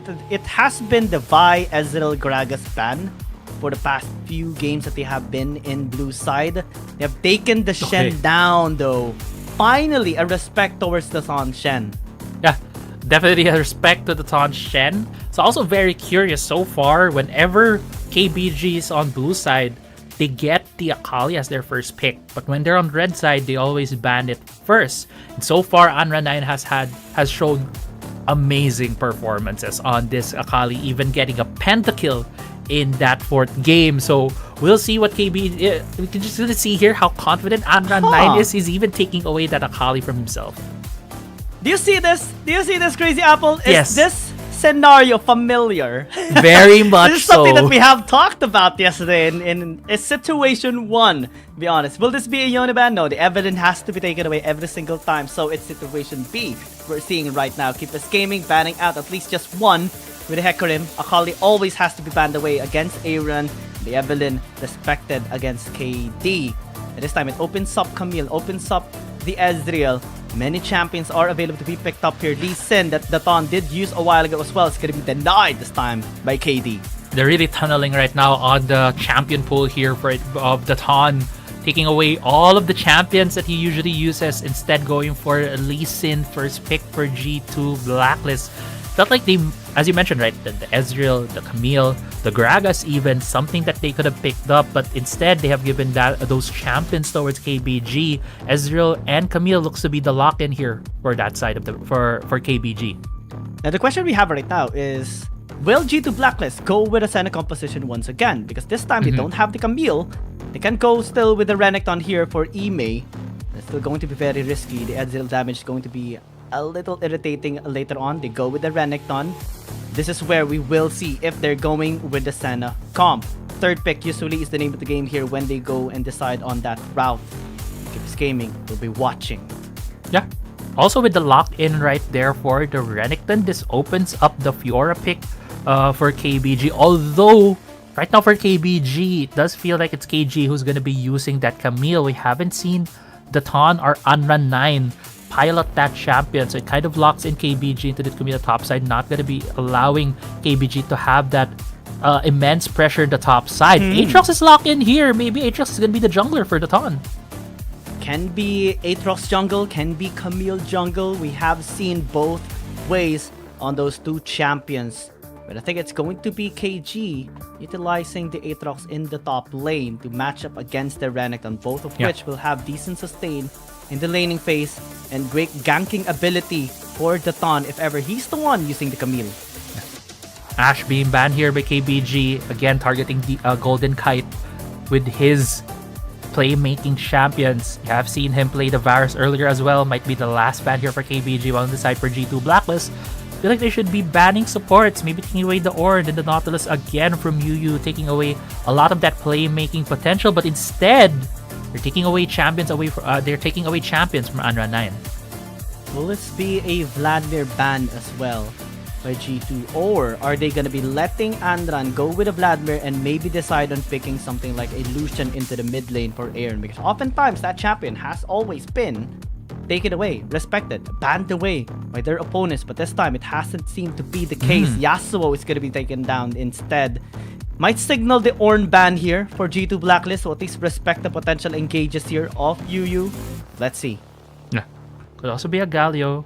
Could also be a Galio ban or a Nautilus ban here for G2 Blacklist to take away some of that early game power on the Ezreal and whatever support he will be paired against, because so far for G2 Blacklist, they still have the opening to pick the Senate. Okay, taking away the Ornn takes away a huge playmaking potential right now for KBG Gaming, but instead, the Galio still open. As we were talking about, we've seen both a Galio and Ezreal when they're in the bot side of the map. They're able to take control at level 1 immediately. It's gonna be a hard save for a Senna Gragas to contest that.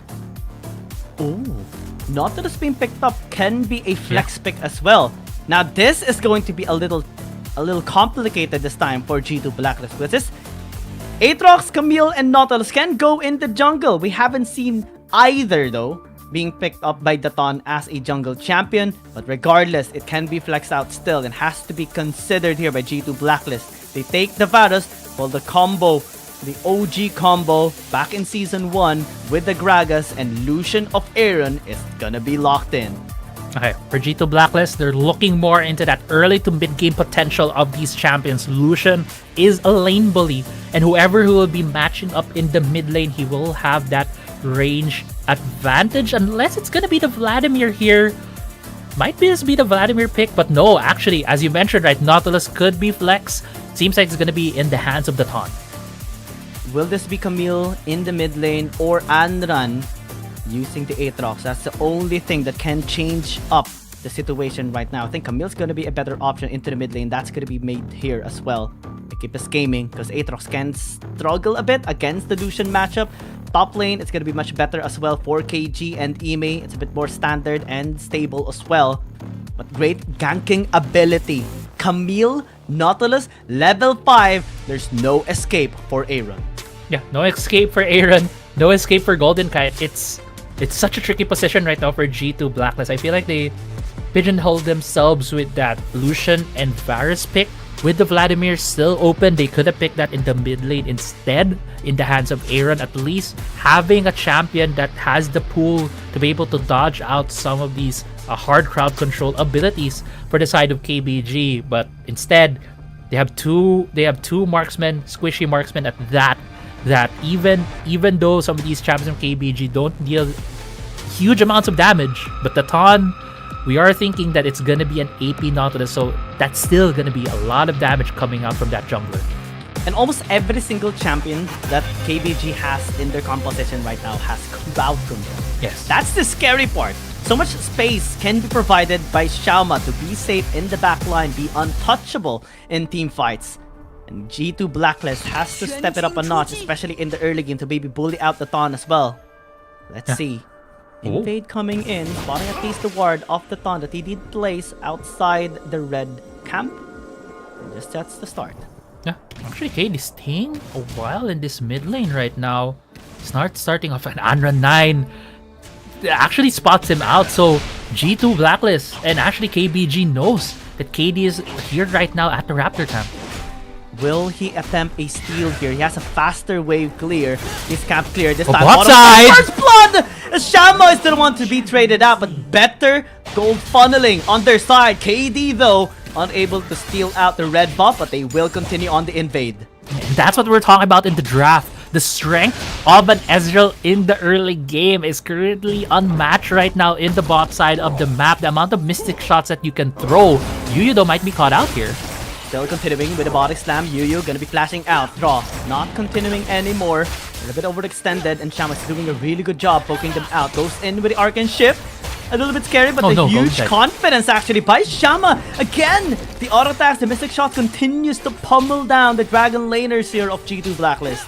Yeah, that's a sub 3 second cooldown on the mystic shot. Every time you hit it, it gets refunded by a second as well. So Xiaoma just really dealing the damage right now on the bot side. Earlier we have been seeing G2 Blacklist dominate the bot side of the map, and now KBG has answered back here in Game 5. But yeah, one thing else, actually, Aaron might be in danger here. Yeah, it's the Hex Flash by Yuyu. Unable to surprise Aaron. Still able to walk out. Great intention by Keep Us Gaming. Yeah. I also want to just go back to the Daton though. We did see earlier G2 Blacklist invest a lot of their members into the red side jungle of KBG.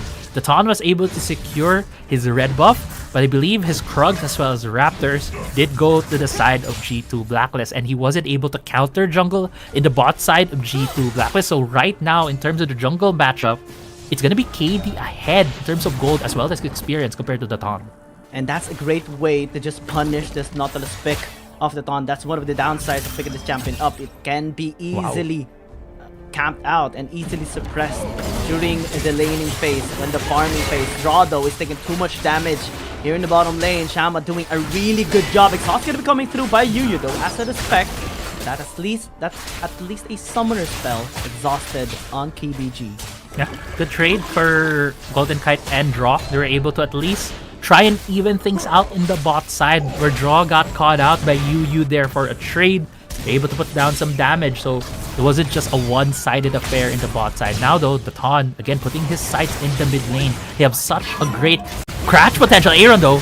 And this is what we talked about. No escape whatsoever. It's the Ton that picks up the kill. Yeah, we were just talking about, and KD again with the gang on bot side. Nice about pulverize. It's right to target Shama and will be taken out as well. 1-for-1 this time. And in the long run, you as well gonna be the next target. One more auto. Able to stay alive with 1 HP. Yeah, they didn't greed for the kill on Yu. They saw the Ton on the ward. With KD though trying to catch out the Ton in his own jungle. Almost getting pincered right here by Anran 9 and the Ton, but Anran 9 and the Ton both don't have their ultimate, so KD is able to walk away. And just going back to the mid lane, right? We're talking about the engage potential, the catch potential from KBG. They showed us right there that even though your illusion has had so many dashes, just 2 hits of the ultimate and you can't run away. And actually, doing well here. Yeah, KD doing well here. This is actually the replay in the bot side dive coming in from G2 Blacklist, and a great kick right there to punish the Ezreal. Do mind as well, Ezreal didn't have mana, so he didn't have any way to get away from that fight. And Yu almost falling down. Unfortunately for G2 Blacklist, they weren't able to finalize that kill. This time KD going towards the red side jungle again by the Ton. Won't spot out the red buff this time. And the Ton will be able to secure it again for the second time. G2 Blacklist unable to get anything from the map, at least for now. We do see a bit of strength this time being recovered by their bot laners. The Varus and the Gragas are slowly able to stabilize the lane, but at the top side though, Ime has just been bullied here by KG on the Aatrox pick. But what we have seen usually from the Renekton's, even though Renekton is one of those champions we know as a staple top laner, a really strong top laner, but a lot of times what we have been seeing is that he's able to stabilize the top lane most of the time against most of the enemies in the early game, and that's exactly what Ime is doing there on the top side. I mean, the main goal here later on by Ime is to be able to land a single target first and maximize his DPS later on. At least the first side there onto as much members of Keepers Gaming. This time it's going to be a change of pace. They are contesting for the Herald. Can G2 Blacklist get a steal here? Looks like they won't get anything. Casco is going to be initiated, and Shama's going to be in the bad spot this time. We're now still going to be taken out. The Hexic Ultimatum onto the backside as they take the Pharaohs down. A trade of ADCs as the Thon re-engages, catches KD. Body slam by Draw to try and dissuade the members here of Keepers Gaming. Now it's going to be very problematic. They have to disengage. They get the Crocodile out as the Dredge line comes through. Aaron gonna be suppressed a little bit here, but not enough tankability by the Thon. It's still gonna be taken down. Yeah, it's not enough. The durability of front line of G2 Blacklist was grinded down right there by the members of Keep Best Gaming. Now Dragon is on the table. KD is healthier by Unrun 9, but Xiaoma is back on the map. I don't think this is gonna be a good idea for KD. Aaron as well, a little bit low in terms of HP. Hook shot gonna be used though for the disengage. Aaron! One auto attack away from being taken down. Golden Guy is gonna be flashing in. Finds KD! And that's gonna be disastrous here for G2 Blacklist. 2 kills picked up! And KBG will get this dragon. Yeah, G2 Blacklist right there. They felt a bit desperate trying to get that dragon. Herald was the target early on by KBG, and they were able to secure it with G2 Blacklist not able to contest. So the reaction from KD was to try to secure the dragon, but because of the timings that KBG had, they were able to react on time, and Xiaoma able to survive from that fight, even taking down any hopes of G2B to take the first dragon. This time, Keepers Gaming amplifies their gold lead to 3,500 against an early game composition. This is going to be very difficult for G2 Blacklist to recover. Yeah, so end of this replay right here. This was G2B forcing the issue against KBG. Xiaoma almost falling down right there. If Golden Kite was able to hit the piercing arrow, he might have gotten Xiaoma. That was a very hard target to hit at that point in time. He wasn't in the correct position when KD went in. So a lot of things that could have hinged on 50-50s. If G2B was able to successfully convert on those 50-50s, they might have taken back the game. They might have gotten Dragon, but unfortunately for them, they rolled tails on the heads, and now they're farther behind. Yeah, a little bit farther behind than they anticipated to be as well. Just because of that minor mistake. That piercing arrow could have been the save that they needed on the side of G2 Black, taking Shama down again, but this time they commit onto the Aatrox, isolating him away from the tower, but still, it's not enough! He's still alive, and KG outmatches 3 members of G2 Blacklist, and the Renekton falls down in the top lane. G2 Blacklist is struggling right now, especially with the presence of the Thon helping out KG secure that kill. On the other side of the map, KBG was able to get something, and Yuyu with a 3-man knock up as well to try to defend the turret. Can they defend this turret? The answer is no, but they do overstay here in the bottom lane. At least the Chain of Corruption is going to be used. The production connects to 1, but the Thon is traveling from top side to bottom lane just to scare them off. This time, at least baiting out the depth charge. That hurts so much though. Yeah, they forced out the depth charge, but they got a lot of damage back on them for KD. G2 Blacklist was able to secure the bot lane first tier turret, but KBG was able to answer back, getting a turret of their own as well. Send the replay right here. It's just this combination right now between the Camille and the Nautilus. The 2 ultimates locks down 1 target, and the damage of both the Camille and the Nautilus was enough to take down the Renekton. Man, Anra 9, Camille and the Nautilus of the Thon just doing wonders. You can never be so sure that you will be safe. Even if you have stasis, there's still a high probability for them to still lock you down. And this time, they're getting into the mid lane. Flash even invested there by Yuyu just to close in the distance, but unable to catch Golden Kite. Yeah, Golden Kite was also able to flash, to use a flash of his own, able to get away from that Alistar. Looking at the items as well as the gold right now, there's a lot of gold lead on the top side of the map for KBG. Both the Aatrox and the Nautilus right now in such a huge lead against the Renekton and the Lee Sin. Mind you, earlier on, G2 Blacklist was focusing the Taun's jungle by a lot. They stole a lot of his camps and even pushed him away.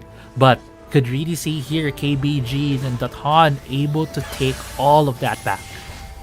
This time it's going to be much more pressure being felt by G2 Blacklist. The trend dictates that blue side has been the biggest winning condition of both of these teams, but it seems to be that KBG is starting to break the code here to decode G2 Blacklist and find the weakness on their side. The scaling composition with the Nautilus in the jungle with 3 flex pick champions seems to be a little bit confusing towards G2 Blacklist, and it's so far working for Keepus Gaming. Yeah, and so far for Keepus Gaming, we're talking about the Thon, right? On how much his champ pool has been pinched by G2, but so far his Nautilus has been doing so well. Shaman can cut out. Oh! In the blink of an eye, he just popped. That's how big the burst is on the side of G2 Blacklist. Yeah, their pick composition right now is really, really good even this early to mitigate. And such a great timing as well. Dragon is up. They're about to force a 4v5. Unfortunately for G2 Blacklist, they have their ultimates down, so KBG may have the confidence to fight G2B here. The cast onto Yuyu, still continuing with a 2-man knock-up draw. Gonna be initiated here. And the 9 looking for the position to go in. Will not find anything. Oh, he may continue with the flash. Immediately regrets it. It's gonna be taken down. The tactical sweep as well for the healing here off the Camille. Golden Guy cannot find the target, and KBG finds their own. The opportunity arises, and they take it without hesitation. Golden Kite is the last one to survive, but not for long. Ime with a wild engage right there against KBG. It's gonna cost G2B the dragon as well as the ace that KBG is able to secure right here. Even the bot lane second tier as well as the mid lane second tier. It's just going bad to worse right now here for G2 Blacklist, while KBG is loving it. They're getting all of the advantages from that fight. As we see the replay right here, it's a 4v5 situation. G2B might look for an engage, but the thing is, they have their cooldowns right here. A lot of the ultimates has been burned, so KBG is regrouping. It may make me thinking, hey, I might be able to burst down KG, the Aatrox, but there's still so much members of KBG. They have so much CC that as soon as you come in, your members are not going to be able to deal the damage, and G2B just got deleted off of the map after that engage from the Renekton. The biggest illusion here is that the Ezreal is the biggest threat. However, Take note, it's the illusion. The main threat is the 4 champions frontline that can self-sustain themselves and threaten, muscle out towards a team fight. And that has proved to be the case here in a 4 versus 5 team fight. They get the ace, they get the dragon, they get the 10,000 gold lead, and now they turn on to Aaron. Cass gonna be used to at least give him space to walk around. Aaron is gonna be able to stay alive. Knight's taking onto Adam. Knight still is gonna be able to stay alive at this time to take the Renekton down as a trade, as a bill, and KBG continues to strive in this team fight. And what an uneven trade. They weren't even to take Andran9 down. They almost just took him to about 1%. And what did it cost? A Renekton for the side of G2 Blacklist. Now it's a 4v5. KBG's not even starting this Baron because they want G2B to come to them. This is a trap being set up here by KBG to dare G2B to come to them. And every time they go towards KBG, it always ends up disastrous on their side. Yu this time is just going to be face checking the area. Andran as well joining him, providing so much space.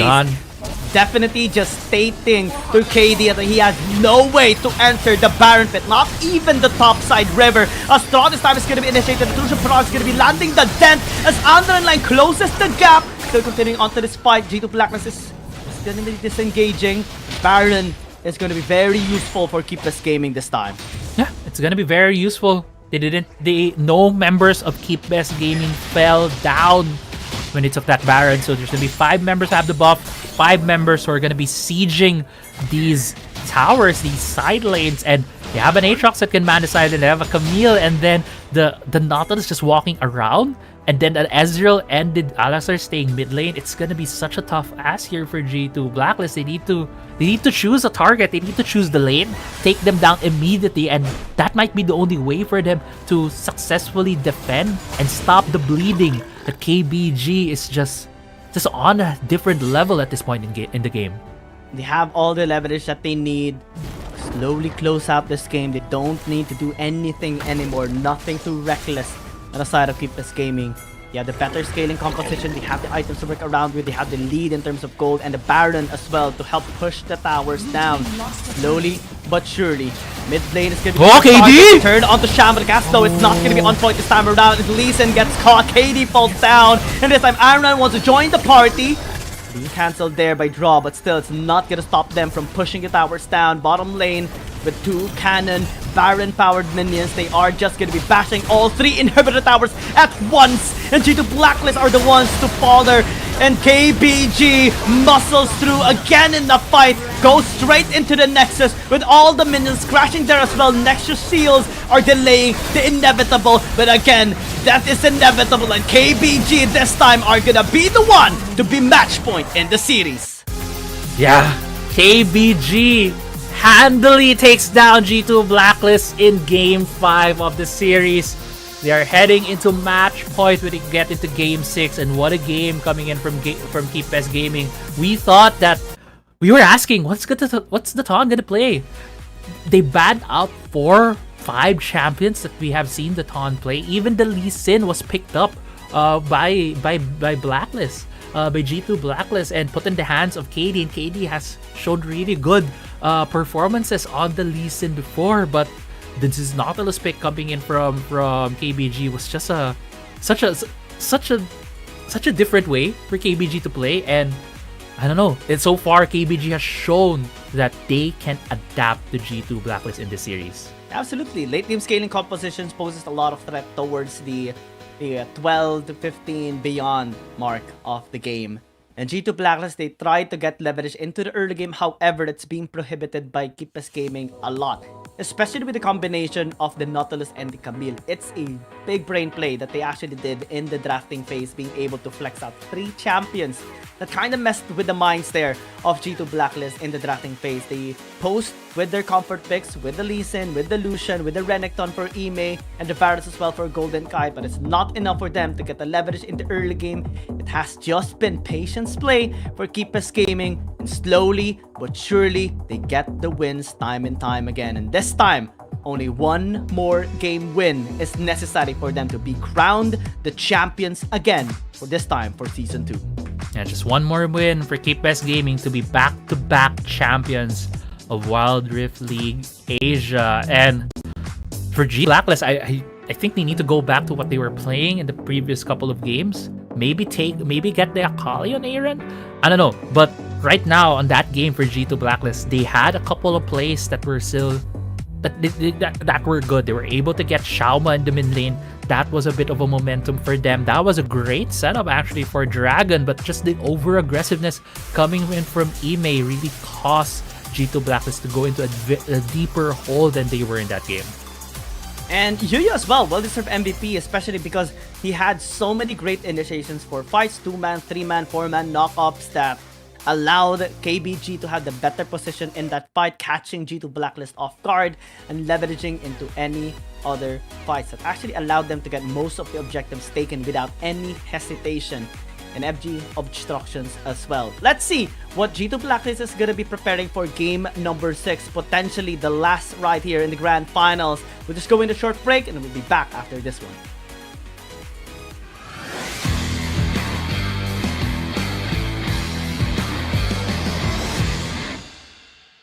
After KT-Roser and G2 Blacklist, Keepes Gaming and Edward Gaming are the owners of their remaining 2 tickets to the finals.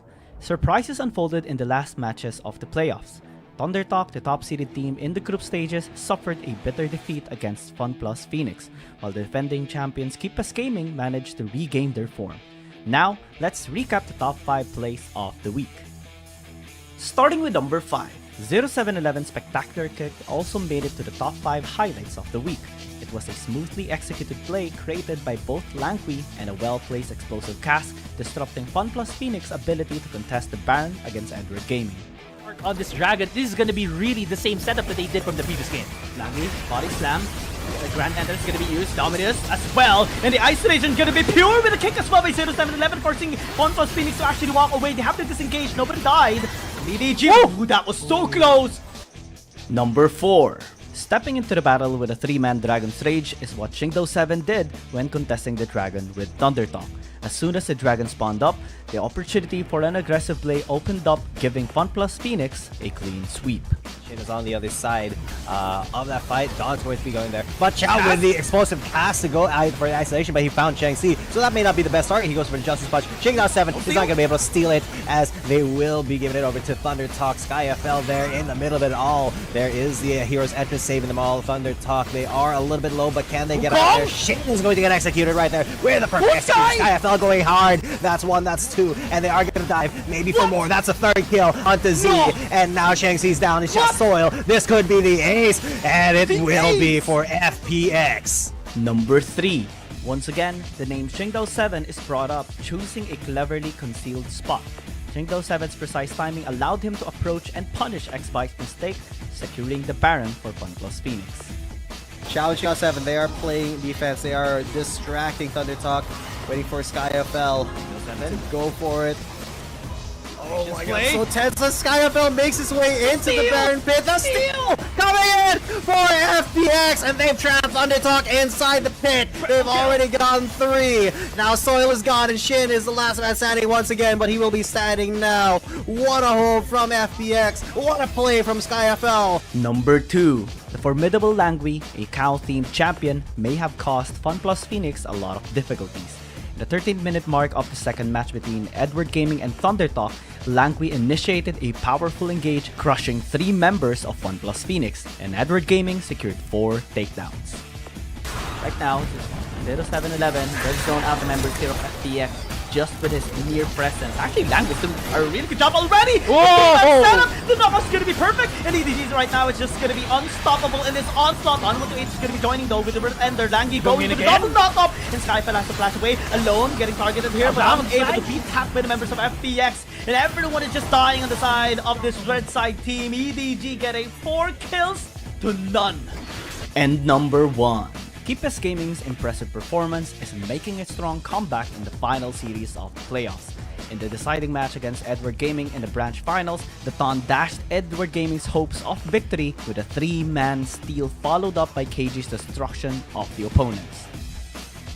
move coming in from EDG. Can this be successful? Though it can be the 50-50 that they've KBG been still there. wanting to do.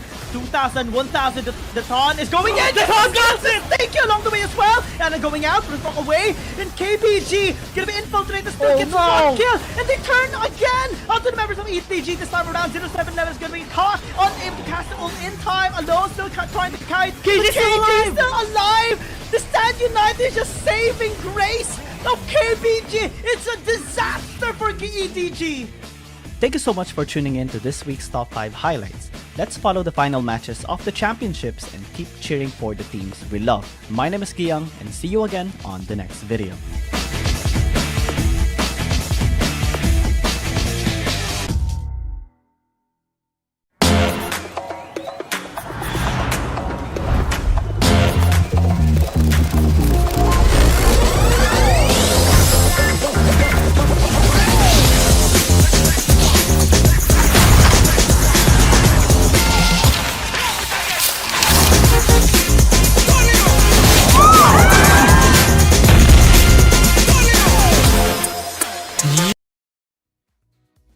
Game 6, and potentially the last game here in this series, as Keepes Gaming, the former champions from Season 1 of Wild Rift League Asia, is now match point in the series, leading 3-2. Will G2 Blacklist be able to tie up the score and push this to a Game 7 is the biggest question we have right now here in this moment as they retain on blue side. That is the biggest question here, Giyang. Was G2 Blacklist able to extend this series to a Game 7? Or KBG just ended? And yeah, Nautilus ban. Big respect right now coming out from G2 Blacklist. Will there be a Vi ban? Yes, there is going to be a Vi ban. So Kha'Zix potentially can be first picked here for G2 Blacklist. But Dawn could go with the Lee Sin if ever. That's going to be one of the complications this time for G2 Blacklist. They leave the decision towards the Dawn. They take the Ezreal first. Camille can be taken here for Keepes Gaming. Yeah, they're taking away some bot lane strength and giving it to Golden Kite here for the side of G2 Blacklist. And now KBG has the pick of a litter. Are they going to go for the Lee Sin? Are they going to go for the Kha'Zix? But instead, they're going for 2 priority picks on their end. The Camille now has shown to be a huge flex pick as well, able to be piloted by Anran9. So that's going to be a question for G2 Blacklist. Where will this Camille go? Whoa, they denied the flex pick and doubled down on the Yone. This can actually be a genius play coming in from G2 Blacklist, because this time, this unlocks so much crowd control, sustain, and damage, plus late game scaling. 3 late game scaling champions picked up by G2 Blacklist that has great independence on their name as well, as KBG locks the Kha'Zix. Yeah, locking the Kha'Zix, giving that to the Ton. Ton will be the one on that assassin. As you mentioned, right, the Aatrox and the Yone, good picks from G2 Blacklist. They only will be needing a mid laner as well as the support for draw. I feel like we could maybe see a Galio being picked as well by G2 Blacklist if it's left open, or draw can go back to that Leona, which he has picked in Game 3 and Game 4. But so far in terms of the bans, Zoe has been taken away here by KBG, taking away the double poke composition possibility from G2 Blacklist. Will there be a severe ban here on the side of G2 Blacklist? Because we have seen Shama do quite well on the severe. The movement speed buff can be very helpful here for the side of Keepes Gaming. Renekton so far is going to be respected as Zoe, denied on Aaron, but still has a lot of options for both Aaron and Andra9. Yeah, still so many options right now.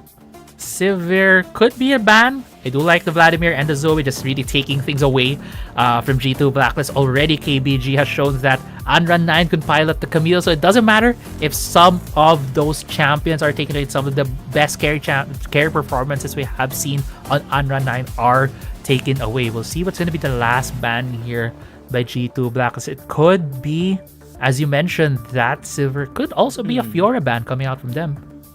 Lucian instead gonna be banned away by G2 Blacklist. I wonder what champion will Keepes Gaming put up right now.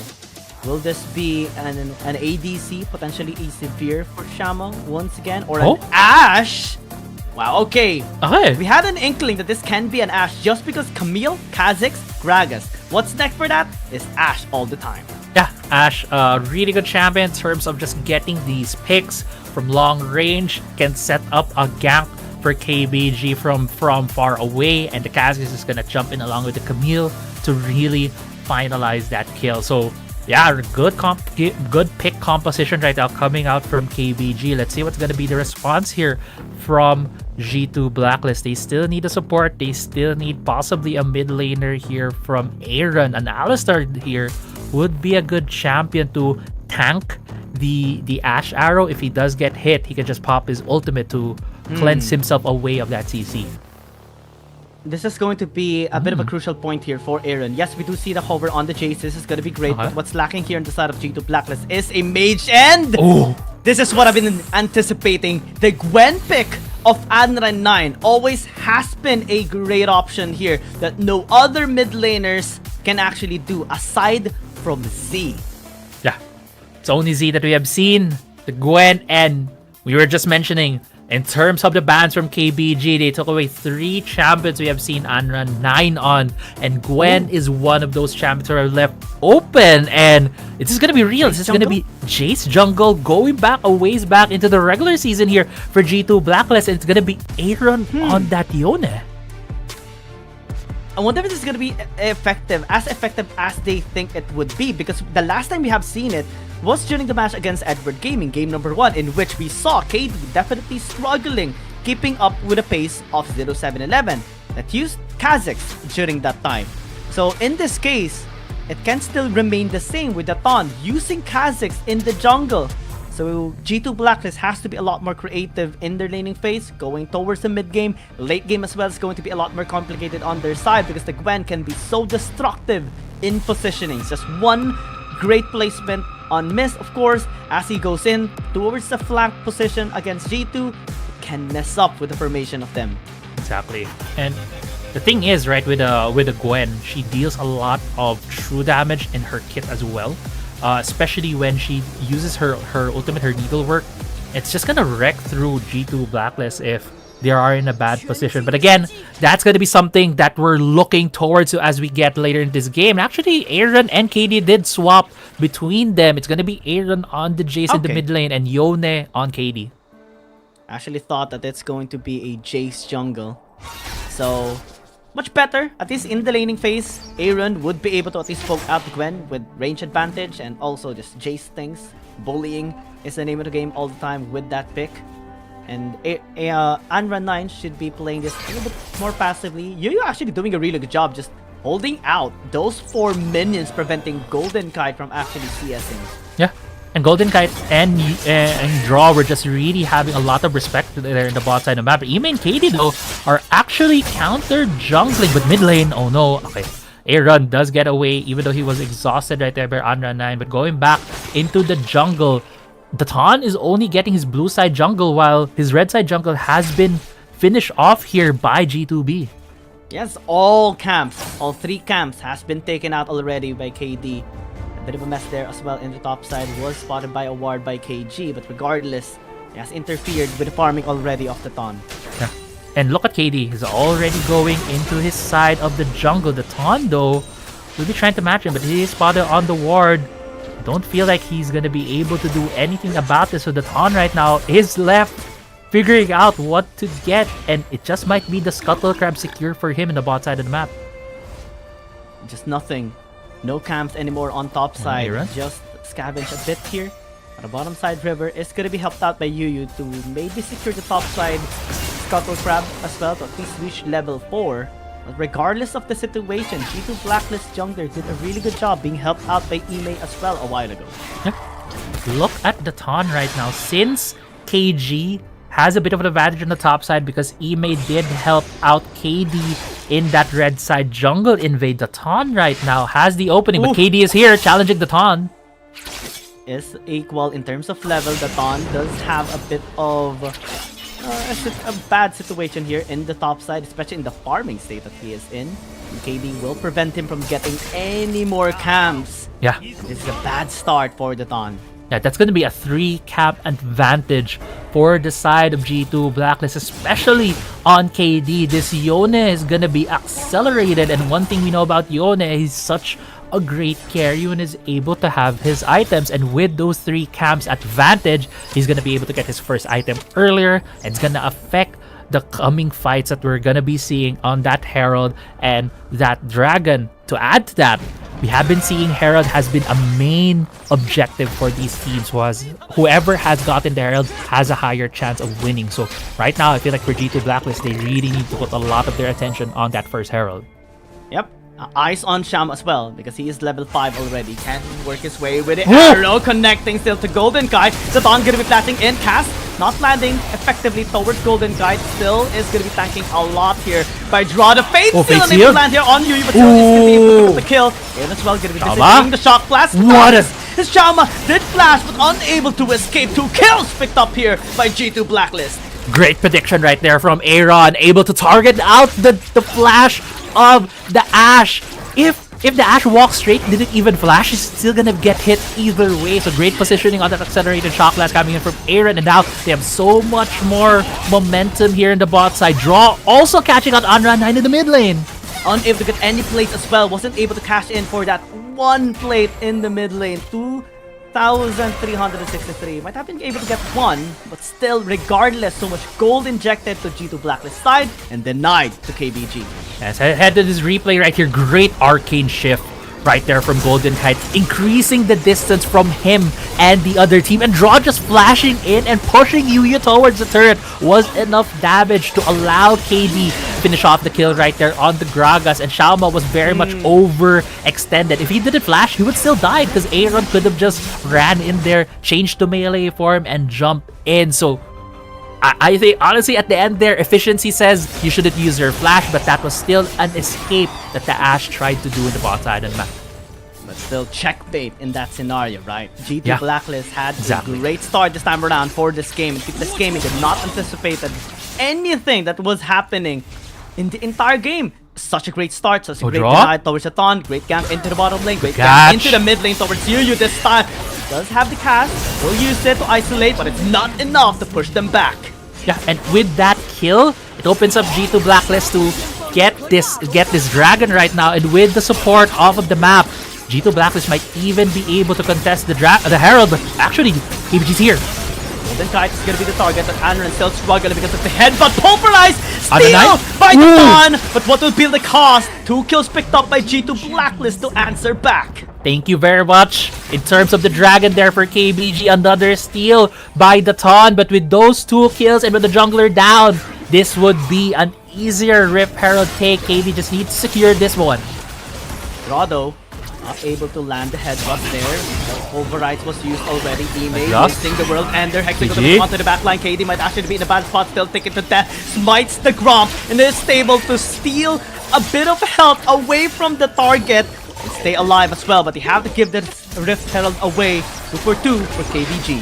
What a contest right there from KBG. When you usually see a team with 2 members down, you kind of think that it's going to be the other team who's going to be able to get the objective, but a couple of crucial plays right there from the members of KBG allows them to secure both the Dragon as well as the Herald and the mid lane turret. The Dawn might be getting caught out here though. Fate Seal just on the Gragas. The Dawn is able to NV out.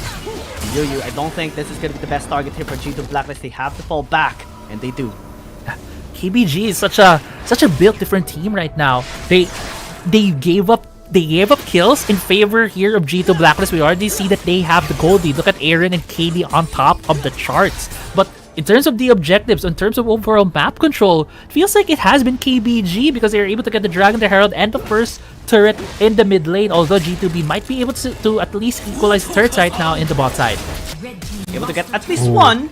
Ime though able to flash out as good hitter on this side. KBG still continuously applying pressure in this map. That's their goal because late game scaling, yes, they do have on Camille, they do have a bit on the Gwen, of course. Yeah. A little bit on the Ashe here on Shama, but still is mostly just going to be a utility champion here on the side of Keepers Gaming. G2 Blacklist has a lot more late game scaling champions because Ezreal, the Yone, and the Atrox are just so difficult to take down in the late game. So they really need to step it up a notch on Keepers Gaming. Yeah, they do. But at the same time, felt like G2B was the one who was going for a really, really good snowball. And KBG was able to stop that, right, against G2B because they were able to get kills in the bot side. They were able to get a lot of kills here and there. But now top side might be in danger here against KBG. Even isolated, Draw still able to endure so much of that damage. Execute to make a master response. Just to deny the headbutt pulverize. The cast gonna be pushing them back. What an arrow. As well as KD falls down. Amy gonna be the next target. Timer now still has to work and he moves up back up. Aaron as well joining. Hammer form pushing them back. KBG gets 1 kill. But only that, the Shock Blast deals a bit of damage towards his side. There's a barrage to not land onto anyone. But Andran a little bit isolated here is gonna be using the mist. Sam as well gonna be flashing out. The Toss gonna be using as well just to diminish the damage. Andran one more on attack and Golden Kai picks up the kill. Yeah, the fight might not be over yet. Ime is here at the top side. Yu and Xiaoma only wants to defend. But there could be an angle here for G2 if they're able to poke them down. But no, it's gonna be, the fight's gonna stop right there by taking down Andran 9 at the top side. I saw Xiaoma trying to tank one of those Mystic shots, but there's only an auto. There was enough right there by Golden Kite, able to secure the kill on the enemy mid laner. As we see the replay right here, this was a tower dive that G2B really wanted to force. They're able to get KG. They might have been able to take the turret, but the immediate response right here from KBG, as well as the well-placed arrow coming from Xiaoma, stopped G2B in their tracks. They gave up one of their members, but they were still able to get one in the end on Andran 9. So in the end, it was equalized by G2 Blacklist. And Aaron, though, actually did a really good job in pushing them back, was able to fully maximize his damage output as well. That kind of allowed them to at least leverage into that fight. Into the top side, Fade Seal onto the back side as they find the Camille, but still the arrow is gonna clutch things out for Keepers Gaming. G2 Blacklist denied of that kill. Yeah, G2 Blacklist thought that they were able to go for the counter gank. KD was there right on time, but because of the Ash Arrow, it turned the favors towards the KBG, able to get the kill on Aaron. And these are some of the plays that KBG really needs to do to stop any snowball coming in from G2B. No more Darkened Blade for Ime. It's on cooldown. He has to walk away. Dragon's gonna be spawning up. KBG will not hesitate in taking this down. They have the first Dragon already when they got 2 objectives taken out after winning 2 team fights against G2 Blacklist. G2B this time has to be in a better position this time around, especially with Ime. Golden Kite going back into the base. I don't think this is going to be a good idea, but 2,000 left on the Dragon. Ime going to be the area giving this away for absolutely free. Yeah, they didn't have their jungler there. They just gave it away to KBG, not even fighting it out. G2B right now feels like they're playing a lot safer than they sometimes do. And yeah, look at that. The Ash is actually going AP. As Nasher's suit already really maximizing the cooldown as well as the AP damage coming up from the arrow. I guess as you're talking about, right, the Ash won't really be the ones who will be carrying the game in terms of her auto attack. She's just gonna be more of a stun bot, and right now that's what she's doing. And is doing a really good job at it as well. Later on, still DPS is going to be quite possible to be made by the Ash. Yeah, the on-hit does give on-hit damage, like what you mentioned. Blade of the Ruin King, I think, is going to be the next item as well by Xiaoma. Regardless of the situation, he is going to be dealing damage in a fight, and so much protection has been given towards him so far, despite the great engaged composition of G2 Blacklist. Yeah. Right now, though, KG might be in trouble right here. Draw is here! Extec Ultimatum is blocked for so long. Hookshot, though, going to be buying some space to be able to escape. Keep us gaming. Arrow in the bottom lane. Dodged! Okay, so it is dodgeable. It is almost super accurate in all of his enchanted crystal arrows. Yeah, that is true. And that's why this Ash is just such a great pick right now for KBG in this Game 6 of our Best of 7 series. Remember, KBG is on match point here. And so far, KBG, even though they are down in gold, feels like it's only going to be a matter of time that they're able to turn things around. But G2 Blacklist needs to keep snowballing the lead that they have. They're able to secure the win in this game. That's the shield down, not the knock-up onto the champion itself. G2 Blacklist looks for opportunities but continues to be denied by Keepus Gaming. Yeah, Keepus Gaming has just been really doing a great job at keeping G2 Blacklist at arm's length. Draw, though, getting hit with arrow. Denies the others from getting hit by the arrow as well. Blue buff still acquired there by Andran 9 as G2 Blacklist is just posturing down in the bottom side. Baron's now available to be taken. KG still maintains good stronghold in the top lane. Hook shots away. Already happy securing just 1 tower. KBG just working really well on the macro. Yeah. they've just been really playing out the map here against G2 Blacklist in terms of the macro, right? They've been getting these small objectives to not get too far in terms of the lead that G2 has. And this lead that G2 Blacklist has had, it's been like 2k for the past 6 minutes. It has diminished to only 1k. Means that doesn't matter at this point. That lead is less effective than it was earlier. As things stand, it's very much dead even between the two teams. But I think this is still gonna be fine here for G2 Blacklist. They do have the better scaling composition, and as long as they would be able to burst out the Gwen later on, it shouldn't be an issue.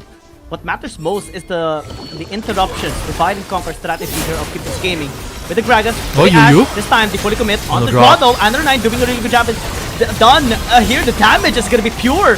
KG still committing onto the fight with Hexic Ultimatum as the H-Ross is gonna be pushed back! The KBG finds the separation again! Aaron gonna be flashing away but still unable to escape with the slowdown there by Xiaoma, and this should be Baron by Keepers Gaming. Keepers Gaming bided their time, waited for G2 Blacklist to commit a mistake, an overextension, and Draw was the one who got caught out right there. The great cast coming in from Yu, and now the Baron's being burned quickly right here by KBG. No contestation whatsoever. G2 Blacklist has been decoded once more, and KBG is happy with the results. Yeah, 12 minutes in. Baron is down. Seeing the replay right here. Draw trying to start out a fight here against KBG. Almost catching Yu out, but the stasis just buys so much time here for KBG. And Yu by the end of this fight throws out the cast to really throw things off for G2 Blacklist, isolating 2 of their members, letting KBG get 2 kills for them, and then securing that Baron. The biggest factor of that as well was the Yone KD unable to another get fight into the backline. Arrow connecting on to Golden Kite and Aaron, but still able to at least move around. This time though, they continue onto the fight, taking Adron down. That can be big here for G2 Blacklist. Continuing still onto the team fight. They turn onto the Dragon. Can Thon be able to get the steal here? No, he doesn't. The Arrow this time though is not doing anything here for Shama. Stays gonna be surprised some time here for the Thon as KD is gonna be flashing away, but the base is gonna be pushed here by KG. Base raise is gonna be possible here. Same scenario that they did on the Thunder top at this time. Ime is gonna be going there into the top side as the rest of G2 Black is going towards Xiaoma. Base Hexical is gonna be used there onto the base. Still is able to dodge a bit of that auto attacks there off KG, but the base is gonna be exposed. Nexus shield this time are gonna be diminished. Flash out here by KG. Still is gonna be re-engaging. Going back in the area. Denied. The base raise, the push of KG is not gonna happen this time. KG really wanted to end the game right there. He even went back, could have gone away, could have run away. But instead, rolled the dice, hit the Nexus one more time, put it at about 600 HP. But G2 Blacklist successfully defends their Nexus, able to fight another day. And here we are in a very even gold state. Dragon Soul was denied by G2 Blacklist against KBG Gaming, and Yang, this game is just so close. It's going on a knife's edge. Knife's edge. G2 Blacklist needs to get a huge pick, needs to get a huge fight to be able to stabilize this game right now, because KBG so far has just been really dictating the pace. Everything is on the line right now. The series, the championship is on the line for G2 Blacklist. If they get taken down here, it's over. And we have Elder Dragon spawning up in the next minute and a half. Baron as well can be a big problem later on if ever Keepers Game is going to be getting that, because a while ago we saw KG almost securing the game in the series already. 600 HP left on that Nexus. Despite the odds, Ime and Draw was able to push him back and take him down. KBG reminding everyone right now why they are the defending WRL champions. They want to make it a back-to-back championship for them. They really want to take this game right here, right now, and win the series against G2 Blacklist. But still need to do a couple more steps. They still need to secure these objectives. Baron's about to come out, as you mentioned. This could be a huge problem here for G2 Blacklist. They have a poke composition that they haven't been able to utilize yet because of the composition the KBG has. Let's see if KD as well as Aaron. Oh, KD almost getting caught out right there. But if Golden Kite and Aaron is able to slow down the poke on KBG before a fight starts, that could be a winning formula for G2 Blacklist. But look at where KG is right now. He's on the bot side of the map. Another split push from him. Absolutely. Not with the Fiora this time, but with a Camille. Is actually doing a really good job just pressuring down the macro here of G2 Blacklist. This time they fully commit. Still, Executive and the hookshot to disengage. And then as well is in the area just in case he does pose a bit of a problem here in the push. G2 Blacklist still feels every bit of pressure that KBG is giving towards them, and it's not done just yet. Elder Dragon's gonna be available and started by KBG. Yeah, Elder has been started right there. True Shock Barrage was used to check the area, but Elder is not being pursued right now by KBG. They want G2 to come in, and now G2 Blacklist needs to find a pick, needs to find a fight that they could take down KBG to turn things around. They have to. Desperation plays. Desperation is gonna be high on the side of G2 Blacklist. Let's see if they are gonna turn onto onto KBG. That's the goal here of Keepless Gaming. They want G2 Blacklist to be desperate and make a mistake. They want to force a mistake towards G2 Blacklist. So far, the bait is not yet being taken by G2 Blacklist despite KBG starting the objective, starting the Elder Dragon time and time again. They're not responding just yet. Yeah, not responding just yet. Actually, KBG pulling away from the Elder Drake right now. A lot of their members are in the mid lane as well as the top side of the map in the jungle. Might be clearing away some vision. KG might be catching out Ime on the side though, but after the Aatrox does run, actually no, they're fighting it out. Arrow as well is gonna be connecting. This can be disastrous, but Aaron's gonna be here just to help out and signals KBG to maybe start the Baron. Because they have the numbers advantage. Also, the Aatrox has to go back into the base to regain his HP. KD's gonna be in the area just waiting by the Blast Stone. Still, it's gonna be checking with the Soul and Bound draw. Is taking a bit of damage there. Andran throwing the needles out. Has to miss as well to dodge some of the abilities here of G2 Blacklist to force them back. Still, untouched, unscathed here. G2 Blacklist remains defending everything right now. Ime is having a bit of a hard time in the top. It has to disengage. KG is going to check the area as well here. Out to Dragon Pit. KG continues the pressure into the top side. They have the Aatrox, they have the Jace as well, working around there in tandem. 2 versus 1 in the top lane, but the Elder Dragon still chunked down to half. KBG continuing on the pressure. They want G2 Blacklist to be tilted right now. They want them to make a mistake. They want them to be forced out, to be desperate. The Triple Raj is going to be coming through. 6,000 HP left on the Elder Dragon. KBG still waiting for an opening. Waiting patiently, buying enough space, buying enough time. KBG commits on to draw. This time around, Draw gonna be using the ult. Still, Arrows gonna be doing quite a bit of damage onto him as well. Still able to stay alive. Backline's gonna be breached this time around though. Stasis to the right side as well. Still, the Gwen is gonna be staying alive. Top side as well. KG 1v1 against Aaron. Still, Ime doing the work. The Darken Blade is gonna be landed here onto the member seat of Keepless Gaming. Shaman's gonna be chased away. Dawn unable to get anything, and Keep Best Gaming this time are gonna be threatened. 3 versus 3. Oh no, Ime is gonna be dashing out of the pit here of the Dragon. The Dawn still pressuring down KG, unable to push in the top lane as KBG remains stable in this fight. Yeah, what G2 Blacklist was able to secure right there was the pressure. They relieved the pressure from KBG. KG was just threatening the top side with that split push. The open Nexus earlier was such a big point of pressure against G2 Blacklist, but KBG said, we can't secure Elder. We're gonna be starting out the Baron right now, and I don't think G2B has any idea that the Baron's about to fall against KBG. They will now. Scryer's Bloom spots them out. G2 Blacklist this time, they were able to push them back without the Baron buff. But this time, they are starting the Elder Dragons. Yu's gonna be the one to check the pit. Stan is gonna be here in a short while. Aaron can be in a bad spot this time around. Adonai is gonna be going in as well. Still, it's gonna be fine. KD turns here on the one here. The backside is gonna be breached. Shaman's gonna be dead. Next thing, to the backside still. The Dawn is gonna be waiting for the opportunity to get the spike in onto the Elder Dragon still. Aaron blasts him off with the shock blast. Undernight as well is gonna be taking down. The triple get already here for Aaron. Cage is just gonna be shouting away. He's running away. Going to disengage, but this time it's the best opportunity right now for G2 Black to push in the mid lane. They have the Baron Farm minutes here on the side. Keepless Game is not gonna be helping them at all. Use up on the recall. Cage is gonna be chasing him out. Mid lane is gonna be pushed here by G2 Blacklist. Inhibitor tower is gonna be prone here. This time by G2 Blacklist. The 1v5 they keep on breathing. This time they keep on believing. And you can never discount G2 Blacklist as they turn onto the Nexus. And KBG this time has to go one more game against G2 Blacklist. Another comeback win from G2 Blacklist, extending our series here to a game number 7. We couldn't ask for more, Giang.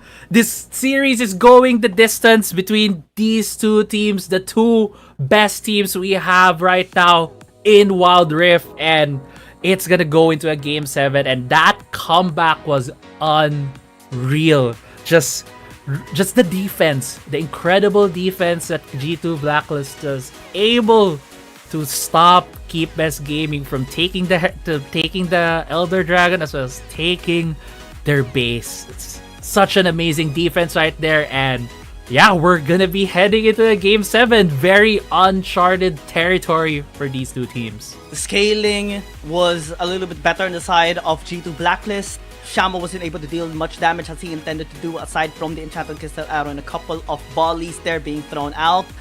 Anra9 tried to free hit, tried to pressure from the side, from the flank. That is not possible this time around, especially with so much damage coming in on the side of G2 Blacklist. And Aaron, man, on this Jace has popped up so much from minute 1. And his gank to the bottom lane was top-notch as well. His takedown on the Thon was the pinnacle of this fight. Yeah, that was so crucial to take down the Thon. When that second Elder Drake fight happened, when they were all congregating there, the Thon was caught out by G2B. He had to use his stasis and then flash away, burn his GA, then jumped away, and G2B was able to take him down, preventing any chance of a steal on the Elder Drake. And look at that head-to-head. Aaron dominating the matchup against Anra9 in game 6. Triple kill by Aaron in that last fight. I think he has to have this MVP. I mean, his performance is massive here in this game. G2 Blacklist had this win because of him, but KD regardless did a really good job as well on the team fights as well. Every time he lands a Fate Seal on the crucial members of KBG, everyone follows up and everyone delivers. And delivery right now is game 7 in the grand finals. We have one more game, everybody, to decide and crown the victor, the champions of Wild Rift League Asia season number 2. Hold your horses, everybody. We'll just go in a short break. But after this one, it's time for the grand finale of the one last game for tonight.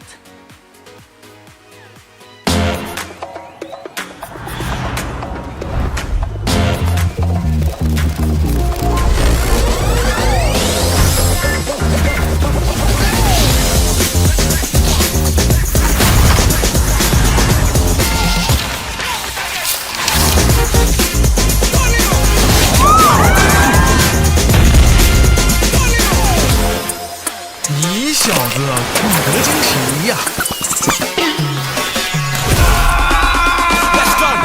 Sicker than the wizard with a top hat. So heavy when I drop it like a backpack. Chit chat, best stick it in a WhatsApp. Looking at the glitter in your Snapchat. What's that? You break like a plate in an earthquake on the first day, like a clown at birthday. Too late, gotta wait for the first day. 牛啊，这个球！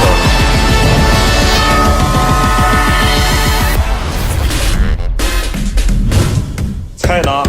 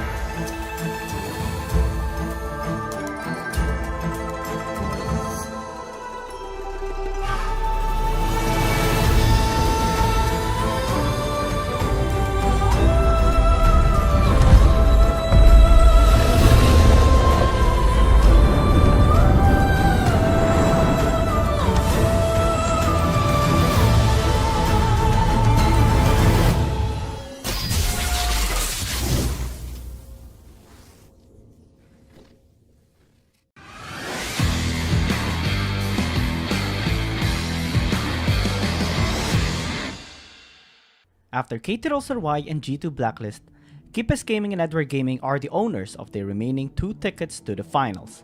Surprises unfolded in the last matches of the playoffs.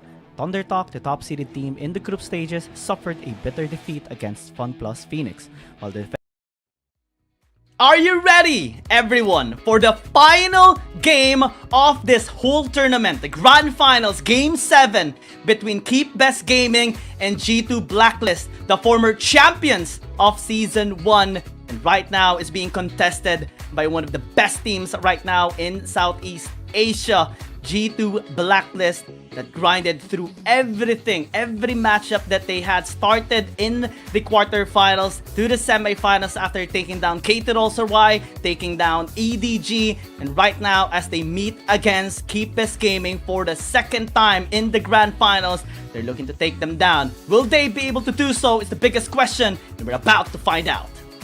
Yeah, we're about to find out here, Giyang. It all boils down to this game. Game 7. We're going the distance. G2 Blacklist on their road on that Cinderella run from the lower bracket, from facing everyone in the playoffs. And as you look at that trophy right there, that is the trophy that both of these teams are fighting for. Silver With Scrapes. G2 Blacklist able to take revenge against Keepes Gaming, who denied APAC that win last season. Or will Keepes Gaming able to go back-to-back? We'll be seeing it here, Giyang, as I hope it will be starting the draft soon. But look, you hear it? Yeah. Silver hear it. Scrapes. The Silver music. Scrapes. Let's cherish it for a few seconds before we start.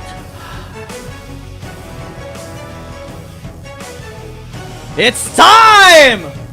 Are you ready for the last match?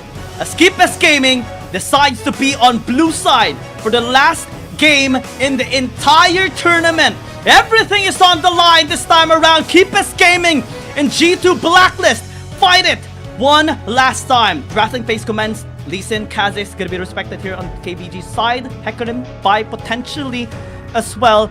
The Ezreal is going to be contested here for sure. Evelyn banned away by Keepes Gaming. So much respect for KD. They need to take that away because the Tan is not the type of guy who will be playing that champion. Now, what will be the first pick of KBG? Shen is open. One of the picks that we have been seeing that Han really play his heart out on the champ. But now Ezreal has been picked here. One of the more priority picks we have seen in the series so far. Ooh. Is G2 Blacklist going for flex picks this time around? This is very similar. We know this strategy already. Camille, Nautilus, anything can be made. Anything can be flexed out into top lane, mid lane, jungle, and even a support here for the Nautilus. Yeah, but the danger here, right, is they left the Shen open for the Tan. So if this is gonna be a repeat of what KBG did in, I believe it was Game 5, where it was a jungle Nautilus as well as the mid lane Camille for KBG. It dealt so much damage on the single target. You can just go on the side lane and pick one target out. The thing is, there is a Shen. The Shen can just pop the Stand United and prevent that kill coming in, if that is going to be the strategy here coming in from G2B. Varus is going to be locked in. I mean, one way to deal with so much shields is just have the biggest burst damage based on AP, based on health. This time, Alistar as well going to be denied here for Yu, one of his signature champions, alongside with the Gragas. Ornn is still available in case he does decide on going on that route. But again, the picks here of G2 Blacklist dictates that they want to be flexible in their decision making for their positions. Ornn can still be picked up here, Nautilus can still go into the jungle, Camille can still go in the mid lane if Aaron wants to give Andrai 9 a bit of trouble as well there. This feels a bit dangerous right now for G2B. For example, if this Nautilus is not going to go into the hands of KD, the bans are all jungle champs at this point. 4 jungle bans right now. If KD is going to go back to that Shyvana, it wasn't one of the best performances we have seen from him. So right now, KBG trying to really sniff out if KD is what he's going to pick in this last game of the season. And I can't believe for so long, since November, since October, November. That's when we started here in Wild Rift League Asia. It has been 4 months, but we're in the conclusion already. Kassadin for Anra 9 as the Vladimir gets picked up here by Aaron. For the last game of the season, he brings out the Kassadin, the champion that we have seen when we were looking about it, some of the most successful champions that Anra 9 has had to carry the team. Gwen has failed him. Kali is a ban, so now he falls back to the Kassadin. And for the last pick for this draft, it's gonna be another Aatrox game for Ime against Argretic on the top side. We have seen the Aatrox dominate that matchup. We'll see that's gonna be the same here as we get into this game. Anra 9 has never dropped a single game, never lost a game on a Kassadin. This is how crucial it is right now for G2 Blacklist. He has picked up the Kassadin 5 times, 6 times, and won every single game and has bursted out and dominated every mid lane matchup. The best mid laner here in Wild Rift League Asia is about to be facing Aaron once again on a Vladimir Kassadin matchup. Everything right now is going to be very important. Every minor, every single detail is going to be the biggest of them all as well. The final game in Wild Rift League Asia Season 2 Grand Finals is about to start. And I'm so excited here, Giyang. We're gonna be able to see which team takes it all, which team will be crowned champions, and KBG and G2 Blacklist. I want to see them putting it all out there. I want to see a game coming from them that they will leave no regrets. It's just putting it down all on the rift right now between these two teams, and we're starting it out. So far, no jungle shenanigans coming out from both of these teams.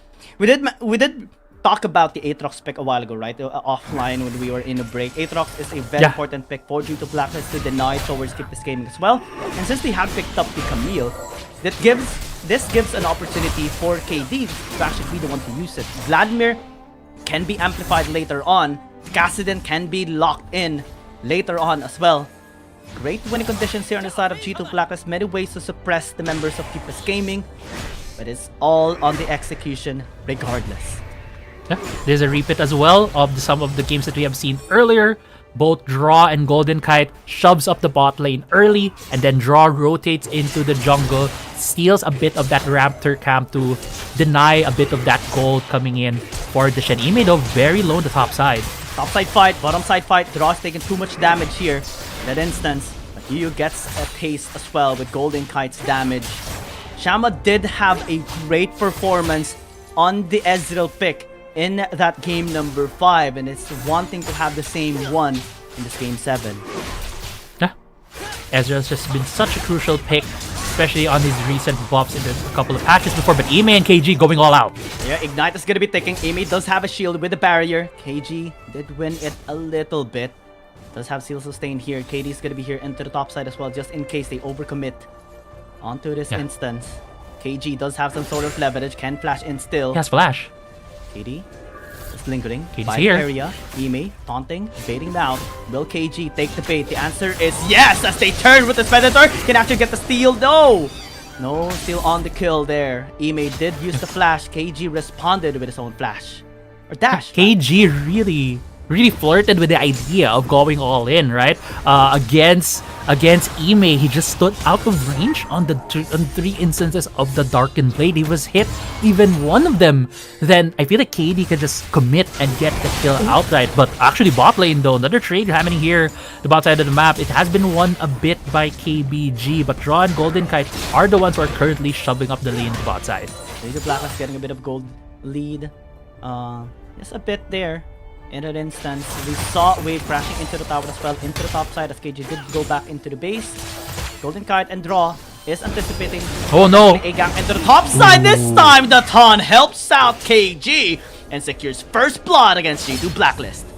Yeah, it could have been a Stan United player right there from the Ton. The Shen, whenever he has the Shen, he just really uses the Stan United in these times. Draw almost getting the hook right there on you. You're just missing out on it, and KD is recalling on the ward right on the bot side. Yeah, could have been the best possible play there in the bottom lane because Yu wasn't level 5 just yet. Shama as well. That could have been the best possible opportunity for them to maybe secure 2 kills, or at least 1. Yeah. Oh, actually, Shama trying to prevent some recalls with the ultimate right there. We're gonna see the top side. KG actually hitting 5 earlier. Ime does hit it as well, but yeah, just the Stan United play.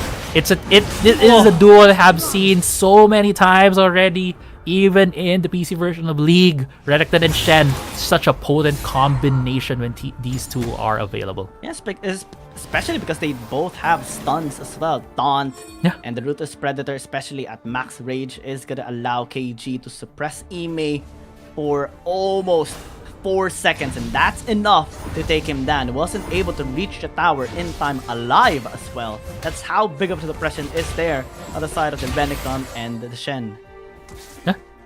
Now, G2 Blacklist, a bit of the back foot, but this is a position that they have seen themselves throughout this series. The 2 out of the 3 games they've won so far have been on comebacks, and right now, G2B feels like they're in the same position in this game so far. We're nearing the 5-minute mark. Herald and Dragon are going to be spawning. And so far, whoever gets the Herald will be able to get a huge advantage in their early game by getting that gold from the first turret of the game. Keepers Gaming does love securing the Dragon stacks early, potentially just zoning out, threatening for soul as well. The Blacklist are trailing back behind. Almost 2,000 gold. That's not a good signal right now here. Not a good situation to be in against a scaling composition with a Kassadin of Keepers Gaming. The wards in the bot side for KBG have been immaculate. It has always spotted out KD who's going to the bot side. Now though, the Dragon is the one that's being targeted here by G2 Blacklist, while looking at the other end, the Ton is on the top side getting the Herald. They can go for 2 for 2 if ever Yu and Andra9 does pose a threat there onto the Dragon. Looks like they're not going to be doing that.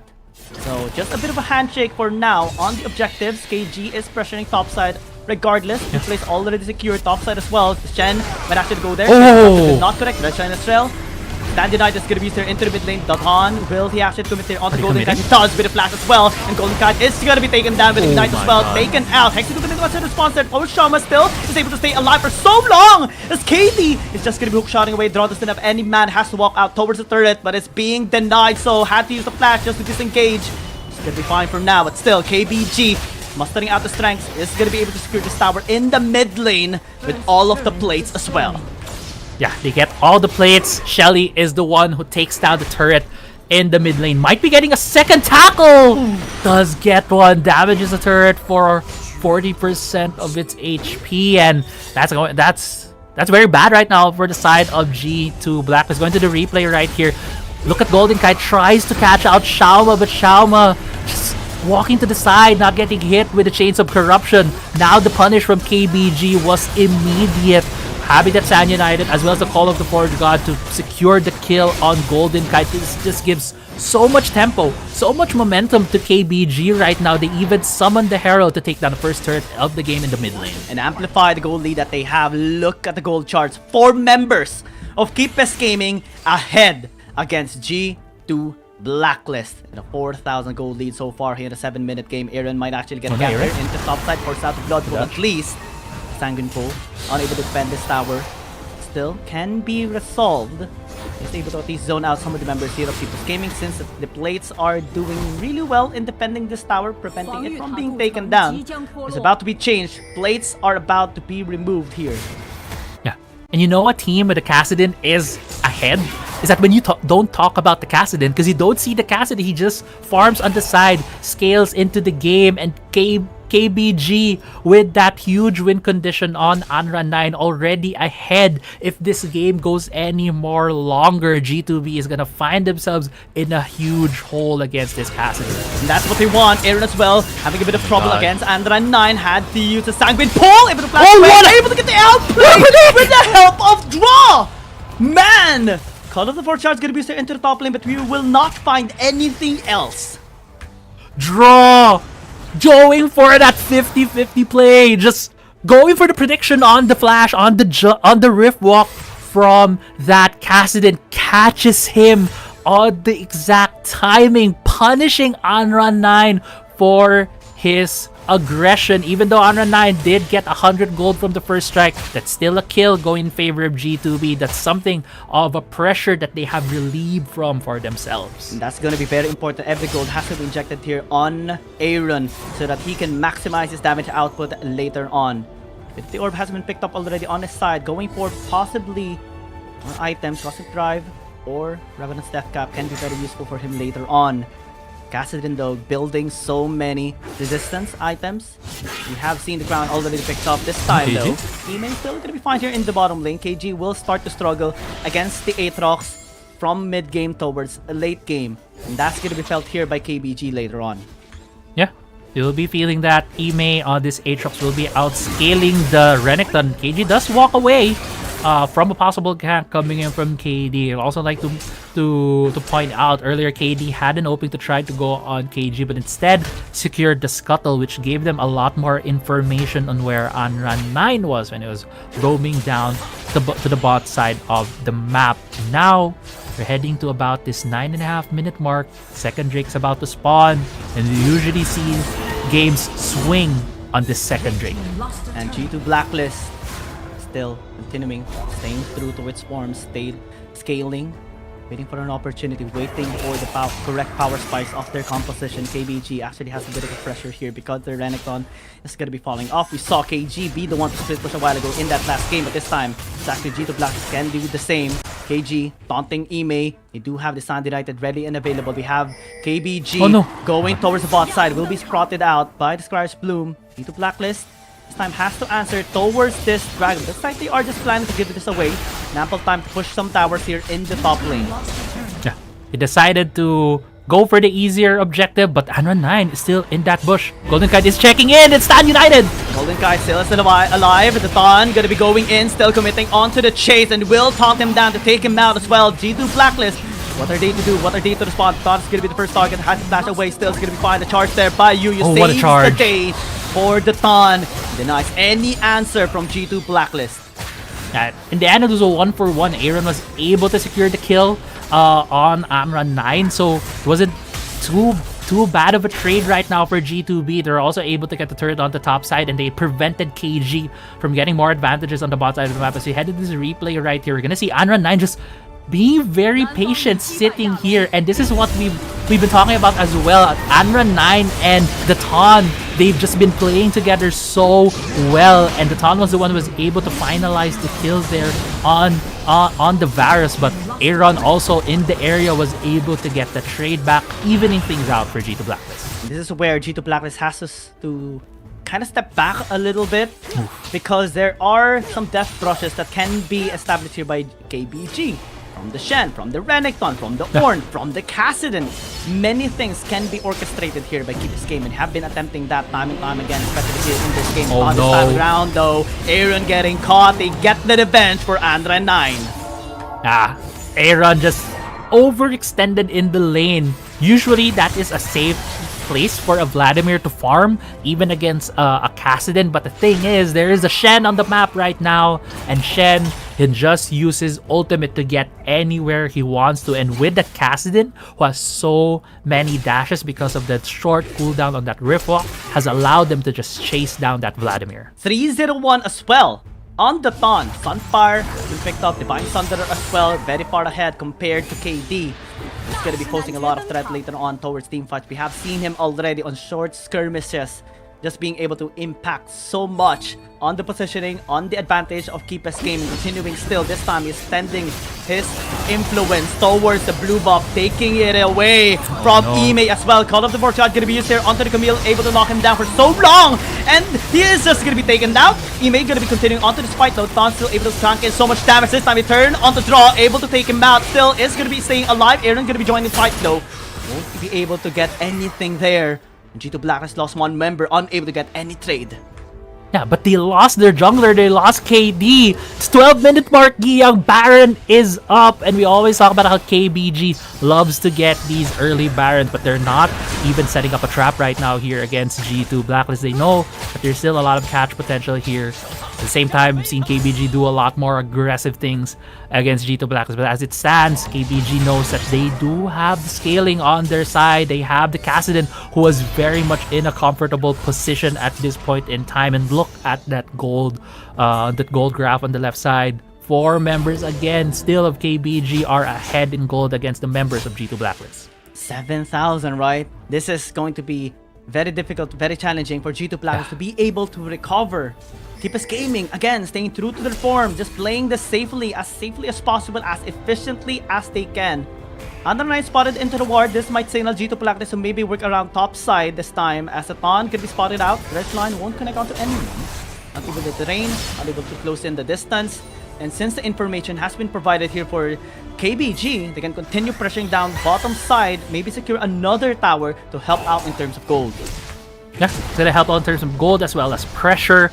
There are 2 members of KBG right now on the bot side. The turret is very healthy though, so not gonna be a lot of takes right now in the bot side of the map. KBG right now trying to just keep control over this mid lane. The mid lane first year turret is still up for KBG, so in terms of that mid lane control, it's definitely gonna be in favor of KBG.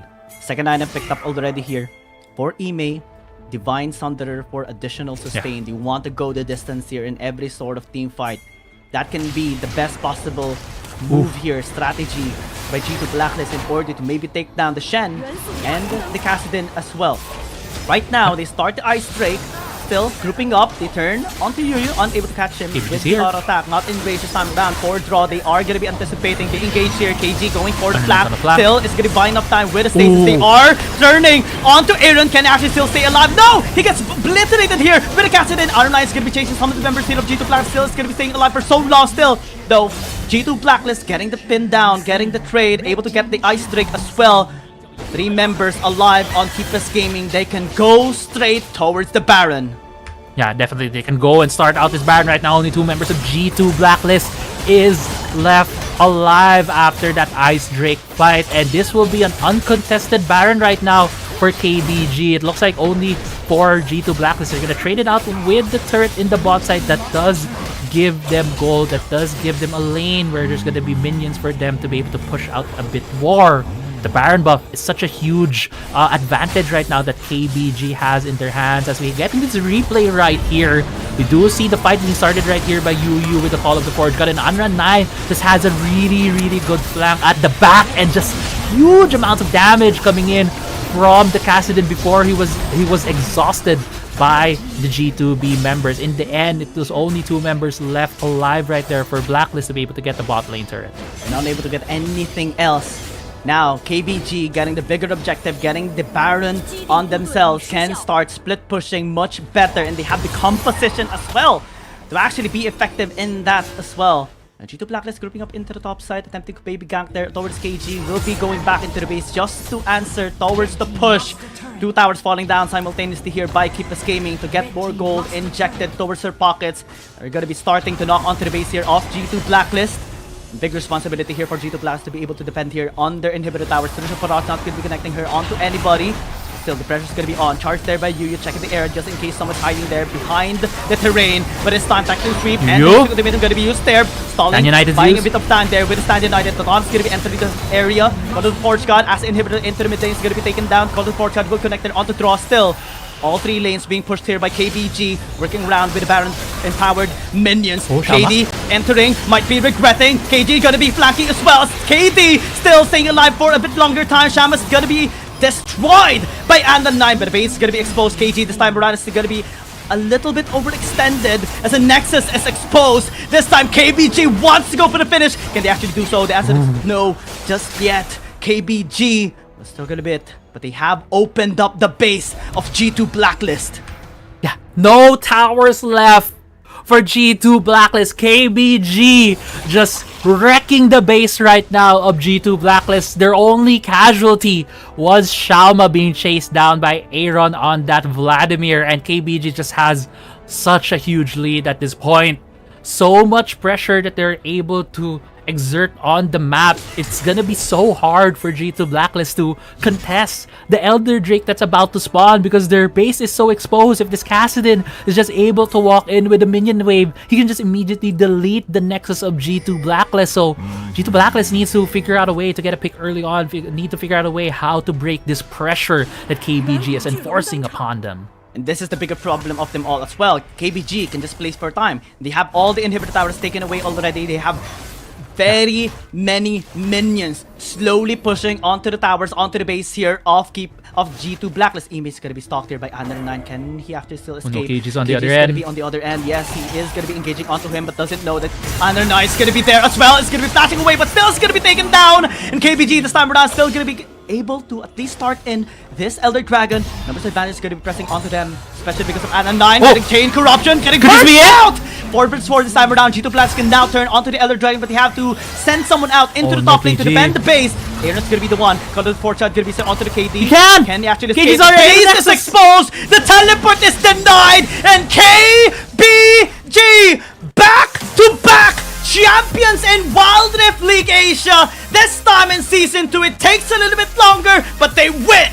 Back-to-back champions and are crowned here right now as the best team in Southeast Asia. Congratulations to Keep Best Gaming, able to defend their title in the WRLA, securing the second championship for them as we see them raising up their trophy. Congratulations to Keep Best Gaming. It is in their name. They are the best and they keep on winning as well. They will be crowned the Wild Rift League Asia Season 2 champions again. The back-to-back champions. Definitely it's gonna be a tough name to beat 破浪 here. 乘风，冠军加冕，让我们再一次恭喜 KBG 拿下了 G2 属于你们第3座冠军奖杯。我现在真的非常非常的激动，我相信在场的每一个人都是。那首先我们先进行一些小小的赛后采访，好不好？第一个问题想要问到 KG， 因为我觉得你的存在一直都是提高团队上限的这样一个作用，包括今天第2把，你一直通过你的剑姬，然后去在边线带线。想请问一下，当时你是怎么考虑的呢？ 不好意思，就是剑姬是我们比较熟悉的英雄嘛，就拿到这个英雄，就是我们会有我们自己的战术打法的。 Okay, so the first question is, your performance always increase the whole team's ceiling. So you prefer to stay in the top line, so maybe in the game 3. So how do you consider at that time? And his answer is, I think Fiona, this champion is pretty similar to me, pretty familiar to me, and we have on our play styles. 那第2个问题想问到就是大唐，我觉得大唐选手你真的是今天的惩戒给你们团队带来了稳稳的幸福。你当时真的通过一个抢龙。 拿到了非常非常多的机会，想请问一下，你是怎样在这种比如说起起伏伏的情况下保持良好的心态的呢？就是不急，然后那个惩戒，就是按下去都不知道那个龙就抢下来了，就是这么简单的事情吗？对。那有没有自己抢下龙之后非常激动之类的呢？没有吧，一般都是队友比较激动，就是。 OK， 那看来队友也是非常为你的精彩操作而感到自豪了。So this question goes for Datang. You're like you absolutely is the smite man today, and you create so many opportunity for your whole team. So how do you stabilize your mentality in such intense match? And this answer is, I think I just stay calm and I feel really easy to make a smite, and I think I'm really easy to. Get the Baron or get the Dragon, and at that time my teammates will be so excited. 那第3个问题也是想要请到我们的安然九了。今天真的现场所有人给安然九一点掌声好不好？真的你今天的5杀太帅气了。想请问一下，你觉得在决赛拿到5杀和平时拿5杀会有什么不同吗？可能决赛拿到5杀更开心吧，因为我感觉应该算是一个完美谢幕吧。 那你觉得这个5杀对你来说的意义有哪些呢？意义的话还是非常，对你自己的能力的一种肯定，对吗？确实啊，今年可以说 KBG 他们的状态一直都是起起伏伏的，包括我之前采访2.9的时候，他也说，可能前一段时间状态没有那么好，然后他们只需要赢一场，那个自信的 KBG 就回来了。所以我觉得今天站在决赛的领奖台上面，站在决赛的冠军的舞台上面，也是对你能力最好的证明，对不对？是的。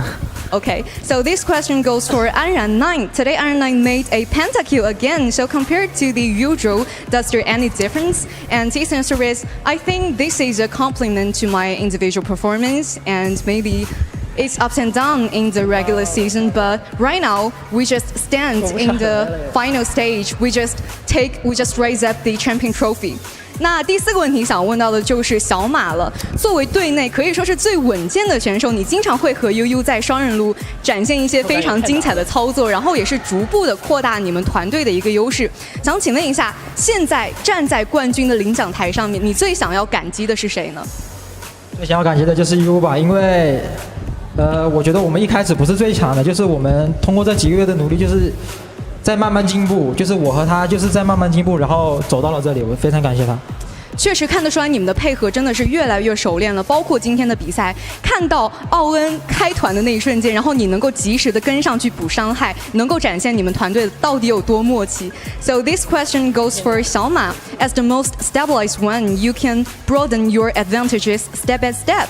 Now, who do you want to thanks for? And his answer is, maybe like you, my support. I think we aren't the best in the very first beginning, but we just maybe made some progress, and now we just can stay on the champion stage, and I feel really honored to be here. 那最后一个问题，问到选手的问题，也是问到悠悠选手了。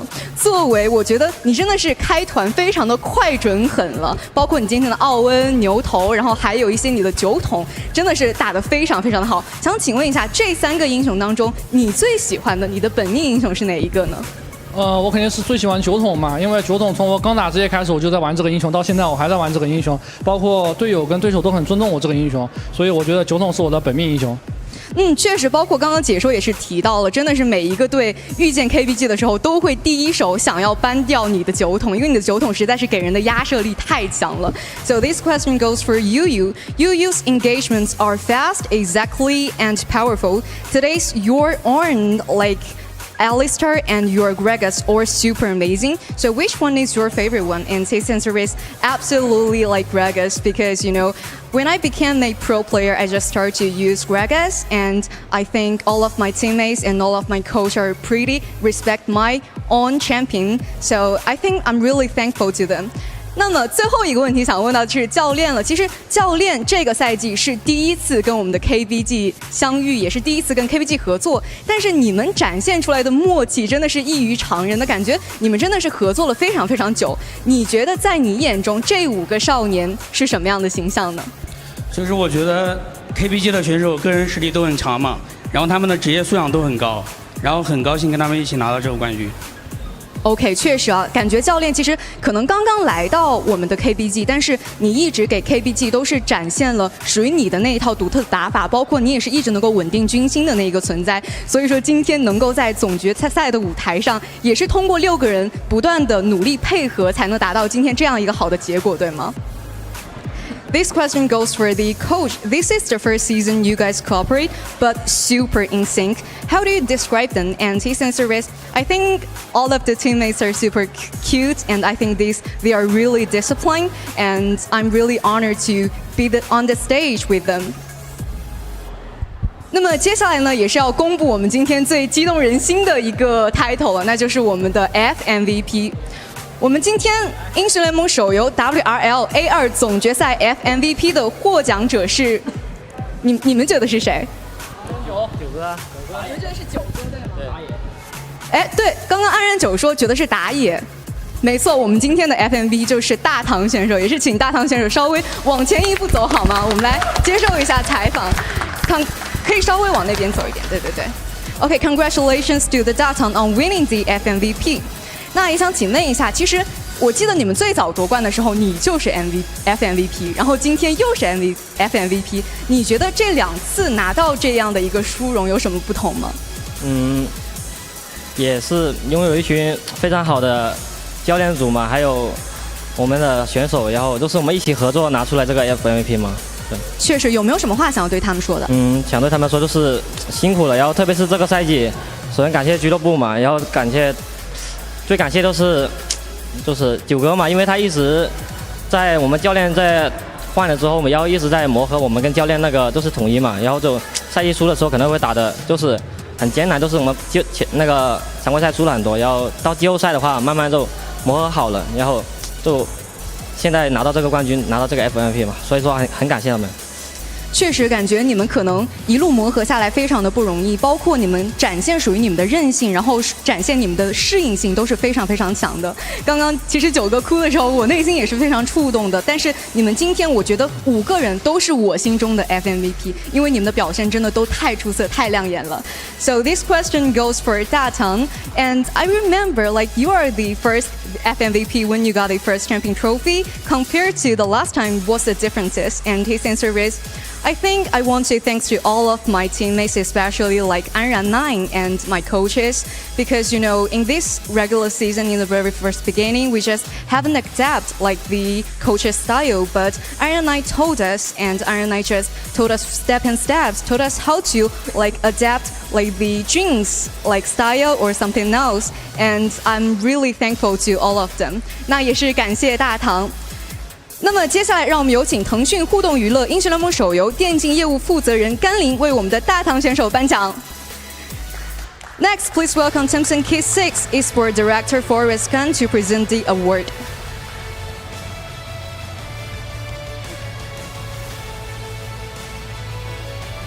好的，那我们也是稍稍往后退一步，然后我们进行一个集体的大合影，好吗？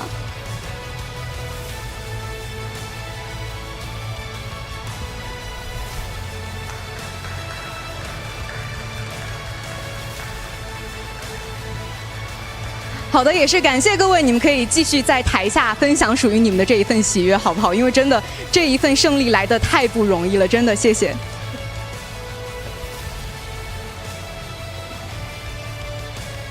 属于 KBG 的王朝仍然还在继续，在戳力奋发中点亮荣耀，金雨洒落之际尽显锋芒。这漫天的金雨其实象征着的就是每一位选手他们用热血青春书写下的完美谢幕，也是象征着每一位无数的电竞爱好者站在理想之巅，眺望远方，破浪前行。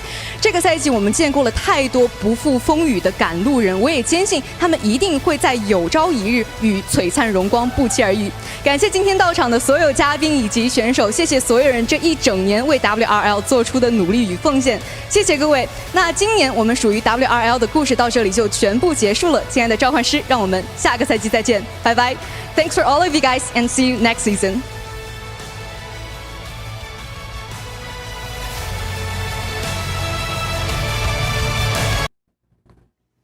It has been an incredible journey for us all. Congratulations towards the champions of Wild Rift Season number 2, KBG Gaming being the best team in Southeast Asia. Any final words, Crazy Apple, before we head out? There's just a lot of process, right? It's the final day of season 2 of the WRL. There's a lot of process here, especially in that final series. A lot of things to look back on between these two teams. It definitely was a close series. I wouldn't have asked for anything more in terms of how close that was between KBG and G2B. Even though G2B lost, I feel like they can still put their heads up high of how close that was. It felt like at the end, right there in Game 7, it was all about execution at the end, and G2B still they can hold their heads up high to say that they are the best team in APAC, and they proved that they're here in this series against KBG. But in the end, it was still KBG able to successfully defend their title, and I'm just so happy to see that here. I'm so happy to cast this series with Yu Yang, to see everything that we have had so far here in the second season of WRLA. It's a pleasure for me as well, and thanks to you, it has been such an amazing experience. I thank the community as well. I thank the viewers, I thank the organizers for making this happen, making this such a wonderful and a memorable experience for us all. And for G2 Blacklist, it's still, we're very, very proud of them for their performance right now.